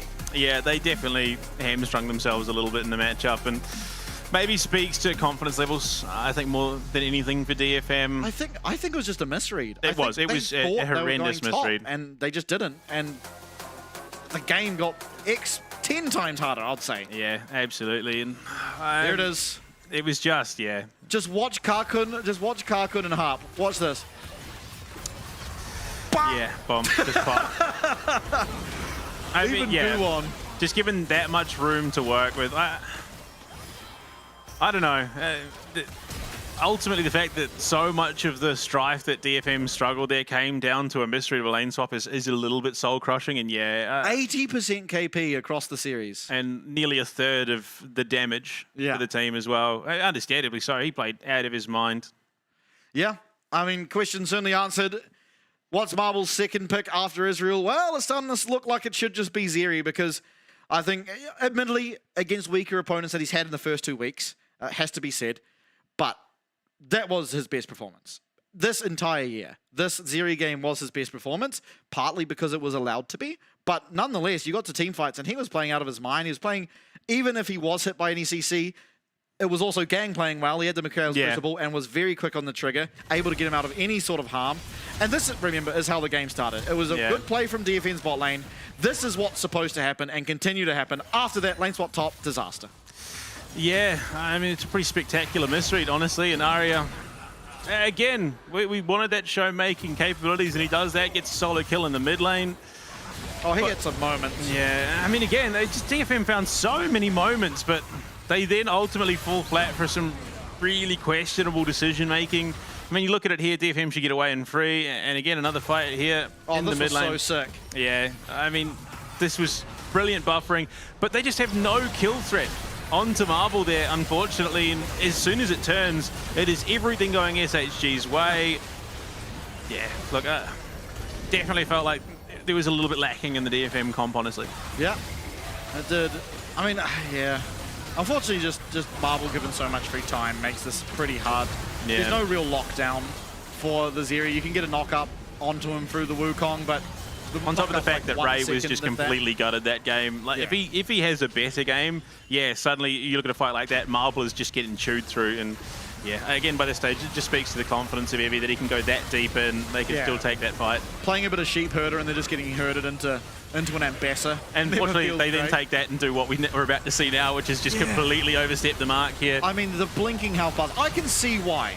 Right, you don't expect everyone to live on literal 1 HP. Arya flashes away, Ray Faki flashes away. Karkun in middle, full HP, and I don't even know what ended up killing Gang there, but... It was Karkun. He walked up, got the shot off, backs away with the tower shot as well. Evie tanks a tower shot, and just the sheer amount of kite coming out. But yeah, game was over. This point onwards, unfortunately. They just take, even with that throw fight in the fountain, it wasn't enough. There was just so much going right for Marble. He was just so far ahead. And yeah, you look at it throughout, the equalizer setup combo is the one big setup for the fight, and if it doesn't get the damage it needs to, you look at the turnaround, Marble just completely walks through this DFM roster, picks up what apparently is the first pentakill of the year for the LCP, apparently. Yeah. So, damn. They literally could not have let him run more rampant in this game. Yeah, run rampant he did, but all said and done, it is going to be once again a repeat of season kickoff. SHG take the series 2-1. Once we're back, though, the big one of the night, it's Garm up against CFO. We'll see you very shortly.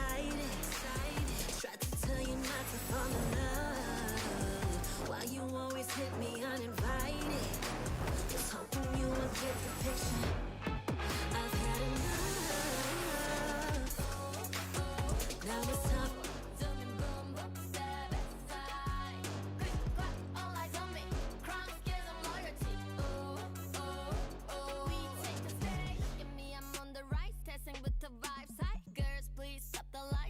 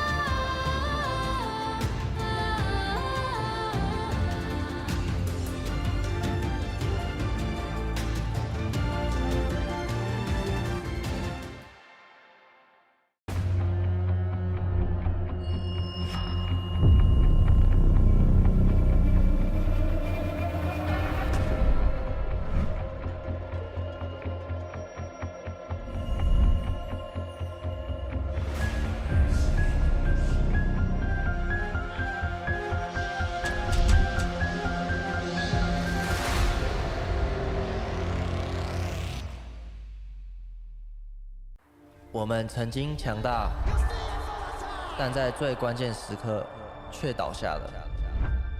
Tụi mình đã đánh giá sai trận đó. Giải đấu này khó hơn tụi mình nghĩ. 応援してくれるペンに報いたい。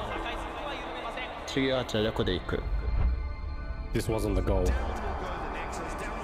This was only the first step. Tụi mình đã làm cho mọi người nghi ngờ LCP và đó chỉ là nó bắt đầu thôi. やるべきことは分かってる。言い訳はしない。この勝負にかける。Tụi mình đã giáng một đòn chí mạng với team mạnh nhất. Giờ thì tụi mình sẽ hạ gục họ. 从没人看好到谁都不该小看有蛇。不，我们是那支势不可挡的队伍。我们掌握了战局，但却让他溜走。这种事不会再发生了。这一次，我们会牢牢抓住。あとは結果で証明する。僕たちの本当の力を世界に見せる時が来た。Cả thế giới sẽ biết tụi mình là ai. Đã đến lúc vươn tầm thế giới. Tụi mình luôn có niềm tin rằng mình có thực lực. Bây giờ là lúc chúng mình bung hết sức. 勝つために必要なものは全て僕たちの中にある。 Đẩy đối thủ tới giới hạn là chưa đủ. Lần này tụi mình sẽ bứt phá vượt qua. The real battle starts now. It's time to prove you deserve our place. 曾经被看轻的我们，现在是让你们打鼾的存在。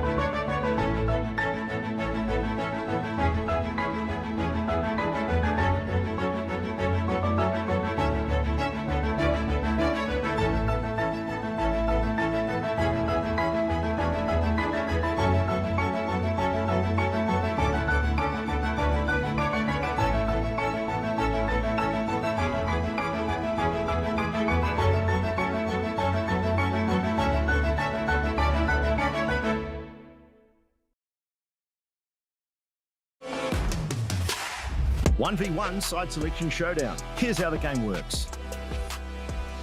Players are only allowed to pick champions from this draft pool.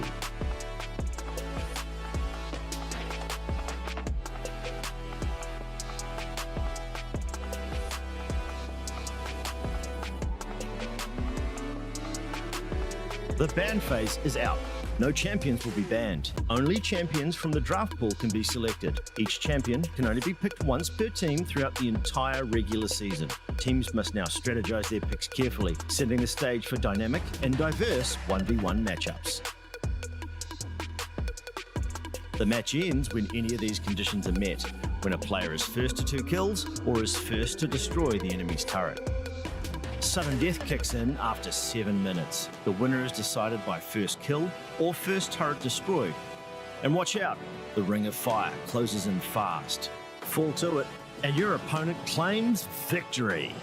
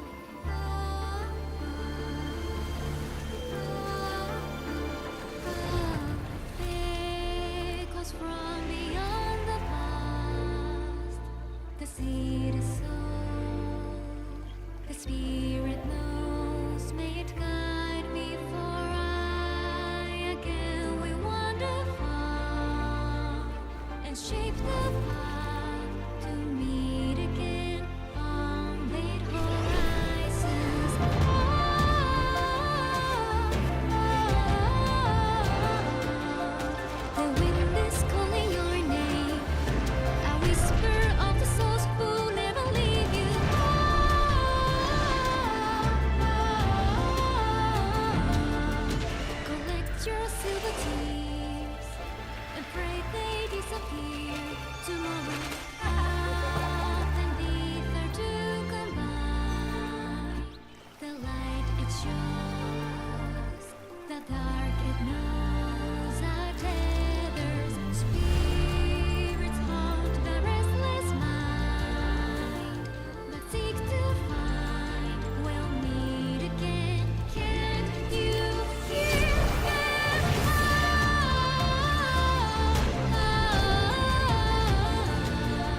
the wind is calling your name? A whisper of the souls who never leave us.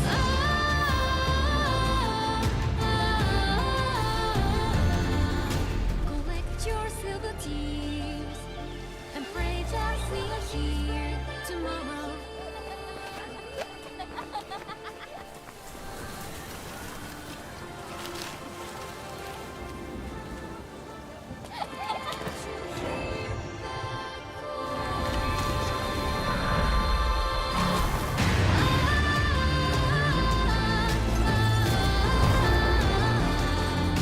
The wind is calling my name, a whisper of the souls who never leave me.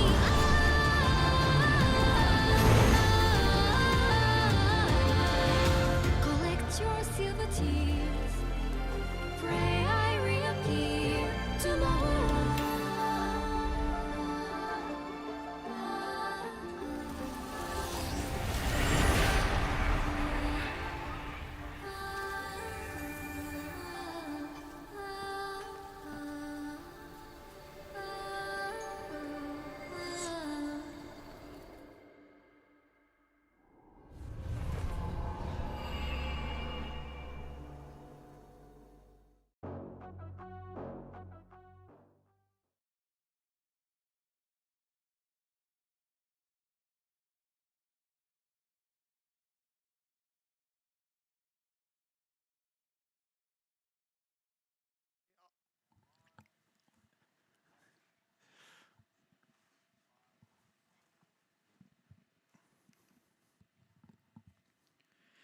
Welcome back, everybody. Players getting ready to get on stage now for game number 2. It's CFO up against Garm.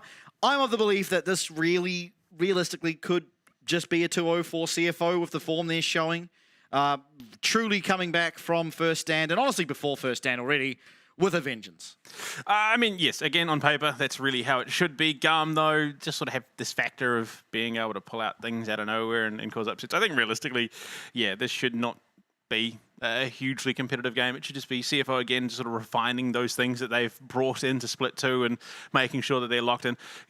As much as there has been a bit of, memeing on the socials, Garm's had a bit of fun, got a couple of photos in front of some CFO ATMs, and just having a bit of fun with it. But yeah, look, CFO have made their ambitions fairly clear. They're not looking for anything but first coming into the end of Split 2, and they're not looking for anything less than, obviously, success at MSI and the Esports World Cup.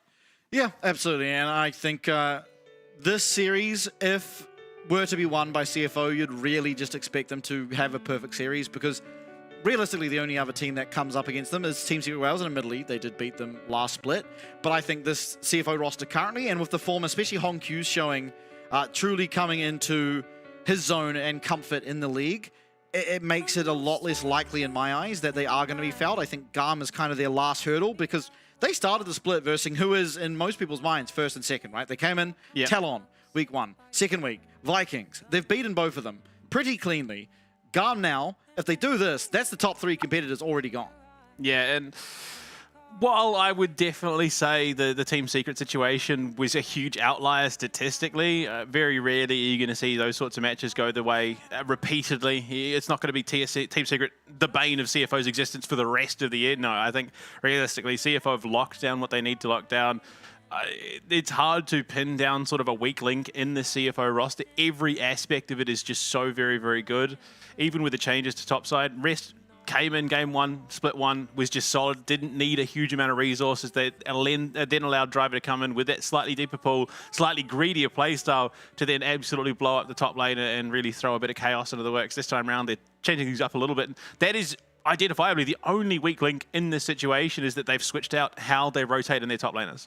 Yeah, absolutely. And I think one other thing that's big to touch on about CFO now, and something about the individual that I'm about to speak about that's really been a level up for him is Kaiwing. I think the last 3 years, he has played pretty much nothing but engaged champs. Now, recently, we've seen him actually playing some of these sort of enchanters. We saw him on the Yuumi even at first stand. We've seen him on the Bard, Renata. He's starting to feel a lot more comfortable on these ranged champions, and that gives you a whole lot more room to maneuver in that bottom lane. It frees up Doggo, who, in my mind, is the most aggressive. He's that X factor for the team. If there's ever a sort of game that gets to the late game, you can pretty handily rely on him to get it across the line. And I think that has just leveled them up that extra bit, where the draft becomes a lot harder against them because all of a sudden Kaiwing's not locked to just Nautilus, Leona, Rakan, and Braum. I mean, it is that diversity of champion pool you need. Yes, look, there are those picks that have really established themselves as the standard for the competitive play at the moment. With the Fearless Draft, you start to dig down into the depths of champion pools and just being able to bring out that extra bit of variety, try and throw a bit of a spanner in the works with a champion that no one is expecting you to play. It can really throw off a team's mental momentum, and that is a huge, huge little pocket advantage you can bring out at the later stages of a Fearless Draft. Yeah, absolutely. And to that note, I mean, clearly, and part of the success that CFO find, and sort of what you've talked about just there, is the drafting for CFO, in my mind, is not even, there's no other team in the conversation with how good they draft. Every time they have a draft that has multiple ways to win the game, be it side lane split pushing pressure, team fighting just 5v5, looking for picks, they always have answers to everything they've gone up against, partly because they're subbing in, you know, the two top laners where they can have a more diverse champion pool, but also just partly because their coaches are aware of what's going on, they're aware of what people are playing, they've been scouting, they're actively searching for how to win these games, how to win the drafts, and they're doing it, executing it every single time, and no other team in the league could you go into every series and be like, okay, well, CFO just won this draft. CFO just won this draft. There's no other team that's so consistently come out of the draft with an advantage already. Yeah, and I think that is a bit of a hurdle that some coaching staff definitely feel like they're stumbling at a little bit. They sort of treat it as, oh, we've got 3 games, let's sort drafts for all 3 of them. Whereas you look at CFO, there is a huge amount of fluidity, not just the way they approach the game itself on the Rift, but the way that they draft as well. They're very, very aware of what's going on, so they're able to pivot where needed to, you know, sudden ban that they weren't expecting or a champion that they weren't expecting to be picked. They then know how to deal with it handily, and there's very few situations this year alone, even including internationally, where it's felt like they've been thrown off a little bit. Absolutely. We're going to head into the player walkouts now, so I'll let you enjoy that. Once it's done, we'll be back and hopefully into game for our 1v1 very shortly.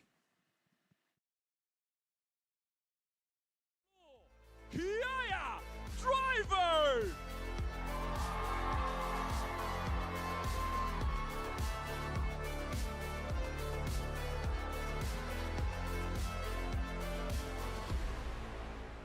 打野 Levi 俊佳。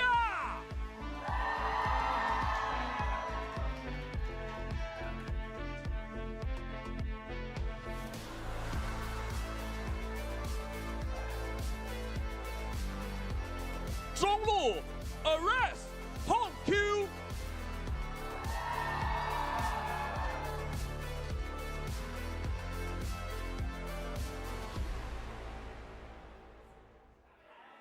下路 Artemis Dogo。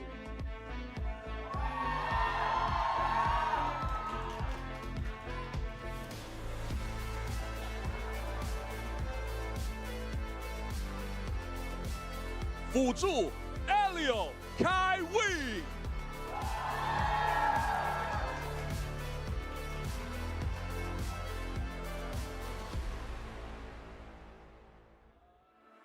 教练 Archie Chowie。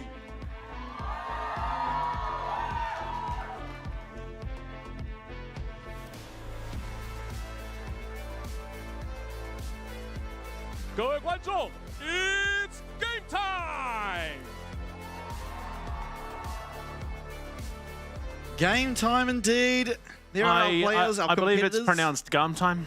Oh, I don't know if the announcer over in Taipei is actively in front of the crowd endorsing Garm, but possibly, maybe they're just also trying to knock down KMT's ego a bit too. Maybe they've met him, realized how hot-headed he's getting, and like, bring it down, pal. Look, there is a level of justification, I think, in that ego, given how the year's gone for CFO. Coming into the 1v1s, though, the game, I'm sorry, is already over. Levi won the paper, scissors, rock cleanly. Yeah. That's it. I'm sorry, CFO might as well just head off. Cleared him. Completely cleared him. And so you see tears in the eyes there of Doggo. Wasn't even 1v1ing Levi in the Paper Scissors Rock either. But in all seriousness, I didn't see who Garm's 1v1 was. Ares. It was Ares? Oh! Typically it's been Levi, so switching it up. He's already won. Yeah. Like, he's won his 1v1. Why should he have to do a second one? Yeah, true, actually. So they're 1-0 up in the 1v1 situation. Oh, I loved it. It's also worth mentioning. It's also worth mentioning, as of today, new champions have been added to the 1v1 pool. The new additions: Ash, Bard, Aurelia, Ivern, Lux, Varus, and Zyra. So, Varus and Aurelia strike me as the two good 1v1. What do you mean? Bard all the way. Dude on him. So, Varus and Aurelia strike me as the two good 1v1 champions out of that list. Ash, possibly, in fairness. But we'll see. Hopefully we get something exciting. Something like the Aurelia-Yasuo matchup could be cool. Aurelia typically not doing that well against Yasuo because he has exactly one thing to win wall before level 6, and it is the stun. If he doesn't get stunned, he's probably just going to win. Well, it's going to be a Varus mirror matchup. Yeah, new champion into the pool. It's the most broken 1v1 champion in the bot lane. We're going to pick it in 1v1s. And rightly so, I think, for CFO, this is truly their last threat, I feel, going forward in the regular season.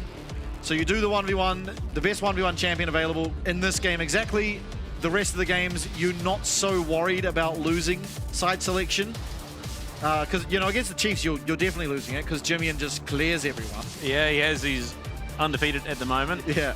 I believe Levi was actually the other top of the leaderboard when it came to the 1v1s. So scared of CFO, so he's just not doing that. Doesn't want to lose that flawless streak.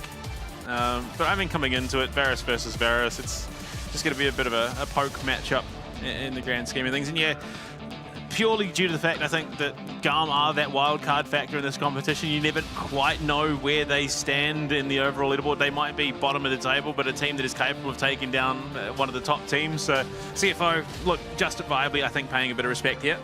I think part of it is you just know individually a lot of their players are contenders for some of the best in the world at the moment. On any given day, they can perform that well.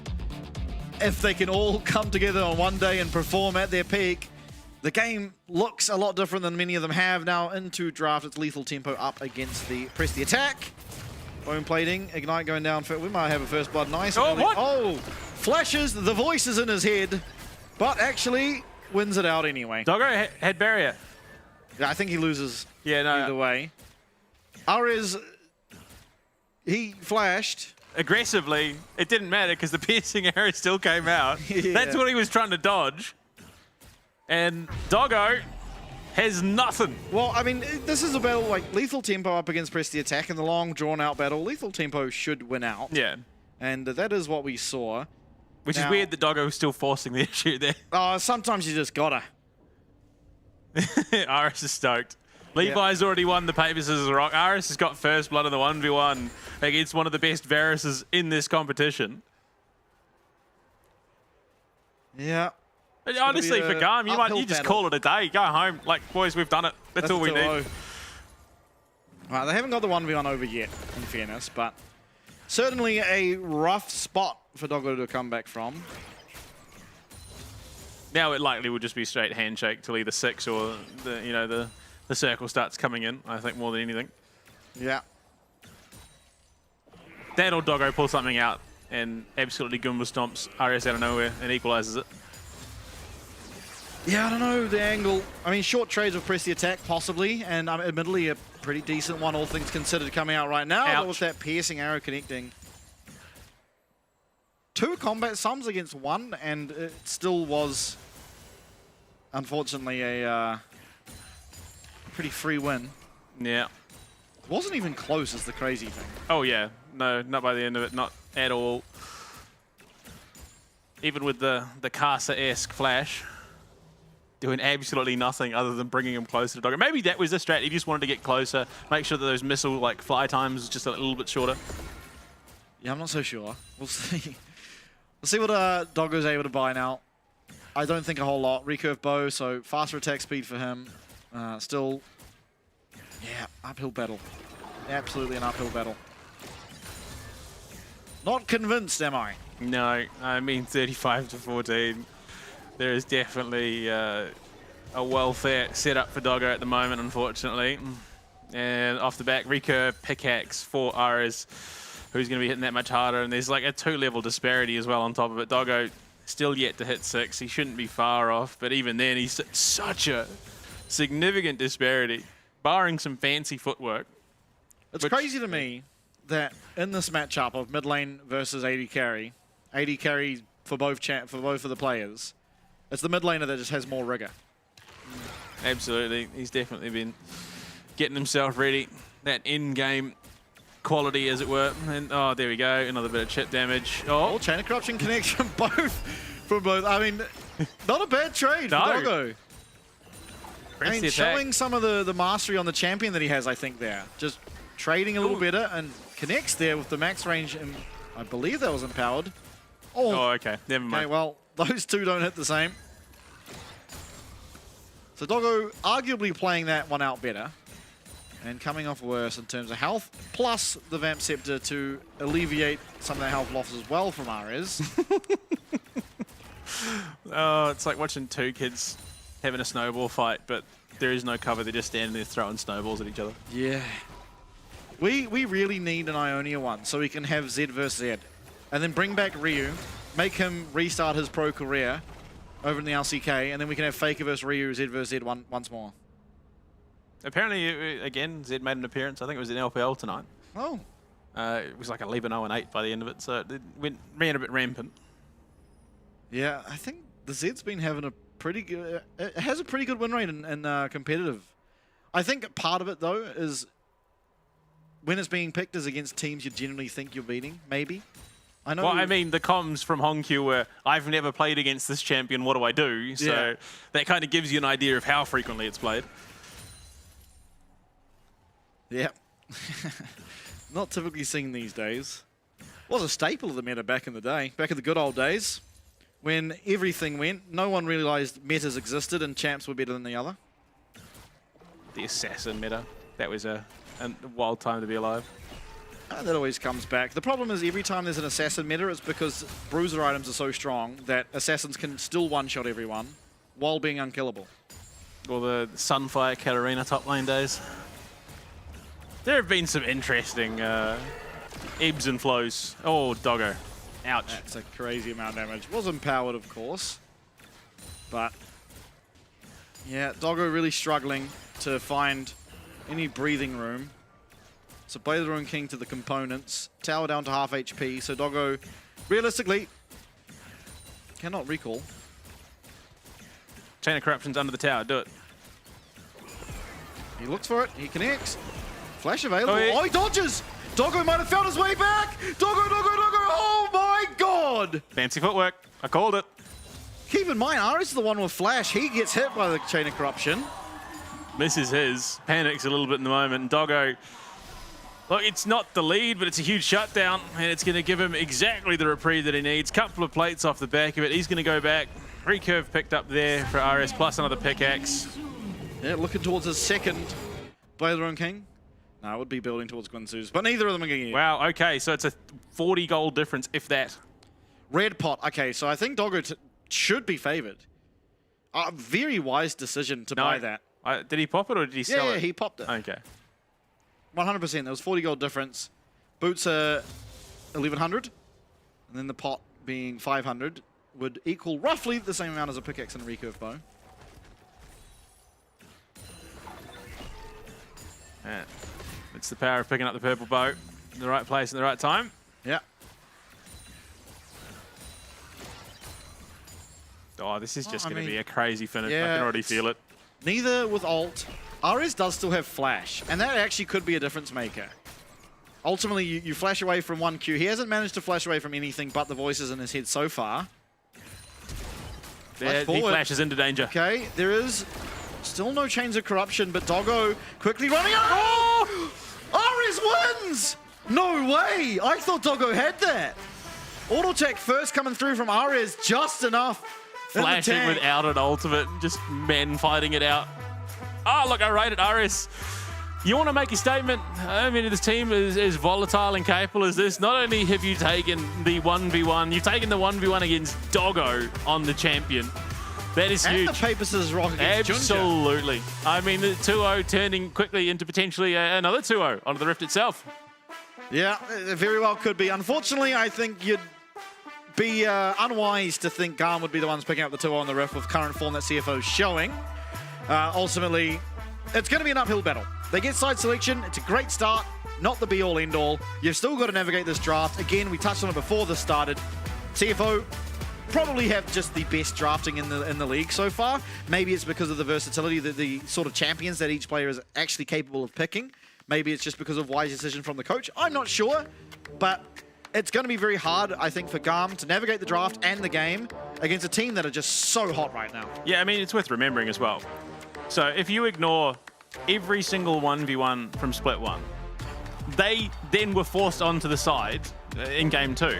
So all of those wins that they got in Games 2 were not their choice. So they've clearly proven that the 1v1s aren't the make or break point for them because they just go and dominate regardless of what side they're on. So I think realistically, that should just be a blip on the radar at best. I think even then, it came down that close. Doggo nearly won that, very, very, very nearly. So I think CFO have a game plan regardless of the side selection. They're just that capable a team in this competition. Garm are going to have to pull out all the stops to try and throw them off. Yeah, absolutely. I'm sure we'll be heading into Champs Elite in the very near future. I think Garm and CFO, keep in mind, tied on the standings currently. Both up there in pole position. CFO certainly had the toughest schedule to start the split off. So with that, you'd have to, you know, in terms of power rankings, you'd have them higher. Oh, absolutely. And here we go. Oh boy, you look at that, Garm. Azir, Israel, and Sion. 3 massive picks to take away from CFO early. It's responded Jace, Varus, and Rumble. Yeah, not sure who the Varus ban necessarily is for. Either Arius or Artemis after that 1v1. But the Vi, very akin to our first series of the night, going to be picked up here. Game number 1, blue side first pick. With Israel banned out, the standard counter is gone. CFO might be a case of that is sort of taken on the chin. And accept that, yeah, look, Doggo is going to be jumped on. Do we just pair it with a comp that is going to make it very, very hard for Garm to follow up on? We punish the rest of the team there. Honkyu, realistically, anything you give him is going to be strong. And the Xin Zhao, the next logical pick in the jungle there, picked up by Junja, I think definitely is, again, a higher tier compared to Levi's Vi, which is saying something that, I mean, Junja is just undoubtedly the best jungler in the competition. Yeah, absolutely. So far, pretty infallible is he in the jungle. And with the Victor being picked up here for Honkyu, one of his best champions, a very good start to the draft for CFO, I think, ultimately. And it speaks volumes to the versatility of Junja specifically. If you think back to his times on PSG Talon in the past 2-3 years, spent a lot of time up in top lane, helping RJ, picking up kills from RJ, getting assists from RJ as well. That was where he tended to spend his time. Now here on CFO, you're most likely to see him around mid. Occasionally, you know, against Talon, for example, he was bot lane. He was just camping that bot lane, finding advantages there. But a lot of the time, he's around Honkyu, allowing Honkyu to play aggressive, allowing him to get to that late game where we've seen he's very certain, or very, very capable, rather, of getting the game across the line. Misfortune, Nico bot lane for Artemis and Elio. And I definitely think you want to get your picks in early, knowing full well what is left and available. With Varus and Ezra being taken out, Misfortune, more often not again, similar to the Vijay and Jin Zhao situation, Misfortune the next logical pick in terms of AD carries available. You pair it with a Nico. Whether that is going to be Elio or Nico support, which I imagine it more than likely will be. Yeah. Again, it's circle theory at play. It is circle theory, and here's anti-circle theory. Driver on one of his signature picks, the Gragas here, a phenomenal Gragas player. Time and time again, I've seen this guy just exploit top laners that don't know how to play against it. And looking to do the same against Kiaya. I would imagine Kiaya, at the tier of top laner he is not going to struggle too much into the Gragas. Just find a little bit annoying. I mean, even whether intentional or not, a tipping of the hat to Shushei as well. The iconic, the original, the ineffable Gragas main. Yeah. Absolutely. Now, Yorick going to be banned. I can see Yorick being an annoying matchup for Gragas. Gragas tends to want to win his lane, and Yorick kind of tends to want to just push minion waves constantly. Yeah. I mean, for this Garm roster, they've got the setup. The cease and desist into a bullet time Pot Blossom combo is going to be very scary, and they deny RS the rise in the mid lane, which would have been good. Again, repositioning to allow Garm to react to CFO's teamfight potential. In terms of the bot lane duo, Alistar gone for Kaiwing, Nautilus gone for Kaiwing. But like you said, he's shown a huge amount of versatility and maturity coming into Split 2 in terms of diversification of that champion pool. Yeah, now, a lot of support's taken away, but I mean, there still exists the Braum, the Rakan. I think Rakan's looking pretty decent so far. I mean, Leona Rel as well. Yeah, Leona might actually be the answer. Rel. Okay, Rel. I mean, the Rel, I guess, you have access to the team fighting ability. A little bit of anti-synergy between Rel, Xin Zhao, and then Victor, but... I think it's, again, it's going to be looking towards disrupting that bullet time more than anything, as we've seen pretty frequently. And obviously as well, the Nico, just try and make it a little bit harder for her to get stuck in. Yeah. Okay, now, Talia. Talia into Victor, I mean, akin to the Azir, it has a fine lane. Victor does do a little bit better, just with the additional range. Now that laser. One more pick to come through. We're looking for a top laner here. Aatrox. Bold Aatrox pick into the Gragas. Absolutely. But Doggo, his pick left to come. I mean, in terms of what's available, there are still picks that he could look pretty scary on. It might just be the Ashe. So far, the split... Look, it would make a lot of sense. I mean, the Kallista's open, but you're not going to want to pair the Kallista in this matchup. No. So, I mean, Ashe strikes me as, okay, the Jhin. I mean, admittedly, the Jhin does pair very well with the Victor. Yeah. The range on the Victor E, the slow that comes with it, sets up very well for the Deathly Flourish, as well as the Curtain Calls that can come down on top.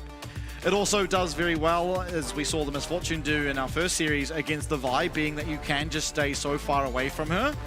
Problem comes, of course, if ever out of position, Weaver's Wall comes down. You can also have the Vi following on top of the Aatrox as well, coming from a flank, and the Nico.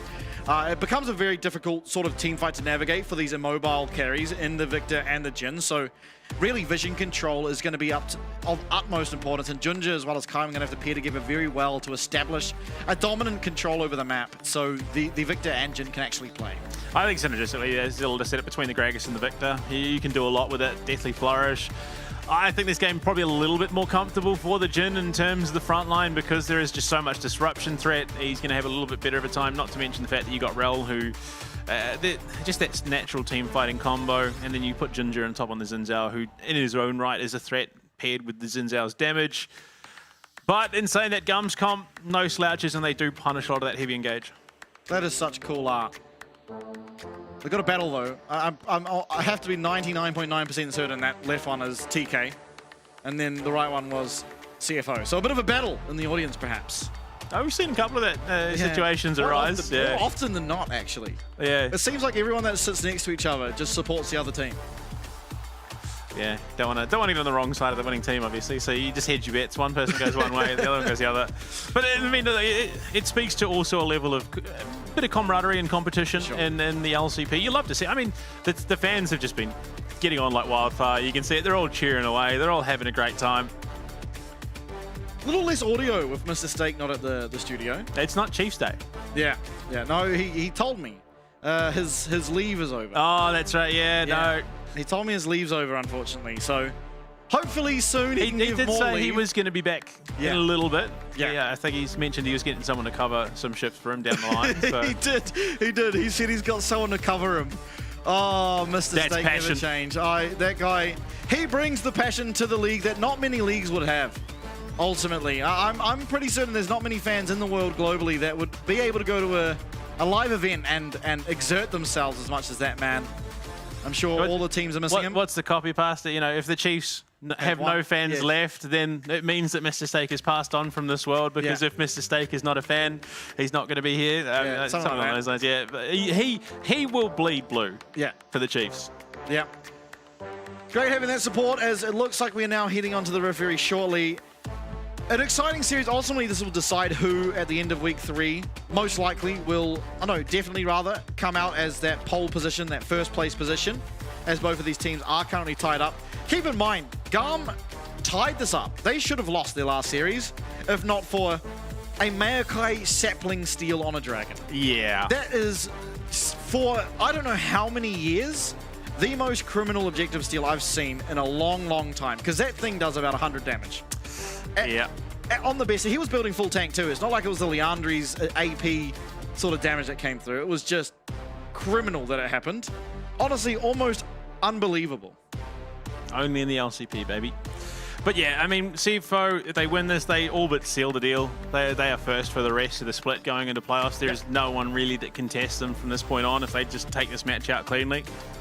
But I mean, realistically, if Garm take a game away from it, it does maybe shake that confidence a little bit, prove that, again, the gods can bleed. Sure. Possibly the most calm I've ever seen Driver, by the way. He's getting zen. I can't tell if his camera's frozen. Oh, okay, he's moving. He is. Yeah, he's zen. He's in. He's locked in. He's getting himself into that flow state. He's locked in. It's grind time. Oh, he's looking. Who are these guys? Look. I wonder what's happening. I can't wait for it. MSI, eSport. Oh. That's a roar, by the way. That's not a yawn. Don't get it messed up. He's roaring. I can't wait for it. Esports World Cup, MSI, Driver's going to be dancing on fools. Yeah. Oh, that'll be good to see. They're still going to make it there yet. Oh, look. If it's not CFO, I don't know.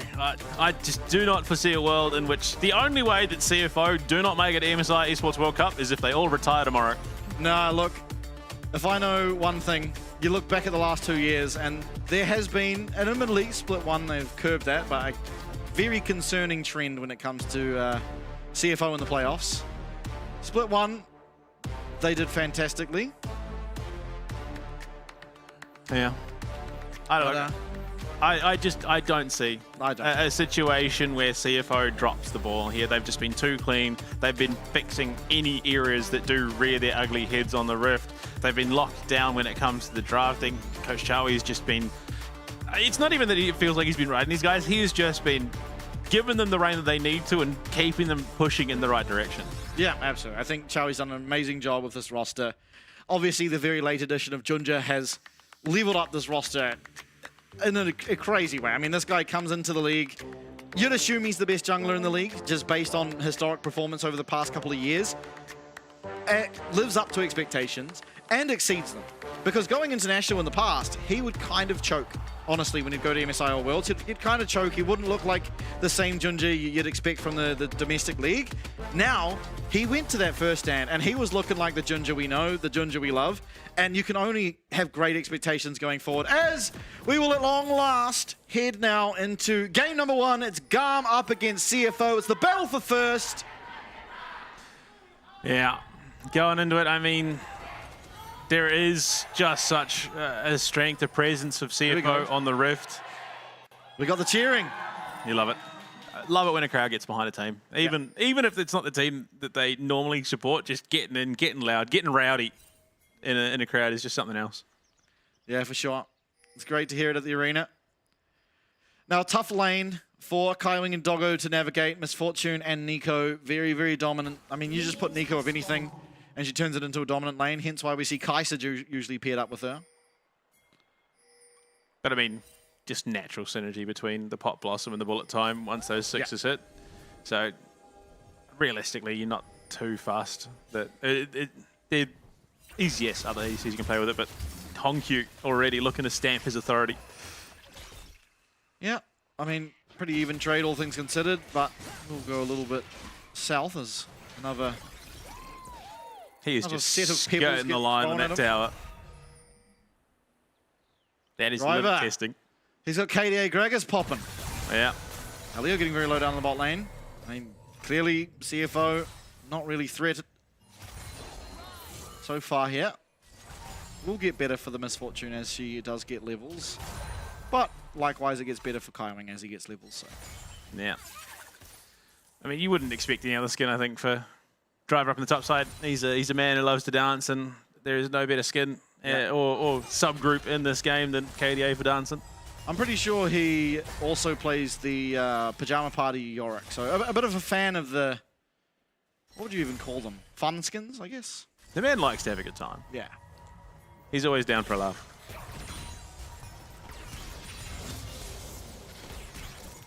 Now, good prio here for the bottom lane of CFO as heavy trades in all three lanes really early on. Levi looking for that invade, but Junja's matched it. There's a flash in the mid lane. There's two flashes, and the Raptors are going to get taken. No, but Junja gets first blood in the mid lane. Saw it on the minimap. It was Ares flashing. Junja manages to take away those Raptors, comes in immediately, and Levi quickly realizing that the rest of this jungle is not his to take. Driver as well on the top side. Massive trade in his favor. They're hunting for him, though. Yeah, won't find him. Okay. Oh, hold up! Oh my god! Oh, no! Driver! Oh, Kiaya has done it! What a turnaround! If not for the fact that Gragas is mana dependent, that was Driver all day, every day. A bit of an just an overcommit. There's no two ways about it. Yeah, look, RS tries to flash out, but Junja matches it immediately. Yeah, Driver just too eager. Oh, that is insane work. Runs out of mana. Didn't have the mana to press W. Yeah. Yeah, well overcommitted that. Not quite calculating doing his damage calcs. Unfortunately, lets Kiaya live on just a smidgen of health. W, of course, would have finished it off, but no mana in the back pocket to use it. Garm carrying on this VCS trend of aggression. Levi being ultra aggressive here. Gets the Raptors, get the blue buff as well. Now looking, Junja no flash. Junja gonna be taken out almost certainly. Trading back, but yeah, I mean, great aggression out of the Garm bot lane. Kaiwing late to the play. Means gold actually favoring the side of Garm now after the misplay up top, and great productivity out in the bot lane. Yeah, I mean, box traps laid. They get themselves a pretty gnarly catch. 2 kills early for Garm. I mean, the VCS region really makes a name for itself. They love to fight. They proved that in Split 1, and they're not hesitant to fight at all. They continue that. I mean, this is Garm really stepping on the aggression pedal here. And I think that's exactly what they need to do against a team like CFO. Yeah, for sure. Still not really phased, I would imagine, as CFO. It's not an insurmountable lead. It's just a couple hundred gold, and Junja still going to have a lot of aggression in his jungling, looking possibly for this top side of Levi's jungle, in which they would meet once more. Instead, attention towards Kiaya. No flashes for either of the top laners. Spear will connect. Driver, he's got a bit of a chip after that. Losing out against Kiaya in the 1v1. Unfortunately, yeah, Junja just not quite as pacey as he would have liked to be. Artemis well isolated. Yeah, gets the cleanse flash away. Well played, but still losing both those sums now. Punishable down the bot lane. As we see, do not be fooled. That's an eco. It is not a Talia randomly walking bottom.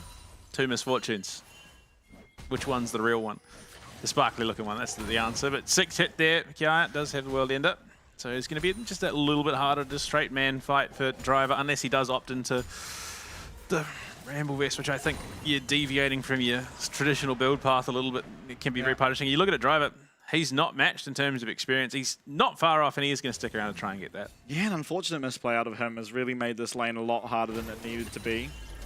Obviously, if he gets that kill, then opposite can be said, but what could have been is unfortunately not what occurred. Level 6 now for Driver, so added safety for him. He's got the escape ability of hitting someone away with that explosive cask. Yeah, and I mean, you could make the point. Rest wouldn't have died there, but only because Rest wouldn't have looked for that aggressive play. And that is why you bring the 2 top laners. They do have 2 pretty significantly different play styles. Driver is hungry, he's keen, he's going to look to force the issue every time that he can. Whereas Rest plays the slow burn game. He looks to build up and look for those mid to late game team fights. Yeah. Even up in gold now, despite the kill. So CFO ultimately feeling pretty good, and pretty sizable CS lead actually for Hong Q, who is being extremely dominant. in this mid lane matchup. Not a lane that Taliyah should be struggling this hard in by any stretch of the imagination, but Hongkyu, and of course largely due to the early gank that Junja did provide, finding advantages. And again, this is sort of what we touched on before the game, right? Is Junja now spending a lot of time around his mid lane. He does the bottom 3 camps of Levi's jungle immediately into a mid gank, and that has just alleviated all pressure that Taliyah can exert onto the Victor, and now Hongkyu finds himself pretty accelerated. There we get those traps down through the bot side jungle of Garm. 22 seconds to grab. So again, we are going to see a bit of a passive matchup, but they're looking for a dive. Oh, the flash, but they don't connect on the Q there. Kaiwing now stuck under that tower. Will be alleviated. Has that slow through from Junja. Bullet time will connect, but not find the kill. An unfortunate misplay from Kaiwing. Not quite got the range to lock down and take out Artemis despite the missing summoners. Should just be Void Grubs now, picked up by Levi, who has remained on the top side. Yeah, and Hongkyu, you can see he knows that that's likely the side of the map that Levi is on, so doesn't just step up too far, doesn't overcommit. So the first grab taken. You can already see Junja and Kaiwing making a beeline for it, but they might just be a little bit too late to this party. You can see Driver coming down, though. Yeah, maybe able to look for the 1. Ultimately, stopping the 3 is a reasonable thing to do. They drop the Chaos Storm and won't really result in much, but the explosive cast is a disaster. It's an absolute disaster. Driver, unfortunately, will not really do much but just help Kaya get back to safety. Look, it's far from the end of the world. It forces them back, gives CFO the priority into the tower. So Kaiwing will get some plate damage on, but yeah. Levi looking for Kaiwing. Kaiwing goes the aggressive way in, and that is a dead horse. Unfortunately, no flash used in the bottom play. Who are they going to give it to? Hopefully Artemis. Not going to commit to it. Going back to the wave, and Levi does pick it up. So 3 kills. That's defeated Warfare now in favor of the VCS representatives. Off the back of some great plays out of Levi, just in the right place at the right time to find something in an uncharacteristically shaky game for Driver. I think he's trying to do too much too early. And as a result, realistically, Kiai should be 0-2 right now. Oh. Well, worst 0-1. Oh, Fogo. Oh, he has flash. He should be able to get out. But the Vi coming in, he needs to realize the danger he's in. Thankfully, he has that trap set up. Now, not always used for hunting of the traps. Sometimes they're used for defense. I don't think that's how you train defense. But yeah, from that positioning, with the fact that Kiai was looking to try and match Driver on the top side, they should be able to get the Drake, and they will at that. So, I mean, objectives being matched across the map, and so far we've seen a little bit more out of the Drakes with the new changes. Hey, well, Gragas, you know, he can be 0-1 and die solo and still be pretty unmovable in the top lane. Oh, what fancy footwork. Showing his level of expertise on the Gragas. He's definitely got something to prove after that first death, unfortunately. Yeah. But, I mean, at the moment, there's, items coming online that you'd want them to be coming on. Rod of Age is going to be there for Hongkyu, so he's going to start scaling up more and more. Rod of Age is, this Catalyst is there for Driver. He's got a cloth armor to try and negate some of the damage that Kiai is going to be putting out. But, Levi's having a stellar run so far. He unfortunately is a bit behind in terms of CS at the moment, but he's got himself 2 kills to really negate a lot of that. Sure. Hongkyu is really the point of strength. Look at him. Very dominant in the mid lane. I think sort of to the point, and you could see it before as well when Levi was sitting up in that top side looking for him. It's just a showing of growth from this player. Early on, the split, Driver goes aggressive, is able to make his way out, but as I was saying, it's a show of the growth of Hongkyu, where early on in split 1, there's a good chance he overplays his hand. You know, he's ahead, he wants to go and try and find more advantages. He walks up and quickly Levi comes and collapses on him, but nowadays it's just, he knows when to play safe, and when he plays aggressive, it's very, very usually very calculated and accurate. And he's also usually well ahead at that point. Yeah. Like, there is a very clear reason why he's going to be looking to make those plays. He's not one to just gamble. He wants to know that he can at least have the advantage in those matchups. Levi, teleport's coming in, but it's going to be Driver into the river. Yeah, Rod of Ages completed. That's 2 Rod of Ages versus just the 0, unfortunately. The big problem being, though, for so many more circles on CFO. This is true, but the anti-synergy circles is the good news for them. The Gragas circle is kind of a fake circle because it dissuades the rest of them. Only so long as he uses the big circle. If he uses the smaller one, he's fine. Yeah, that's true. A long way to go till then, and Garm in a pretty decent spot. They are actually down in gold, and just a testament to the macro level of CFO's play, where they can be down 2 kills. We're only 12.5 minutes in and still up gold despite that. It's because Hongyu is 30 CS ahead in the mid lane. And that's largely because of Junja, right? Yeah. It's just been a bit of a...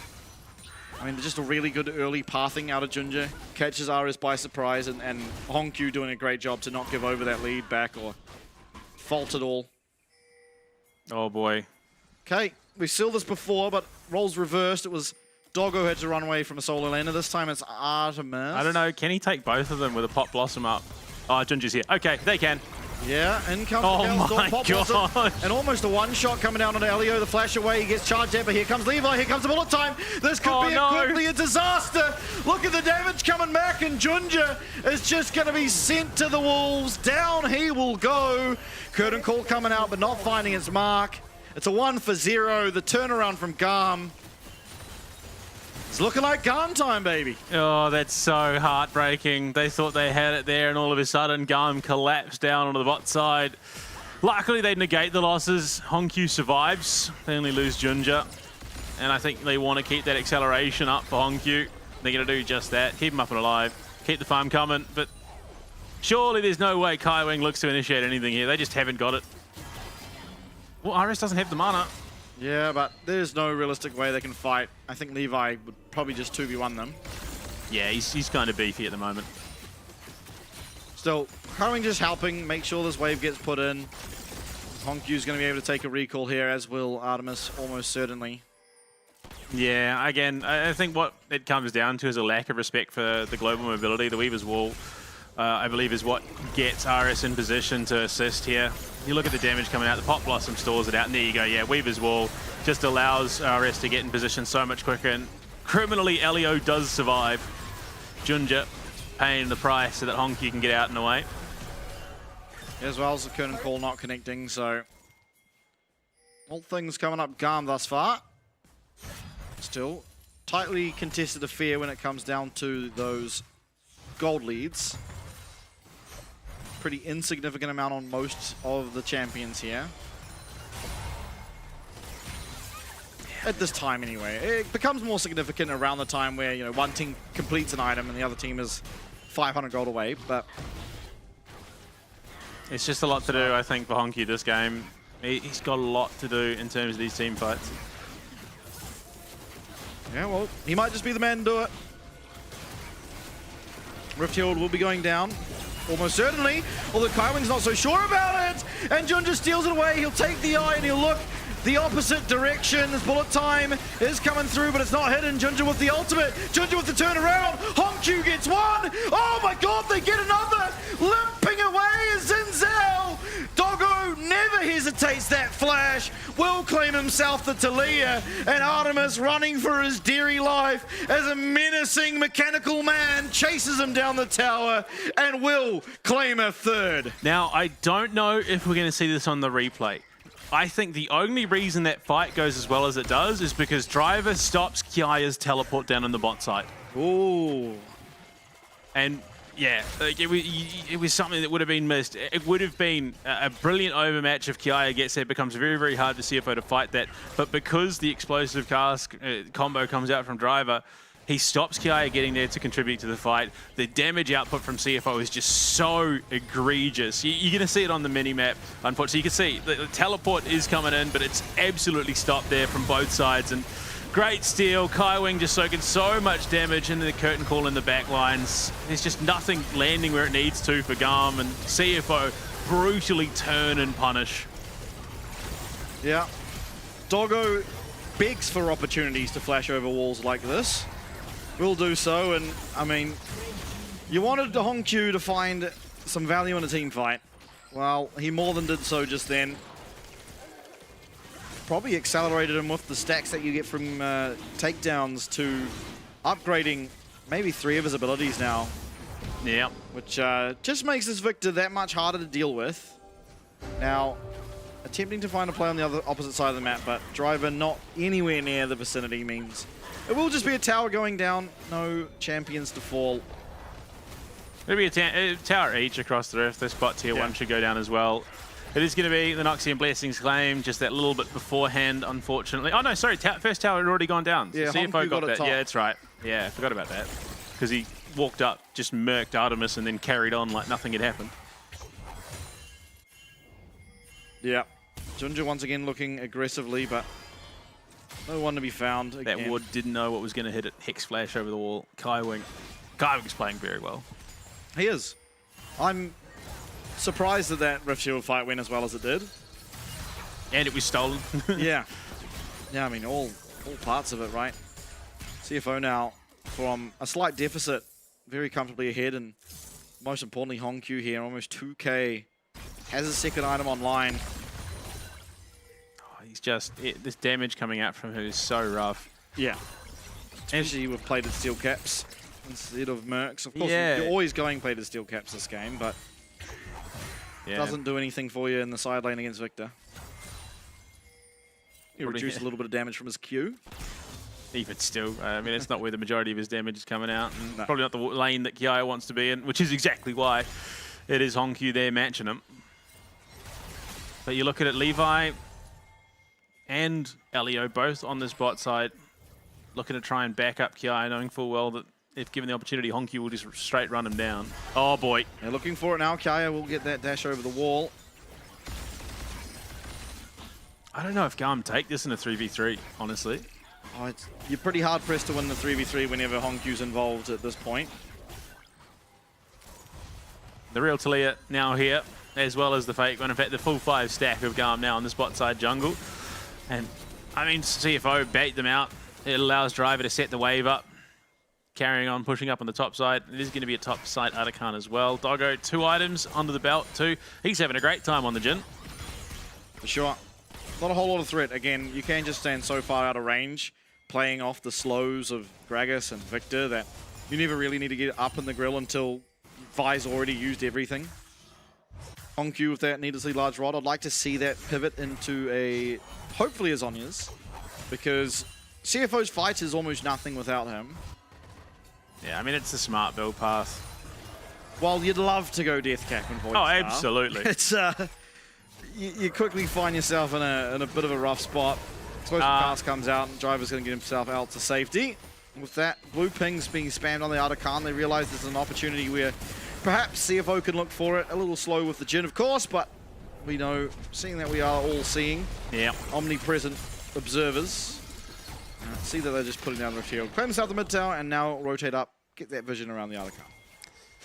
Yeah, just shy of 2 minutes to the next Drake. Would be the 3rd and sole point secured for CFO if they opt that way. But I think the reality is CFO can look to force Garm into a decision-making situation. Do Garm try and steal a dragon away, which then allows likely CFO to start up and potentially take the Atakan, or they bait the Atakan and then go for the Drake.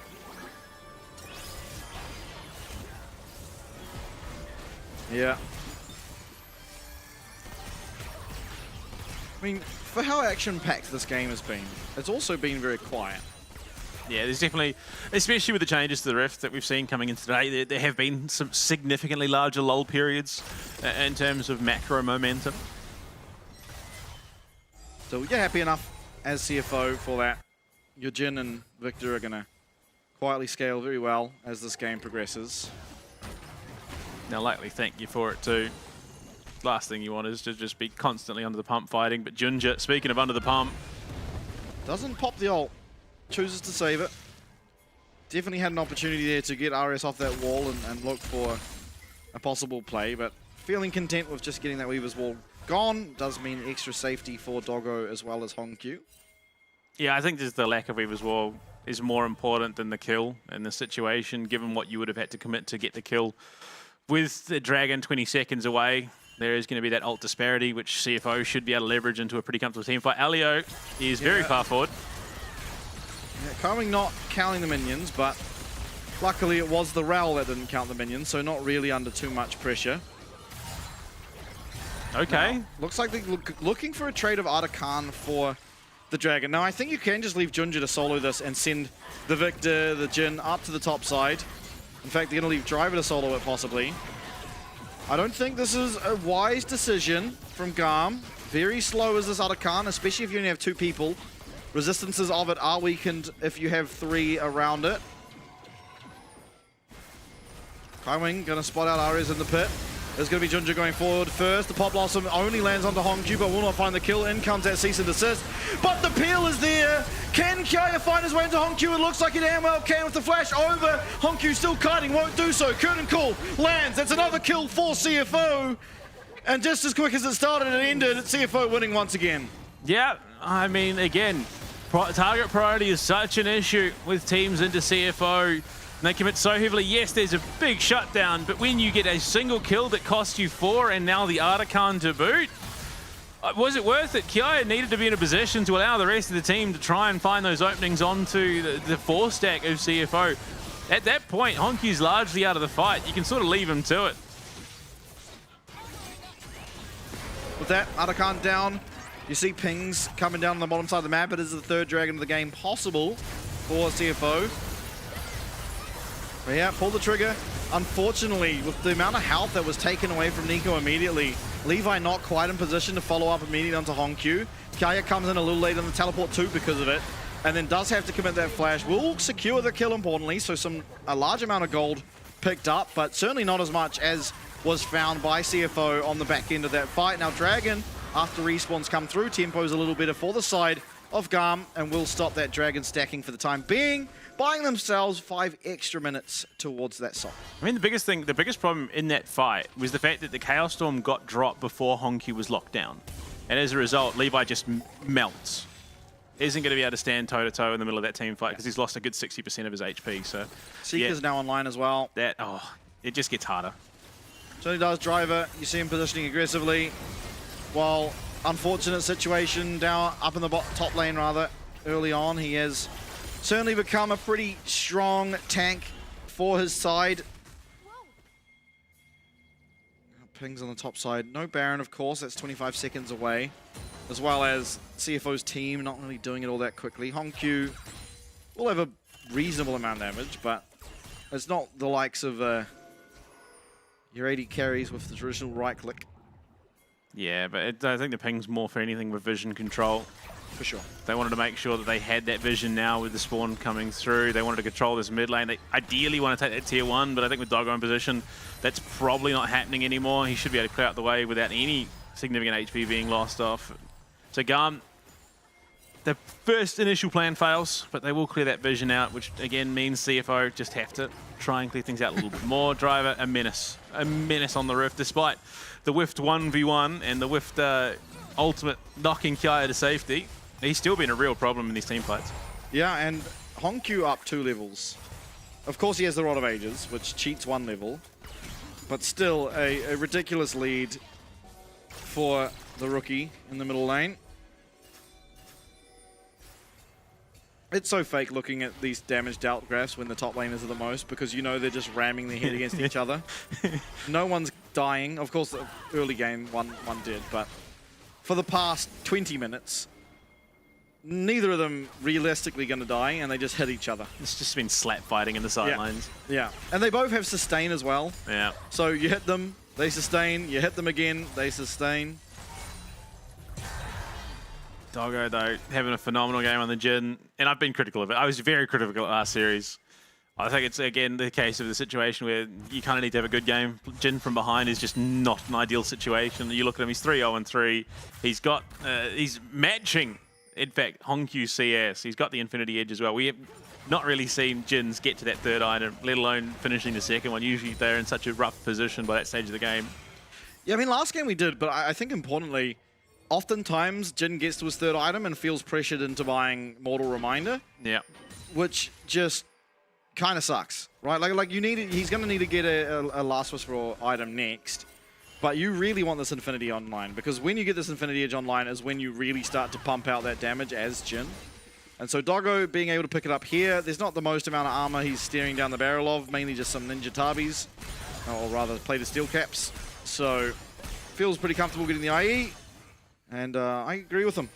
Not really anything to worry about in terms of the armor pen at this stage. Certainly will need it next though, as oh boy, Junja going aggressively will just pop that ultimate. Weaver's Wall coming through, but Ari is not really able to join his team. And, a bit of a nothing burger, realistically. He's keen to turn it around. Yeah, deadly fast lands. Oh boy. The explosive cast is fantastic. Stuns coming through though, and in will go Levi. They've found their way onto that back line, but as quickly as they get there, they have to scramble away. Oh, the Chaos Storm is massive. Still able to get out here are Garm, but it's going to leave them without a Baron as CFO turn their attention towards the Purple Worm. And they just commit so deeply. Levi has just taken so much damage, feels the need to try and drop the cease and desist, goes on to Doggo, but by that stage, the team fight split. Garm, he's got little to no support, and it's only Kiai up there with him, whereas RS, Artemis, and Elio are just so far disconnected that the bullet time was never going to do anything. And as a result, top and jungle get murked for Garm, and CFO clean up. Let's take a look at the fight first, but Junja just sends it. And kind of nothing comes off the back of it. I think Garm should be pretty happy with what happened here. They lost nothing. They got the Xin Zhao ult. They got the Jin ult. This buys them more time. They're clearly very far ahead. But then Levi, he goes this aggressively, and it's still okay until here. Yeah. He doesn't have his Q up. He's just hit back into the team.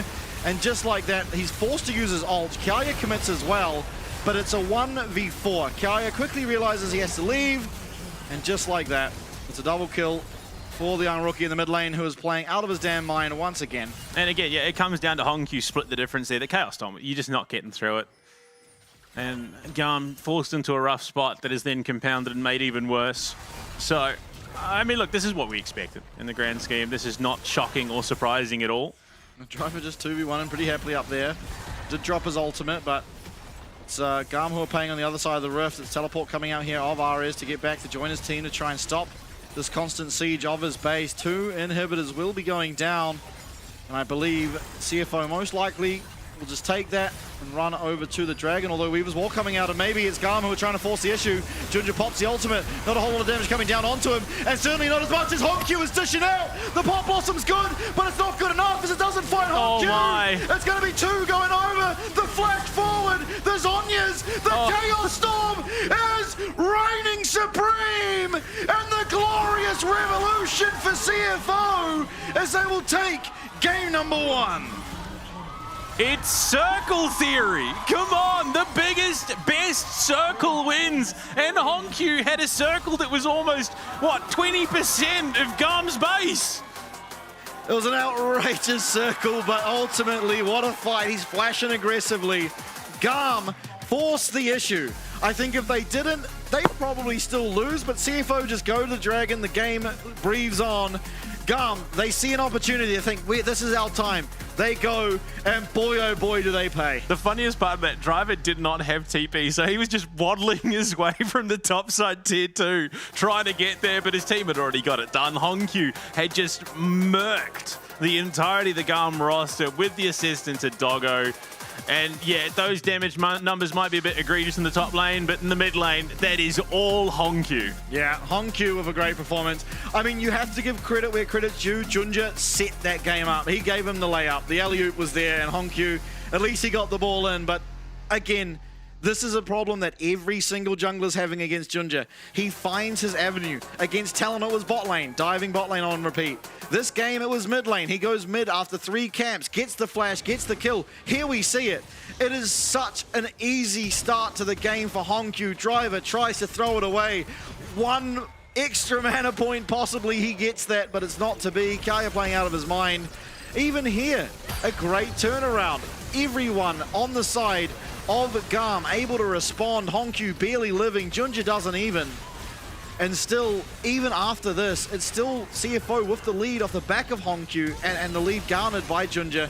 And this is where the game blew open. Kaiwing, I didn't quite catch on it. I knew Kaiwing had jumped in the middle, but he just takes everything away from Levi, completely locks him up, throws him for a loop, and it allows Junja to get in, steal that Rift Herald away, and Hongq just not touched. Doggo, yeah, I mean, this is where he's just unleashed. The man is a fiend for flashing over walls aggressively, and we're seeing it at its finest, and Hongq just, handily taken tower. I mean, if you look at this team, if Hongkyu, Doggo, and Driver are the locks, Driver, Junja is the key. Like, he is the one that opens up every single lane for this team. Yeah, and it almost feels like, I mean, it has to be, right? It doesn't seem like other team work out exactly what they're doing from their jungle position at the beginning of the game, but every single game, it's almost without a single sort of variance to it.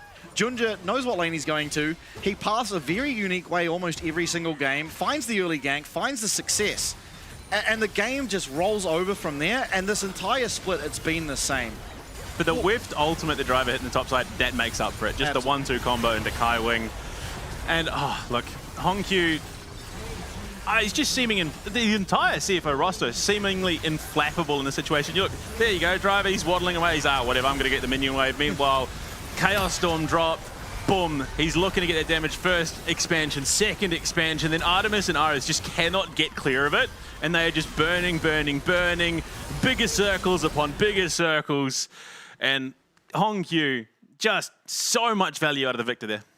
Yeah, absolutely. But game number one, done and dusted.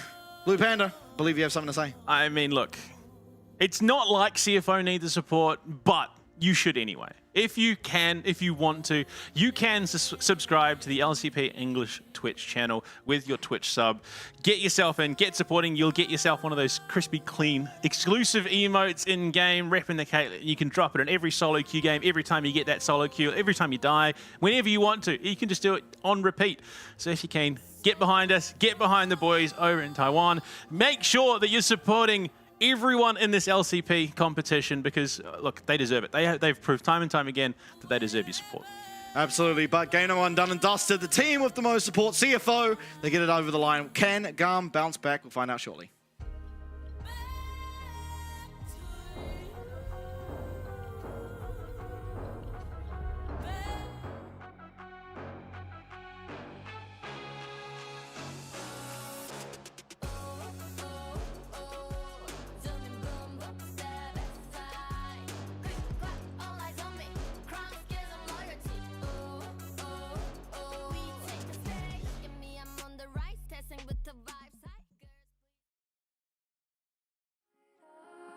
My heart just now, and it feels like I stopped falling down. The pressures of the modern day, I wrote them on a page, I scrunched them in a ball and threw them away.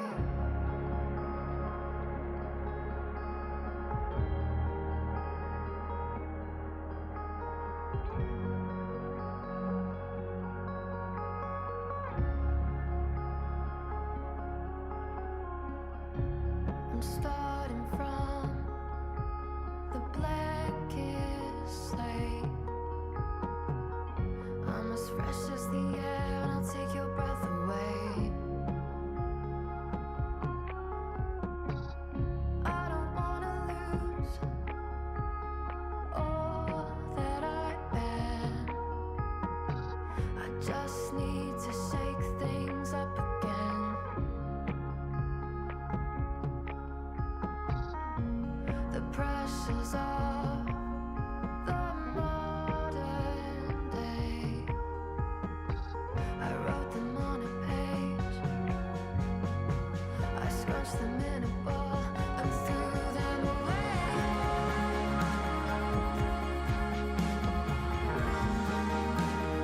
I threw them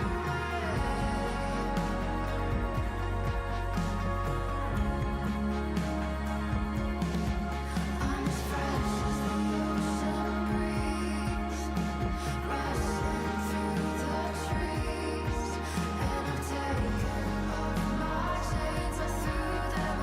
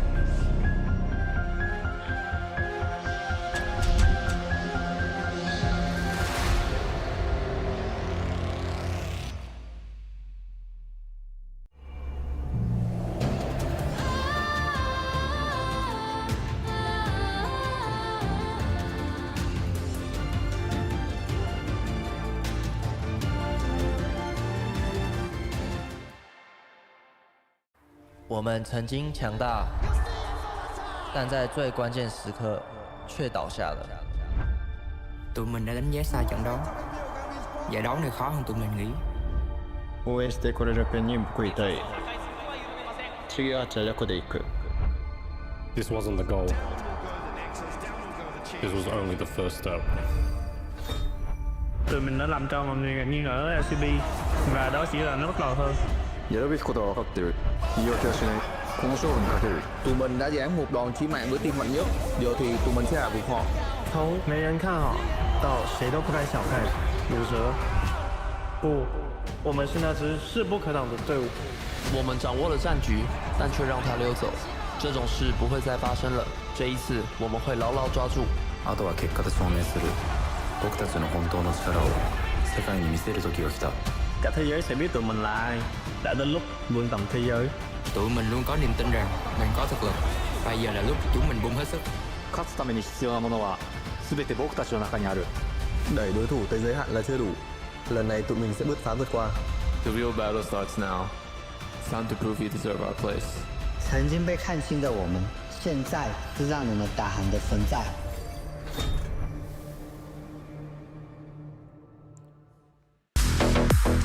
And we are back. Rest is in, and one more game for CFO to set themselves as that primary first place position.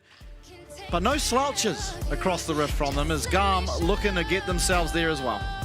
Yeah, I mean, look, again, a pretty solid showing from Garm, all said and done, but CFO just could not be stopped. They played exactly the way they needed to. They provided those openings. I mean, Hongq is such a linchpin to this team. If he's having a good lane, it's kind of hard to recover from. And the fact that he was so far gapped in that mid lane as well was just so problematic. Yeah, absolutely. Some unique jungle pathing from Junja once again, getting Hongq ahead, and Hongq just running away with it. Really well played. I mean, ultimately everyone on Talon played well by the end of that game. Well, Driver maybe they well, did, but it was CFO playing, not Talon. Yeah, well, I mean CFO. I mean, Driver as well was so close to getting that solo kill. It literally came down to mana. If he had mana for W, he gets it. Admittedly, Kaya playing phenomenally to find the turnaround kill there. You get down to 1 HP. You're not often looking to just get straight back in there and brawl, but Kaya, knowing his limits, able to do so, and it just unfortunately didn't really matter, as it was just so hard for him to find any forward progress into Hongq, who was more accelerated on the Victor.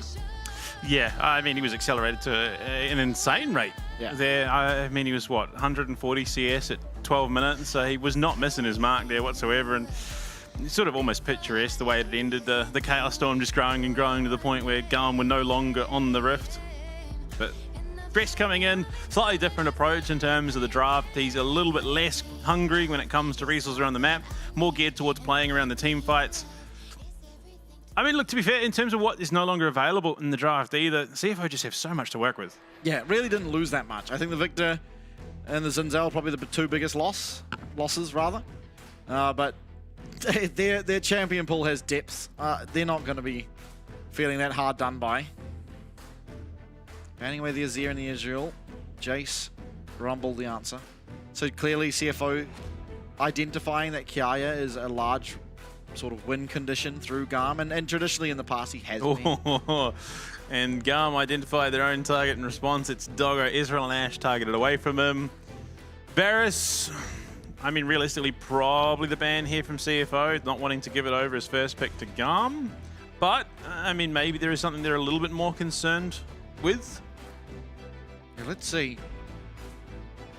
Jax maybe. Kaya, very good Jax player. There's Lilia. Okay, so taking away one of Levi's sort of carry champions. Obviously, he still has that back pocket Kindred, and one champ that he bought out at Worlds that looked really good. It doesn't look so good in the current day and age, but Shyvana. Would be cool to see him back on that. It started at the only person at Worlds getting Shyvana bans every game. There you go, the Varus picked up off the rip because it was let through.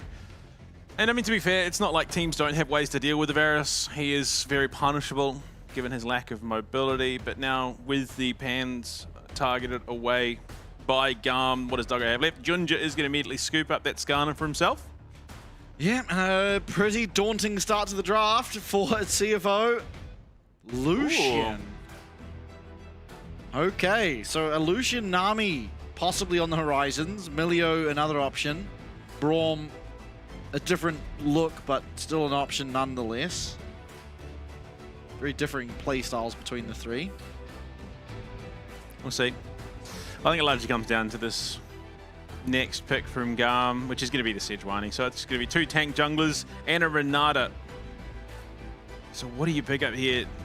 Do you opt to go a little bit safer? Do you look to play on the aggressive? I think it should just be Nami. I mean, realistically, that's probably the best bet. And again, Kai Wing stepping out into the Enchantress supports. I think it's just, again, with a Skarner and a Lucian Nami, that's such an impressive combo already. Yeah, and it's just largely because in this lane, you have to help Lucian through it.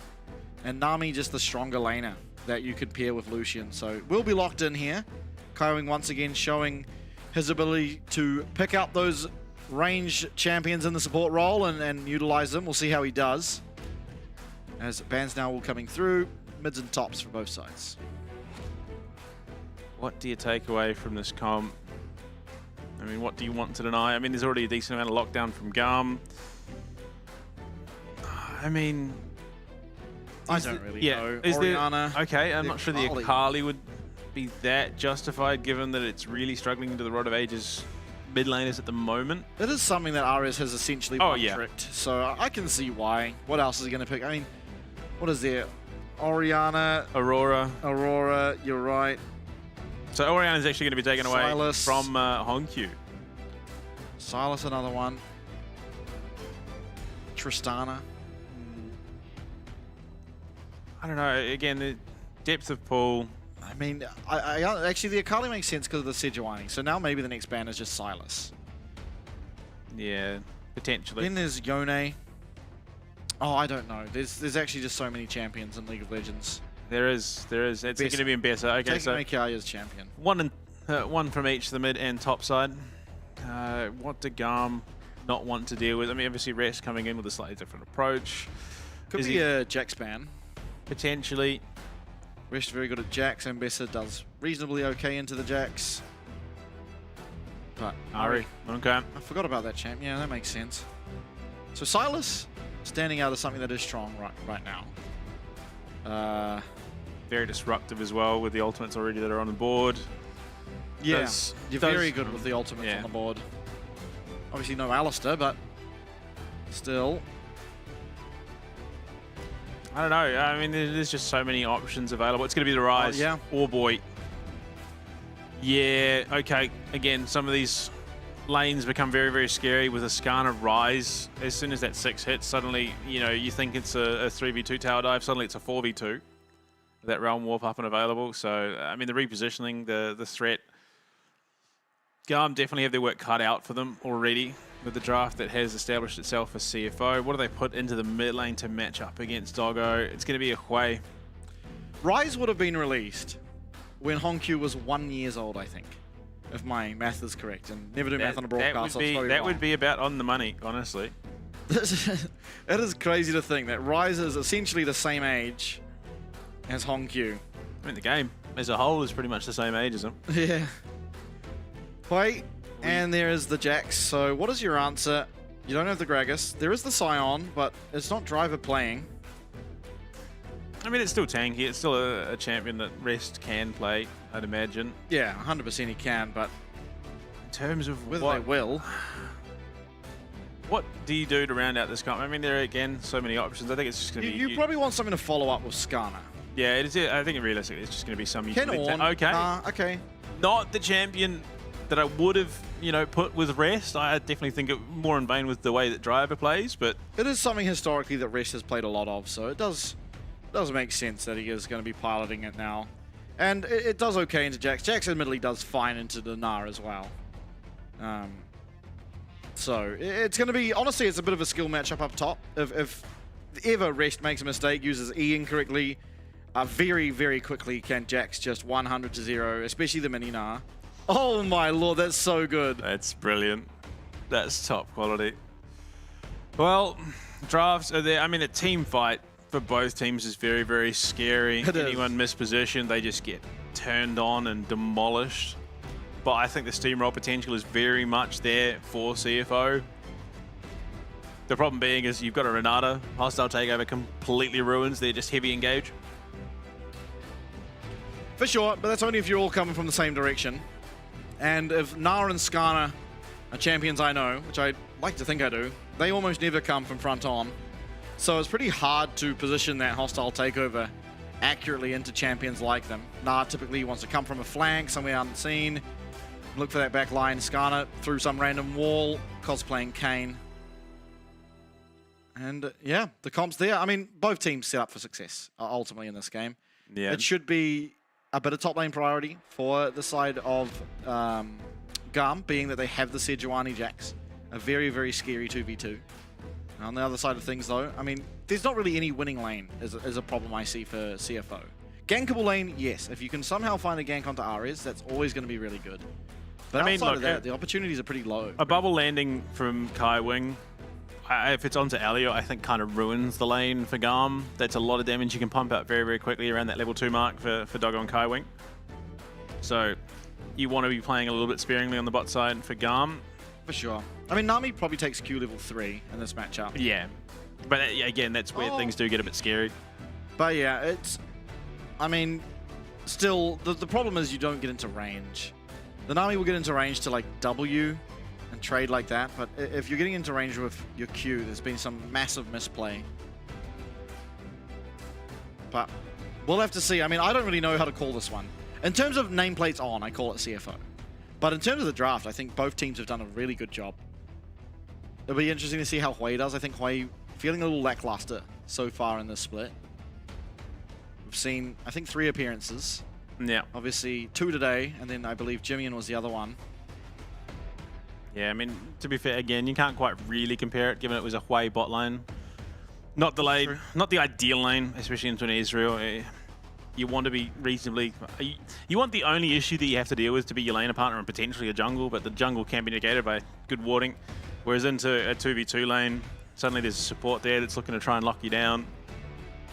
And into an Israel who is, again, just so much more capable of getting those shots through and getting that little bit of chip damage and continuing to force the issue. So going into it, I mean, yeah, look, on paper, CFO wins this, but Garm just seem to have that underdog factor. You see Levi on a team, and you already know that every game is winnable. This guy has it in himself to just carry a game. He's on the Sejuani, so it's been made a little bit more difficult for him. But you can carry games in more ways than one. There he is. The hype man, taking over Mr. Stake Shift. Yeah.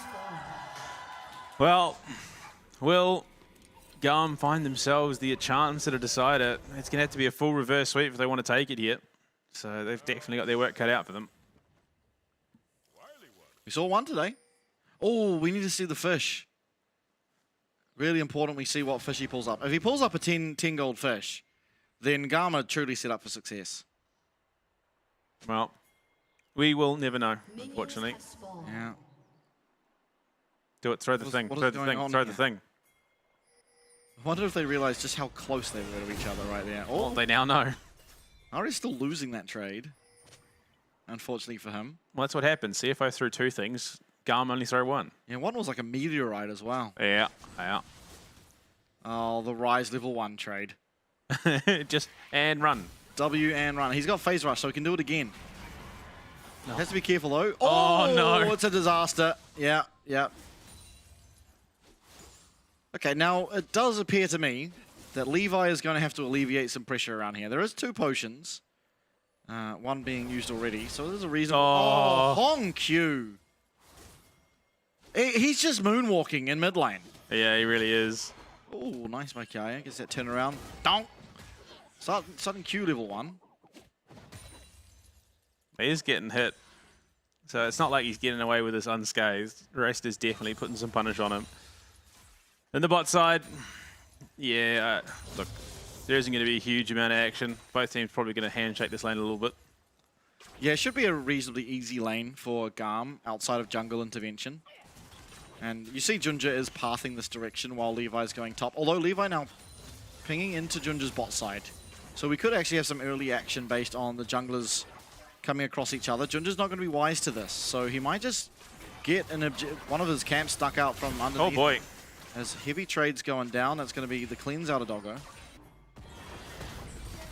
Yeah, Junja finds out and gets his wolves smited away from him, but pings are coming down. A lot of Garm pings. This is a fight that at this point in time should be favorable towards the side of Garm, but blue buff picked up by Junja.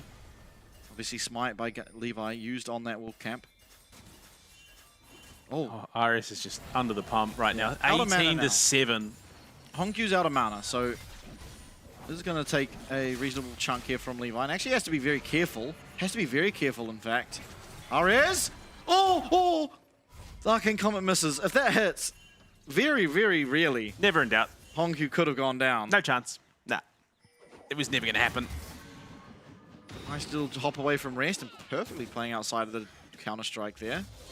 Oh boy, okay. So yeah, he aggressively flashes onto Ares and just rips his entire health bar apart. Lucky to have survived. But with Levi coming back, it allows Ares to get some farm back and he's able to teleport back into lane. Doesn't actually get anything for himself, unfortunately. Yeah, definitely a better back for Rise, because he at least gets the tier. Well, so yeah, he backs, teleports into lane, gets the what 19 CS he has now, and is now backing off to pick up his first whatever it is he gets from the shop. Yeah, I wonder what it would be. Dark Seal. Okay, tier. He goes a tier, so he's going the serious build. Rest, putting Kai under the pump. Oh, turnabout is fair play at the end of the day, and Junja says, well, if you're coming to my town, I'm coming to yours.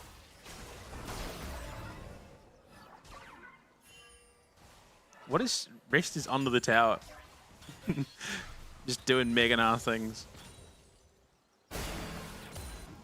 Oh, yeah, I mean, truly doing a great job here. Laning early into this Jax. Looking for the recall, but Kya's going to know. Will actually be level 6 first for Jax, so Rest has to be really careful with this wave pushing. There's been a lot of desperate just sort of skirmishing across the map at the moment, or cheeky from Doggo there. Yeah, I just feel like inevitably something crazy is... Like, the first thing that happened is most likely going to be a massive fight around something. Because ultimately, that's what Lucian and Nami excel at. Absolutely. If you find these, like, really short trades and then you turn it into a big fight, then it's really good. But you kind of got a tidal wave and then the hostile takeover that will probably just end up crashing into each other and going forward. Again, yeah, the momentum has been a little bit odd coming into the new changes on the Rift. And even with CFO and Garm, they are not immune from that fact either. Oh boy, this rap could be very dangerous. Yeah, and here we go. Levi going to be able to find his way here into onto Doggo. No flash available, but he's trying to turn it around, and he's not going to be able to. That's first blood picked up. It's Artemis on the Ferris that will get it done. That's big. I mean, this has been brewing for a good while now. And realistically, I don't know if there is going to be much that really translates. I don't see it as a situation where this game now snowballs completely out of control for this Garm roster, but that's definitely what they need to start the acceleration. Yeah, able to pick up that first blood, but it's CFO looking to strike first in terms of the objectives as the Dragon will be started up, and Livy in the area maybe coming down to try and search for the fight.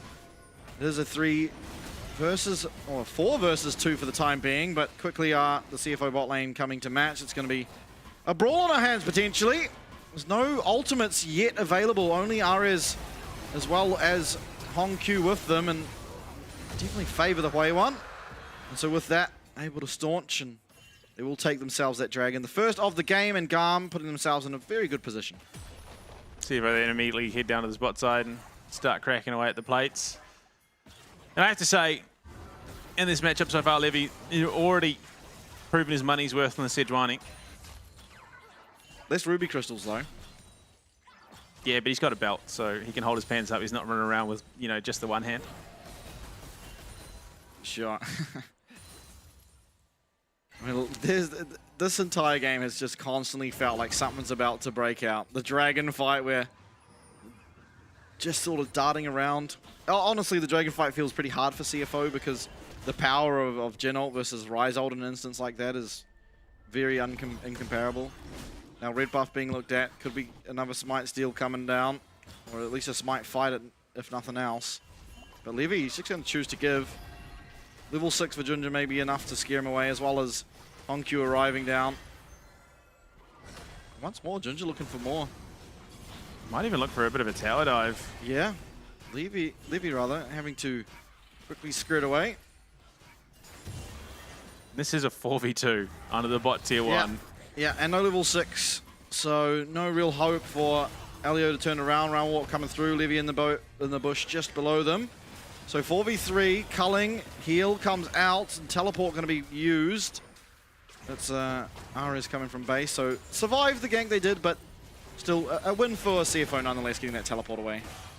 They do stop the backs, but I mean, baiting at the teleport's kind of big. Oh, hold up, walking forward, that's the bubble, and in comes Ginger. He actually misses, and the Impale is flashed away from an uncharacteristic mistake, but Ares 1 HP. Can they find the damage? Honkyu is concerned. Oh, he gets it.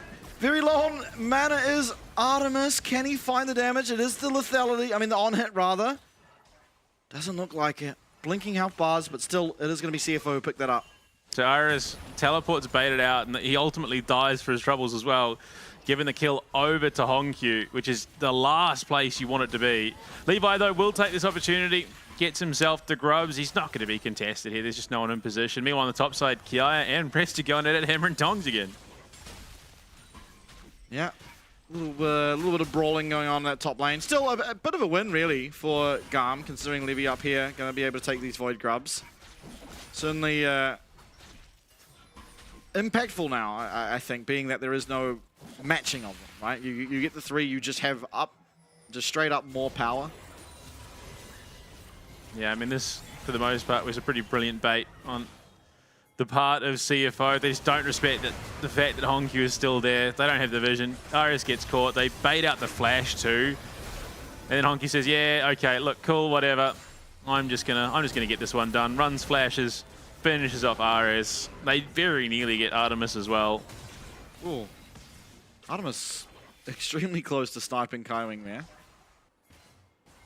Yeah, and honestly though, still an uncharacteristic mistake from Ginger. If he just connects with that E, probably not going to lose the flash on Honkyu at the back end, but still gold on to Honkyu. He had a great game number 1. Starting off game 2 just as well. I mean, these two have been fighting. Again, the damage, bit fraudulent in terms of actually being representative of what's going on. They've just been fighting consistently each other there.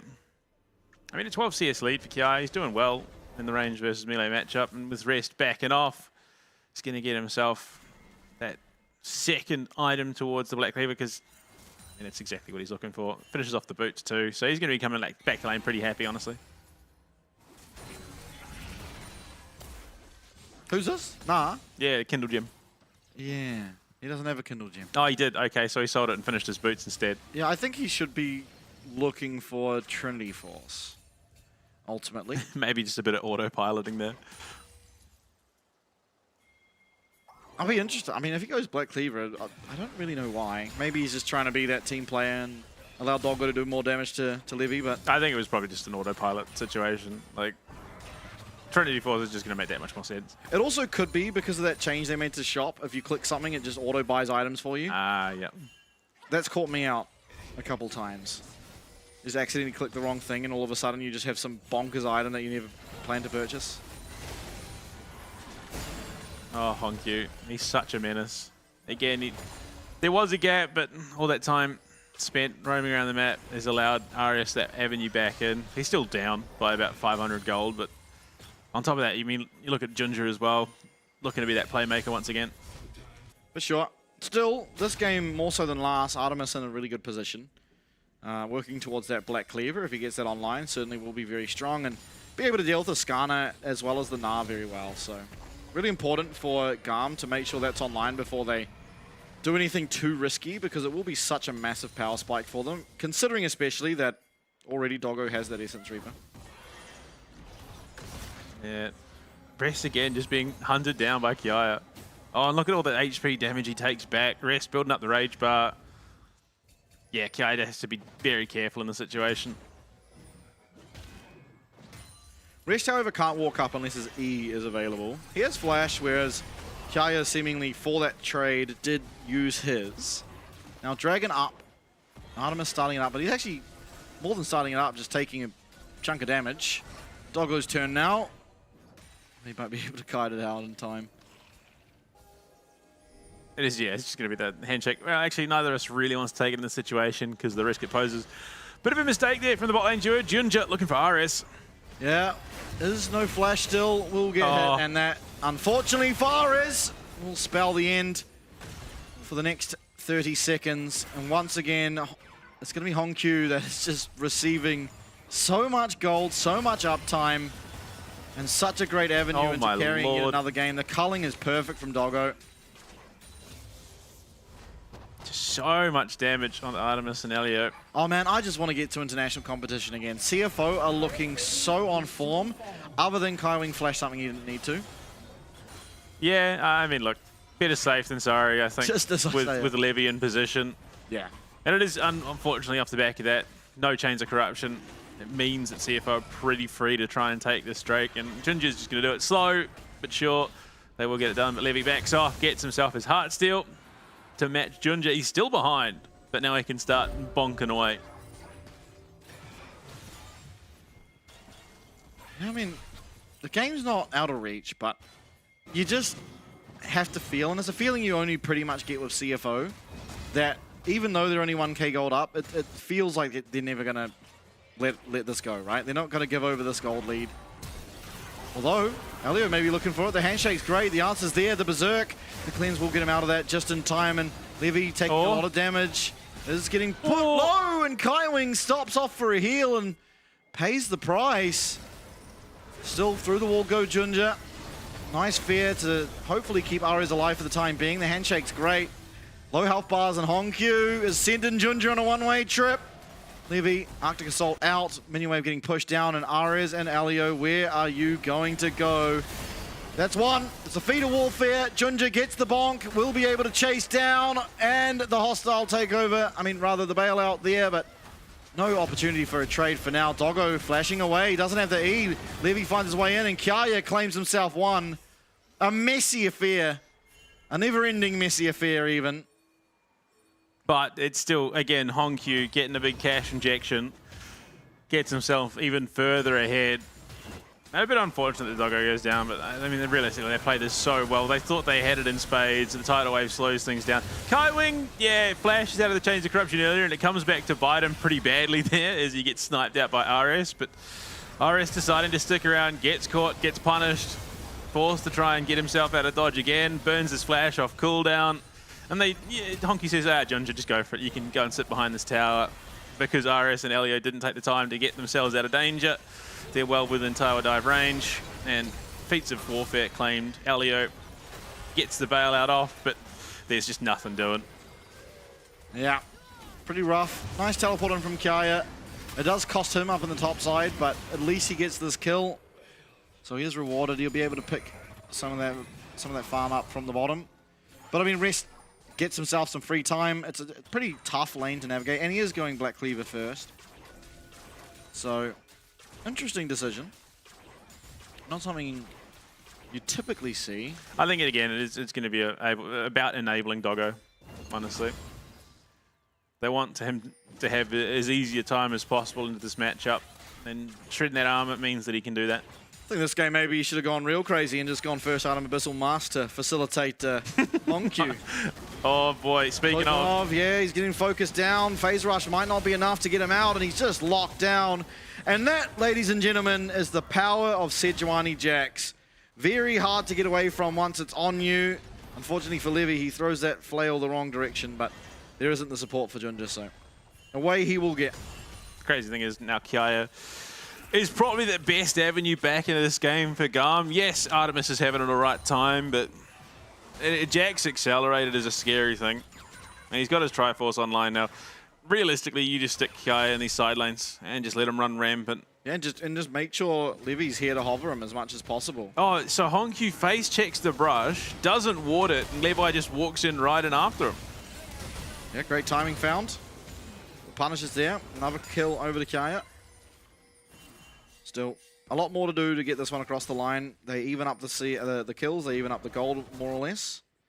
Dragons even, pretty even really. Oh, Junja, you are so out of position. No, Hongkyu's there, not able to find that lockdown, and with the ward, Kay gets himself out. Still, not much. I mean, Kay ultimately is going to be okay. Black Cleaver's finished there for rest, so he's going to be doing a decent chunk of damage if he finds someone to stick to, and he's going to do a lot to enable Doggo in this matchup. Yeah, pacing's an interesting one. 40 seconds to the next Drake. Herald is up and alive. You can see priority seems to be the Rift Herald for Garm this town. It doesn't feel like we're almost 20 minutes in. Yeah. It really doesn't. Garm starting up this Rift Herald now.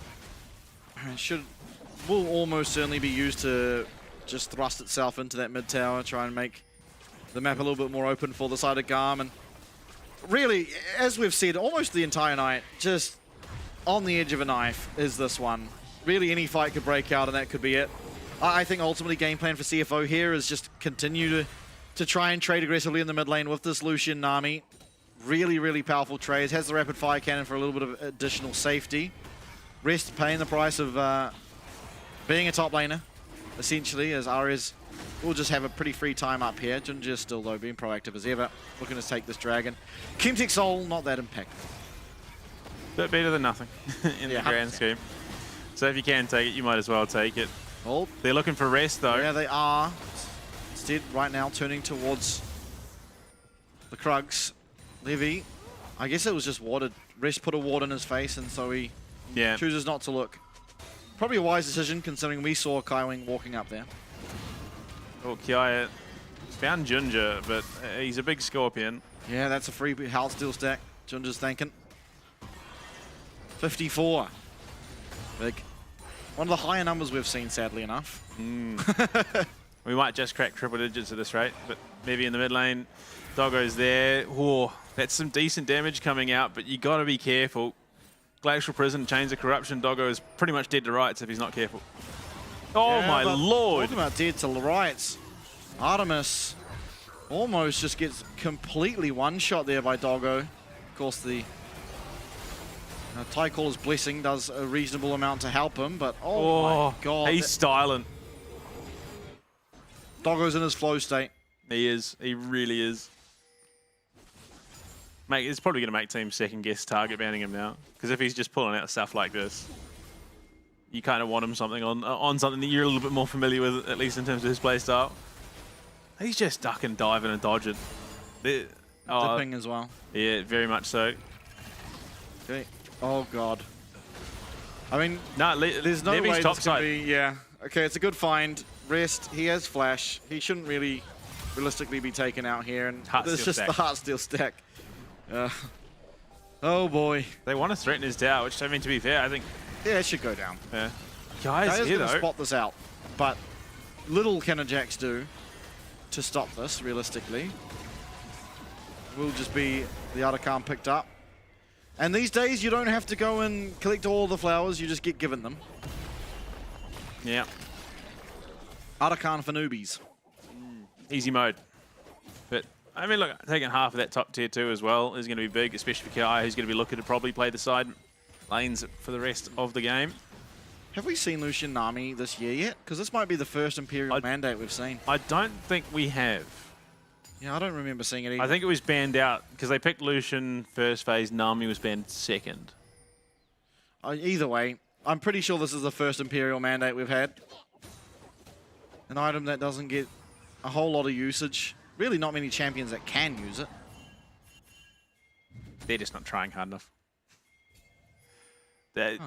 Yeah, look. Again, it's a pretty rare combo. One of those ones where it's usually coming about because of the Fearless Draft. Oh, RS, yeah, you got to be careful. If that landed, he was pulling the culling. He was, 100%. I mean, you look at he's well on his way to his third item.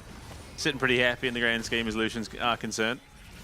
Yeah, Lucian with the Nami is really nice because you get to skip boots.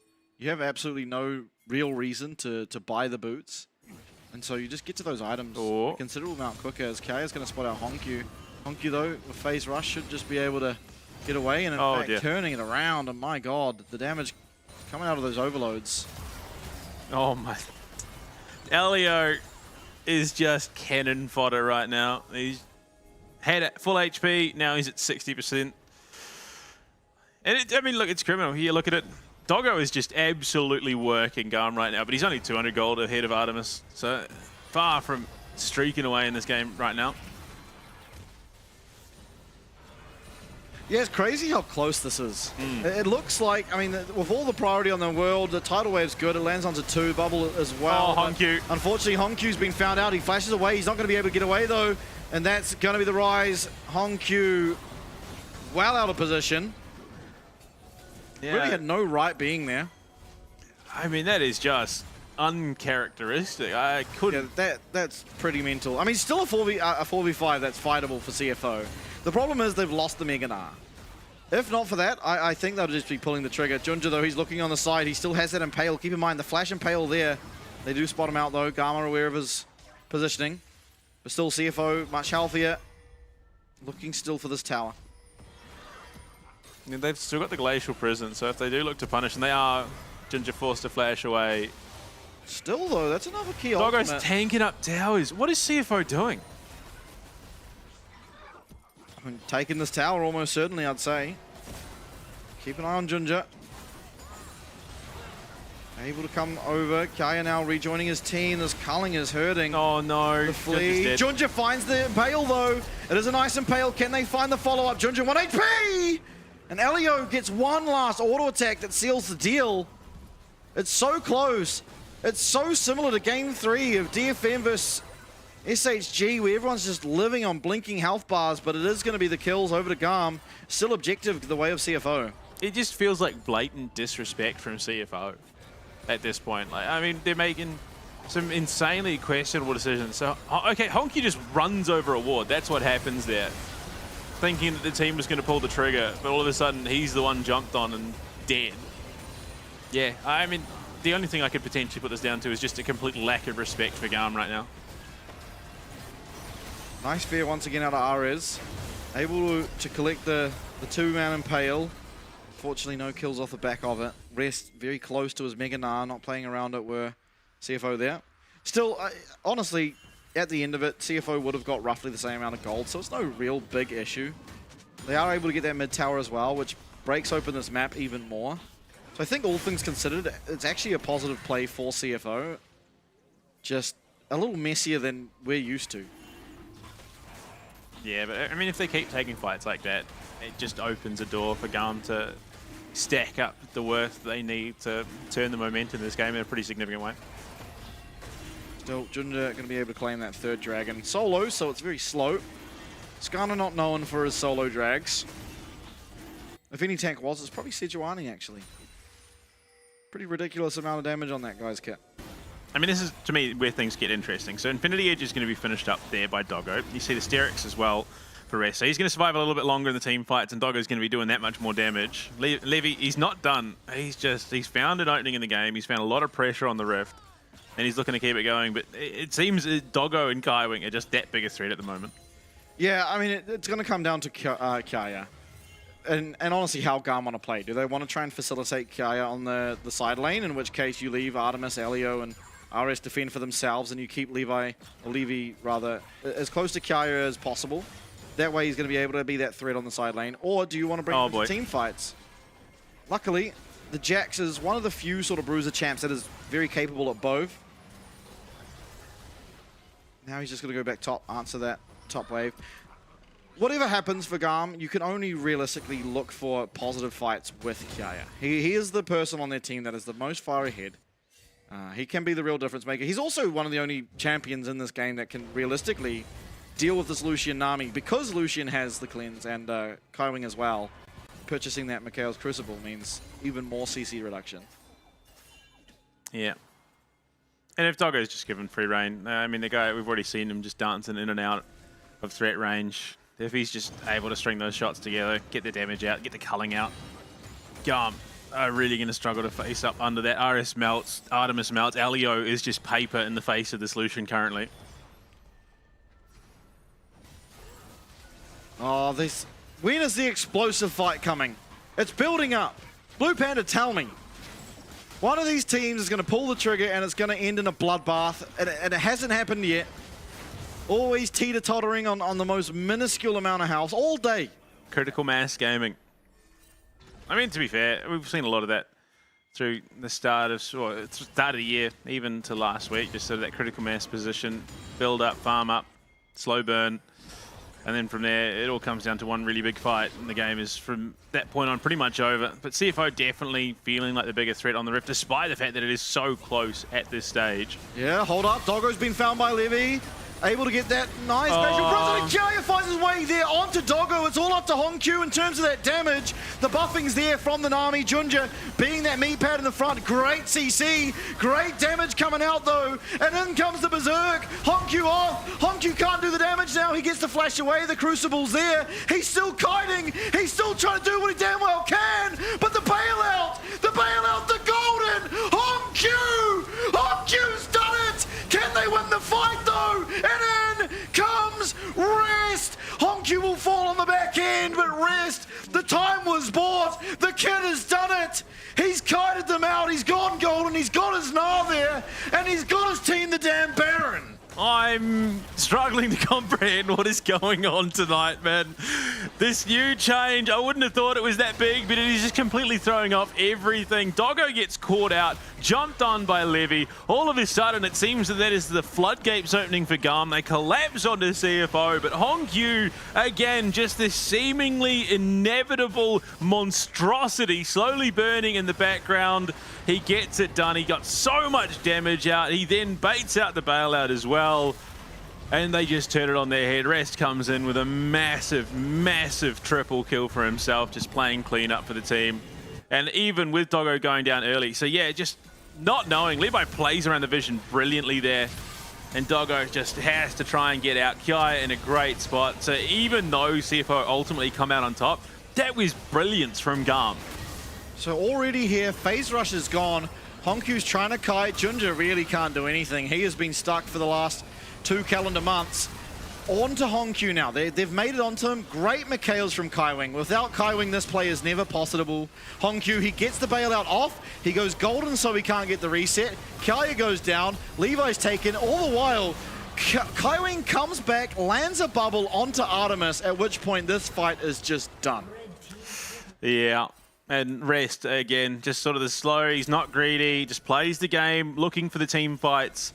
But when he gets into those team fights, he does so much and picks himself up at triple. The gold now streaks ahead. It's a 3K lead from what was an even game state. And CFO primed already 25 seconds to the Chemtech solve for themselves, and look at Rest. He's just up on the top side, being a menace, being a nuisance.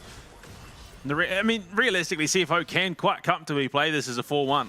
Yeah, I mean, they're just going to be looking for this Dragon Soul. 10 seconds on the Chemtech Soul. The Baron's still pressuring the top side. Kiaya is pinned to his tower. And again, they cannot fight without Kiaya. Kiaya's now behind Rest. So from bad to worse off the back of that fight. And it should have been a great fight. I mean, how many times, as we see the Realm Warp used, have we seen a Skarner in that position just get one shot?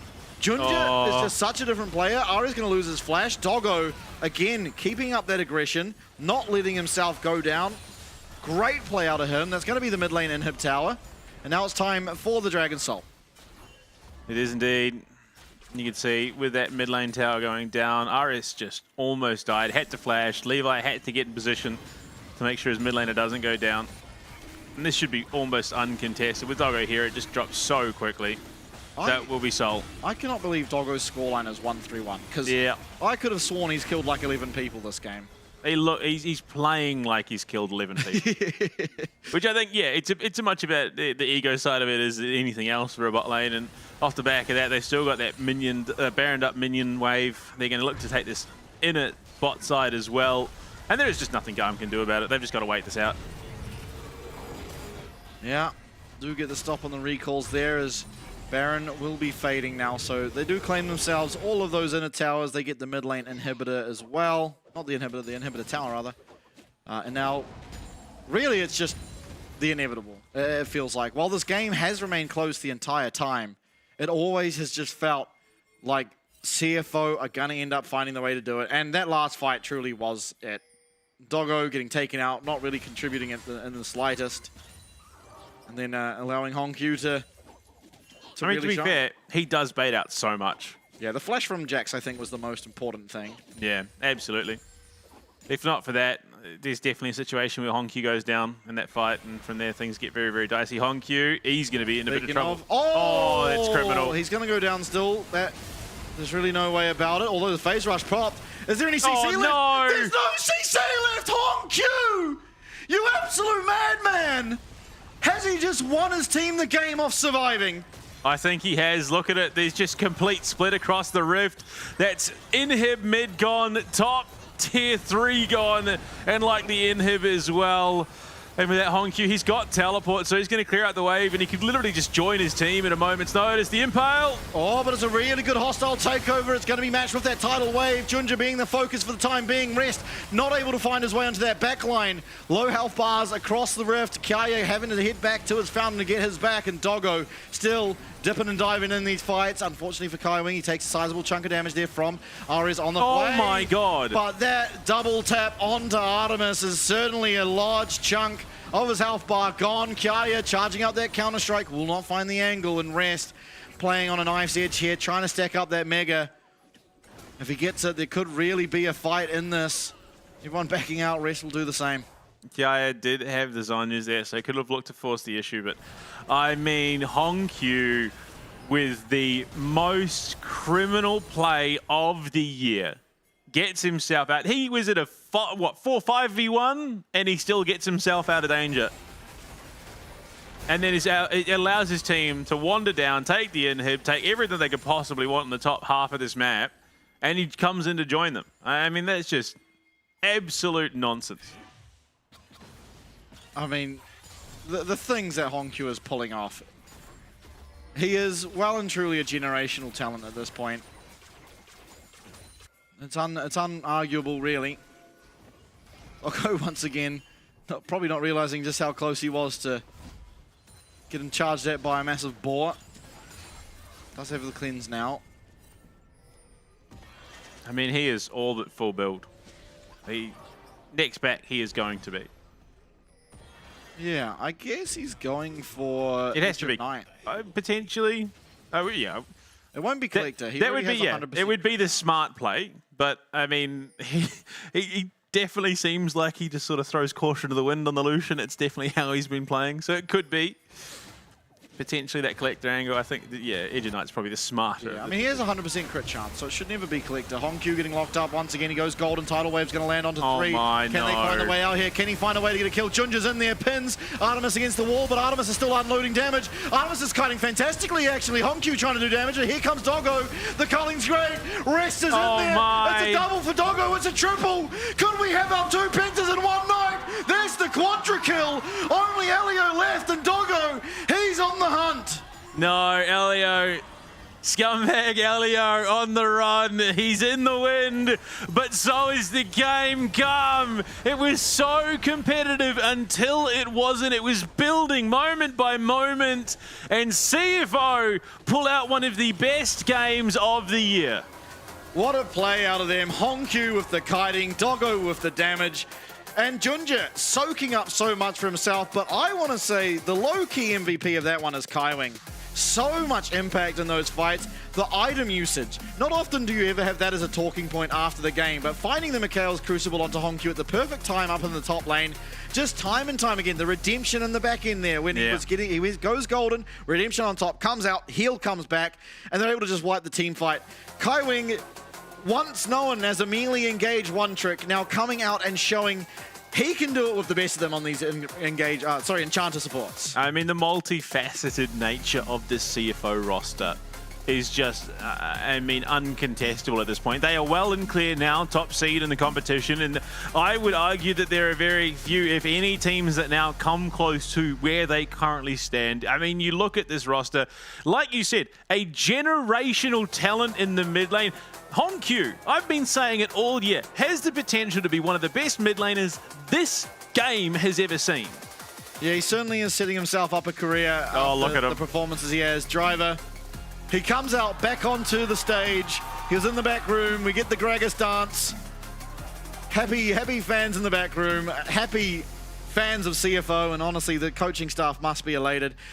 This really was their last test, I say with quotations, of the split. They have Team Secret Wales still, but other than that, they've gone against the second seed, the third seed, the fourth seed consecutively and come up 2-0, 2-1 against Talon, 2-0, 2-0.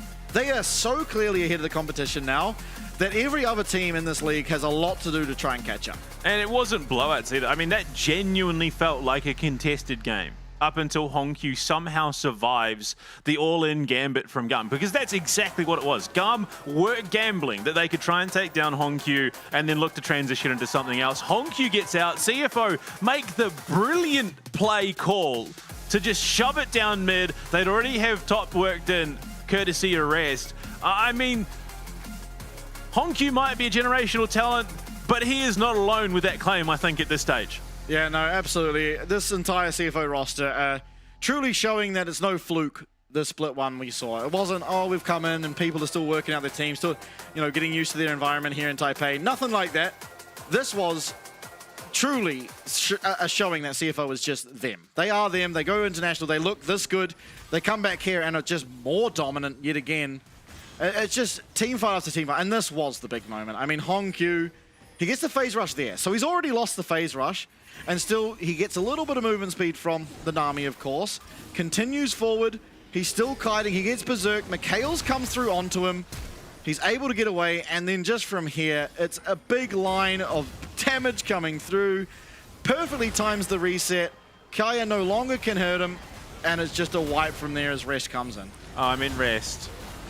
The man is just this slow brewing menace in the top lane. He doesn't come out flashy. He doesn't do anything just crazy out the gate. But when he finally joins in, and you talk about generational 90%. talents, 90% kill participation. He's done a third of the team's damage throughout that entire series, and he ends with a differential of 4,000 gold. Yeah, an unreal performance out of him. And once again, it is just showing of the growth of him as a player. Sure, there were some missteps. There were times in these games where he's probably caught out where he shouldn't have been. You don't expect the five-man bot. Realistically, he should have gone down there. He managed to escape. Great mechanics. But there are these things that he can improve on, which is great. Because you wouldn't want him to come in here and look absolutely infallible, because then you go international and you get exposed. The fact that he is looking this good still has things to work on. But it's just, in the very infancy of his career, is an amazing sign. I mean, the crazy thing is, and look, this is probably an incredibly ambitious statement. You look at this team, CFO, as it currently stands. They have gone from strength to strength. They have improved. And I think going into international competition through MSI and Worlds, they are really going to put the world on notice. But if this team continues with this trajectory, we might see another Southeast Asian team raise the trophy at a Worlds. Not this year, but I think there is a very good chance if they carry on going into next year. Yeah, absolutely. I don't see any real reason why not, right? The entirety of lolesports history, it's always been that Southeast Asia has been the underdogs. They got it done in Season 2, the Taipei Assassins. There's no reason why it can't happen again. But taking a look at the highlights, I mean, it was such a close game this entire time. Even here, today, in general, it seemed like everyone's living on just one single HP the entire day.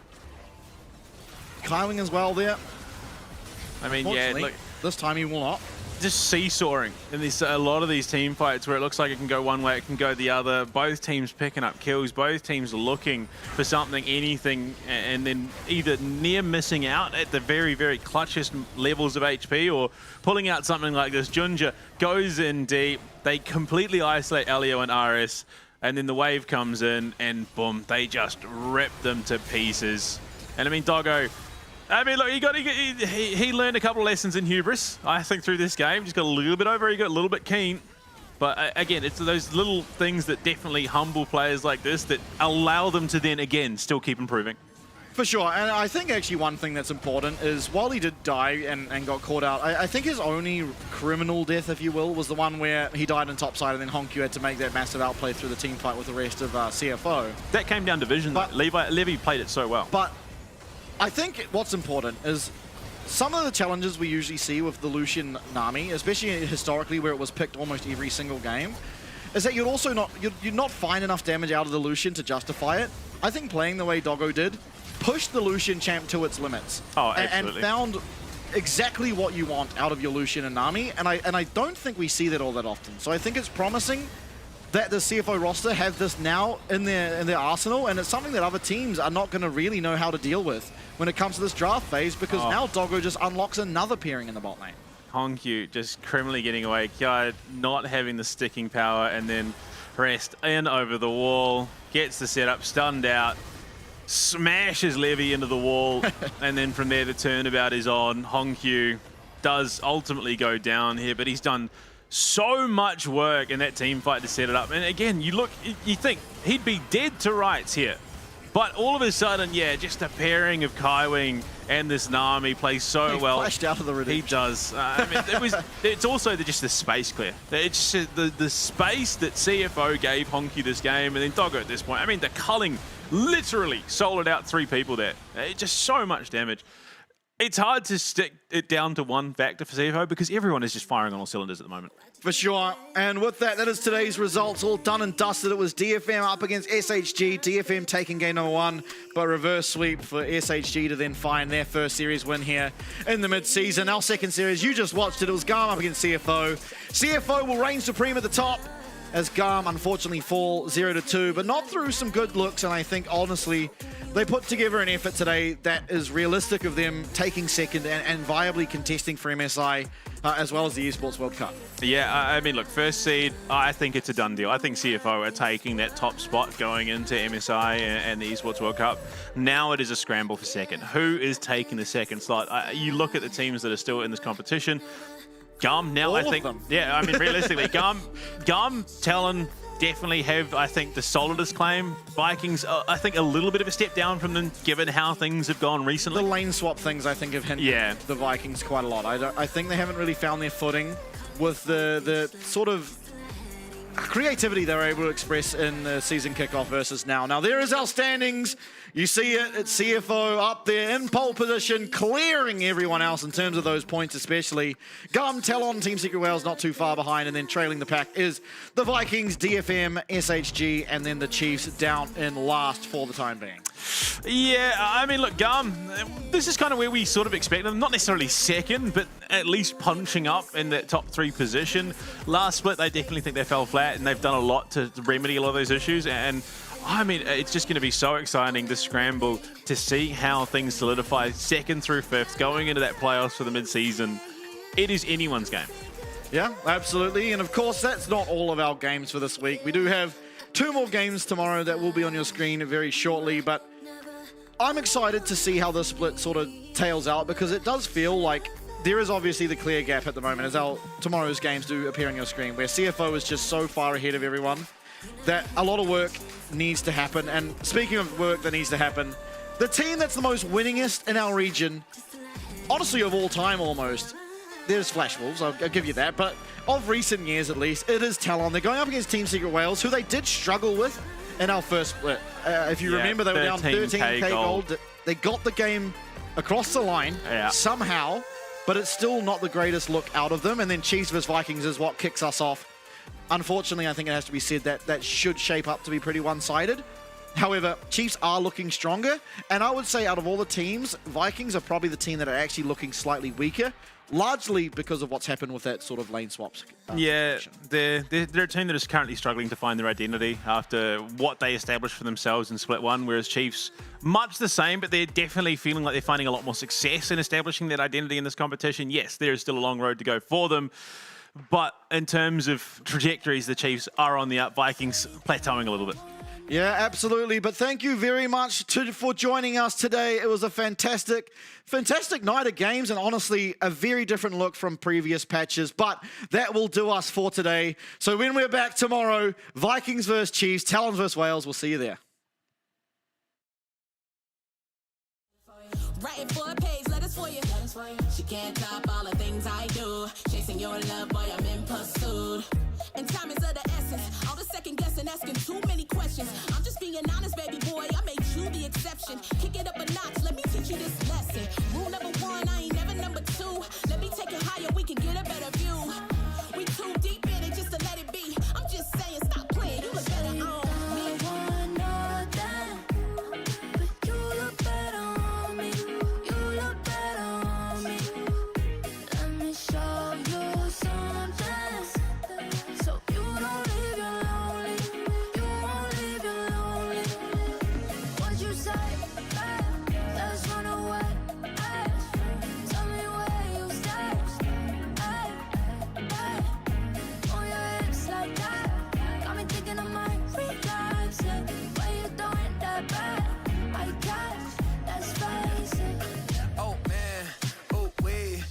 shawty got body when she moved to the beat. Said she used to have a man but had to leave him behind. And too cute for little buddy when she wear that designer. But trust that I floss, I could keep up. Straight spaghetti with the sauce when we link up. Modified T-tops with the V12 engine. Let you whip it, baby, not to mention I got your whole attention. Now you tempted, take you anywhere that you want. That's a gold impression. Every summer in the jet just to go around the world. Promise you gon' get tired of the diamonds and pearls, girl.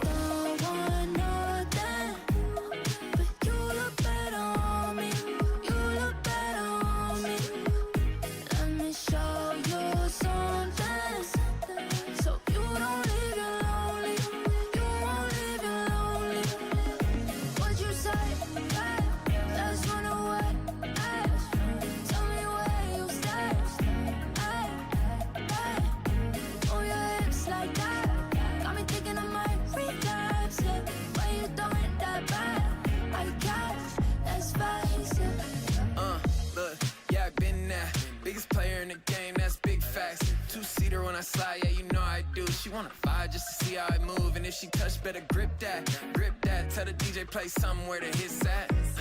I ain't messing with nobody that ain't getting the cake. Throw stacks, I'll consider it maybe. Say you don't want nothing, but you look better on me. You look better on me. Let me show you something, so you don't leave you lonely. You won't leave you lonely. What you say? Let's run away. Tell me where you stay. Move your hips like that. Got me thinking I might relapse. Why you doing that bad? I guess let's face it.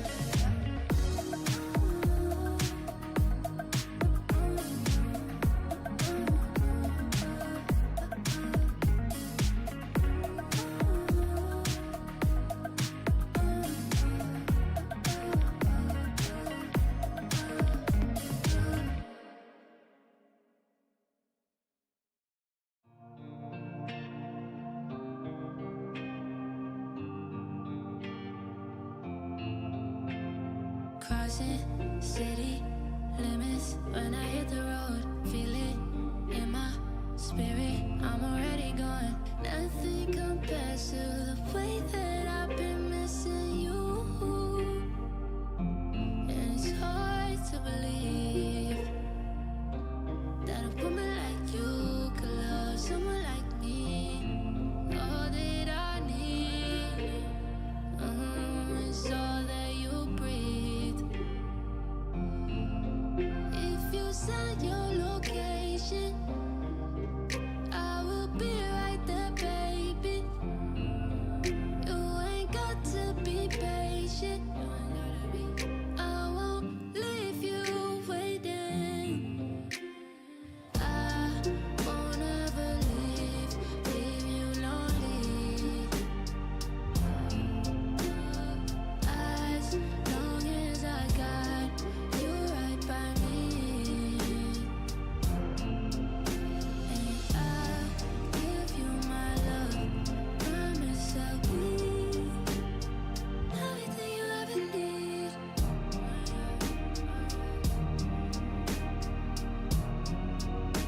You know that's right, baby.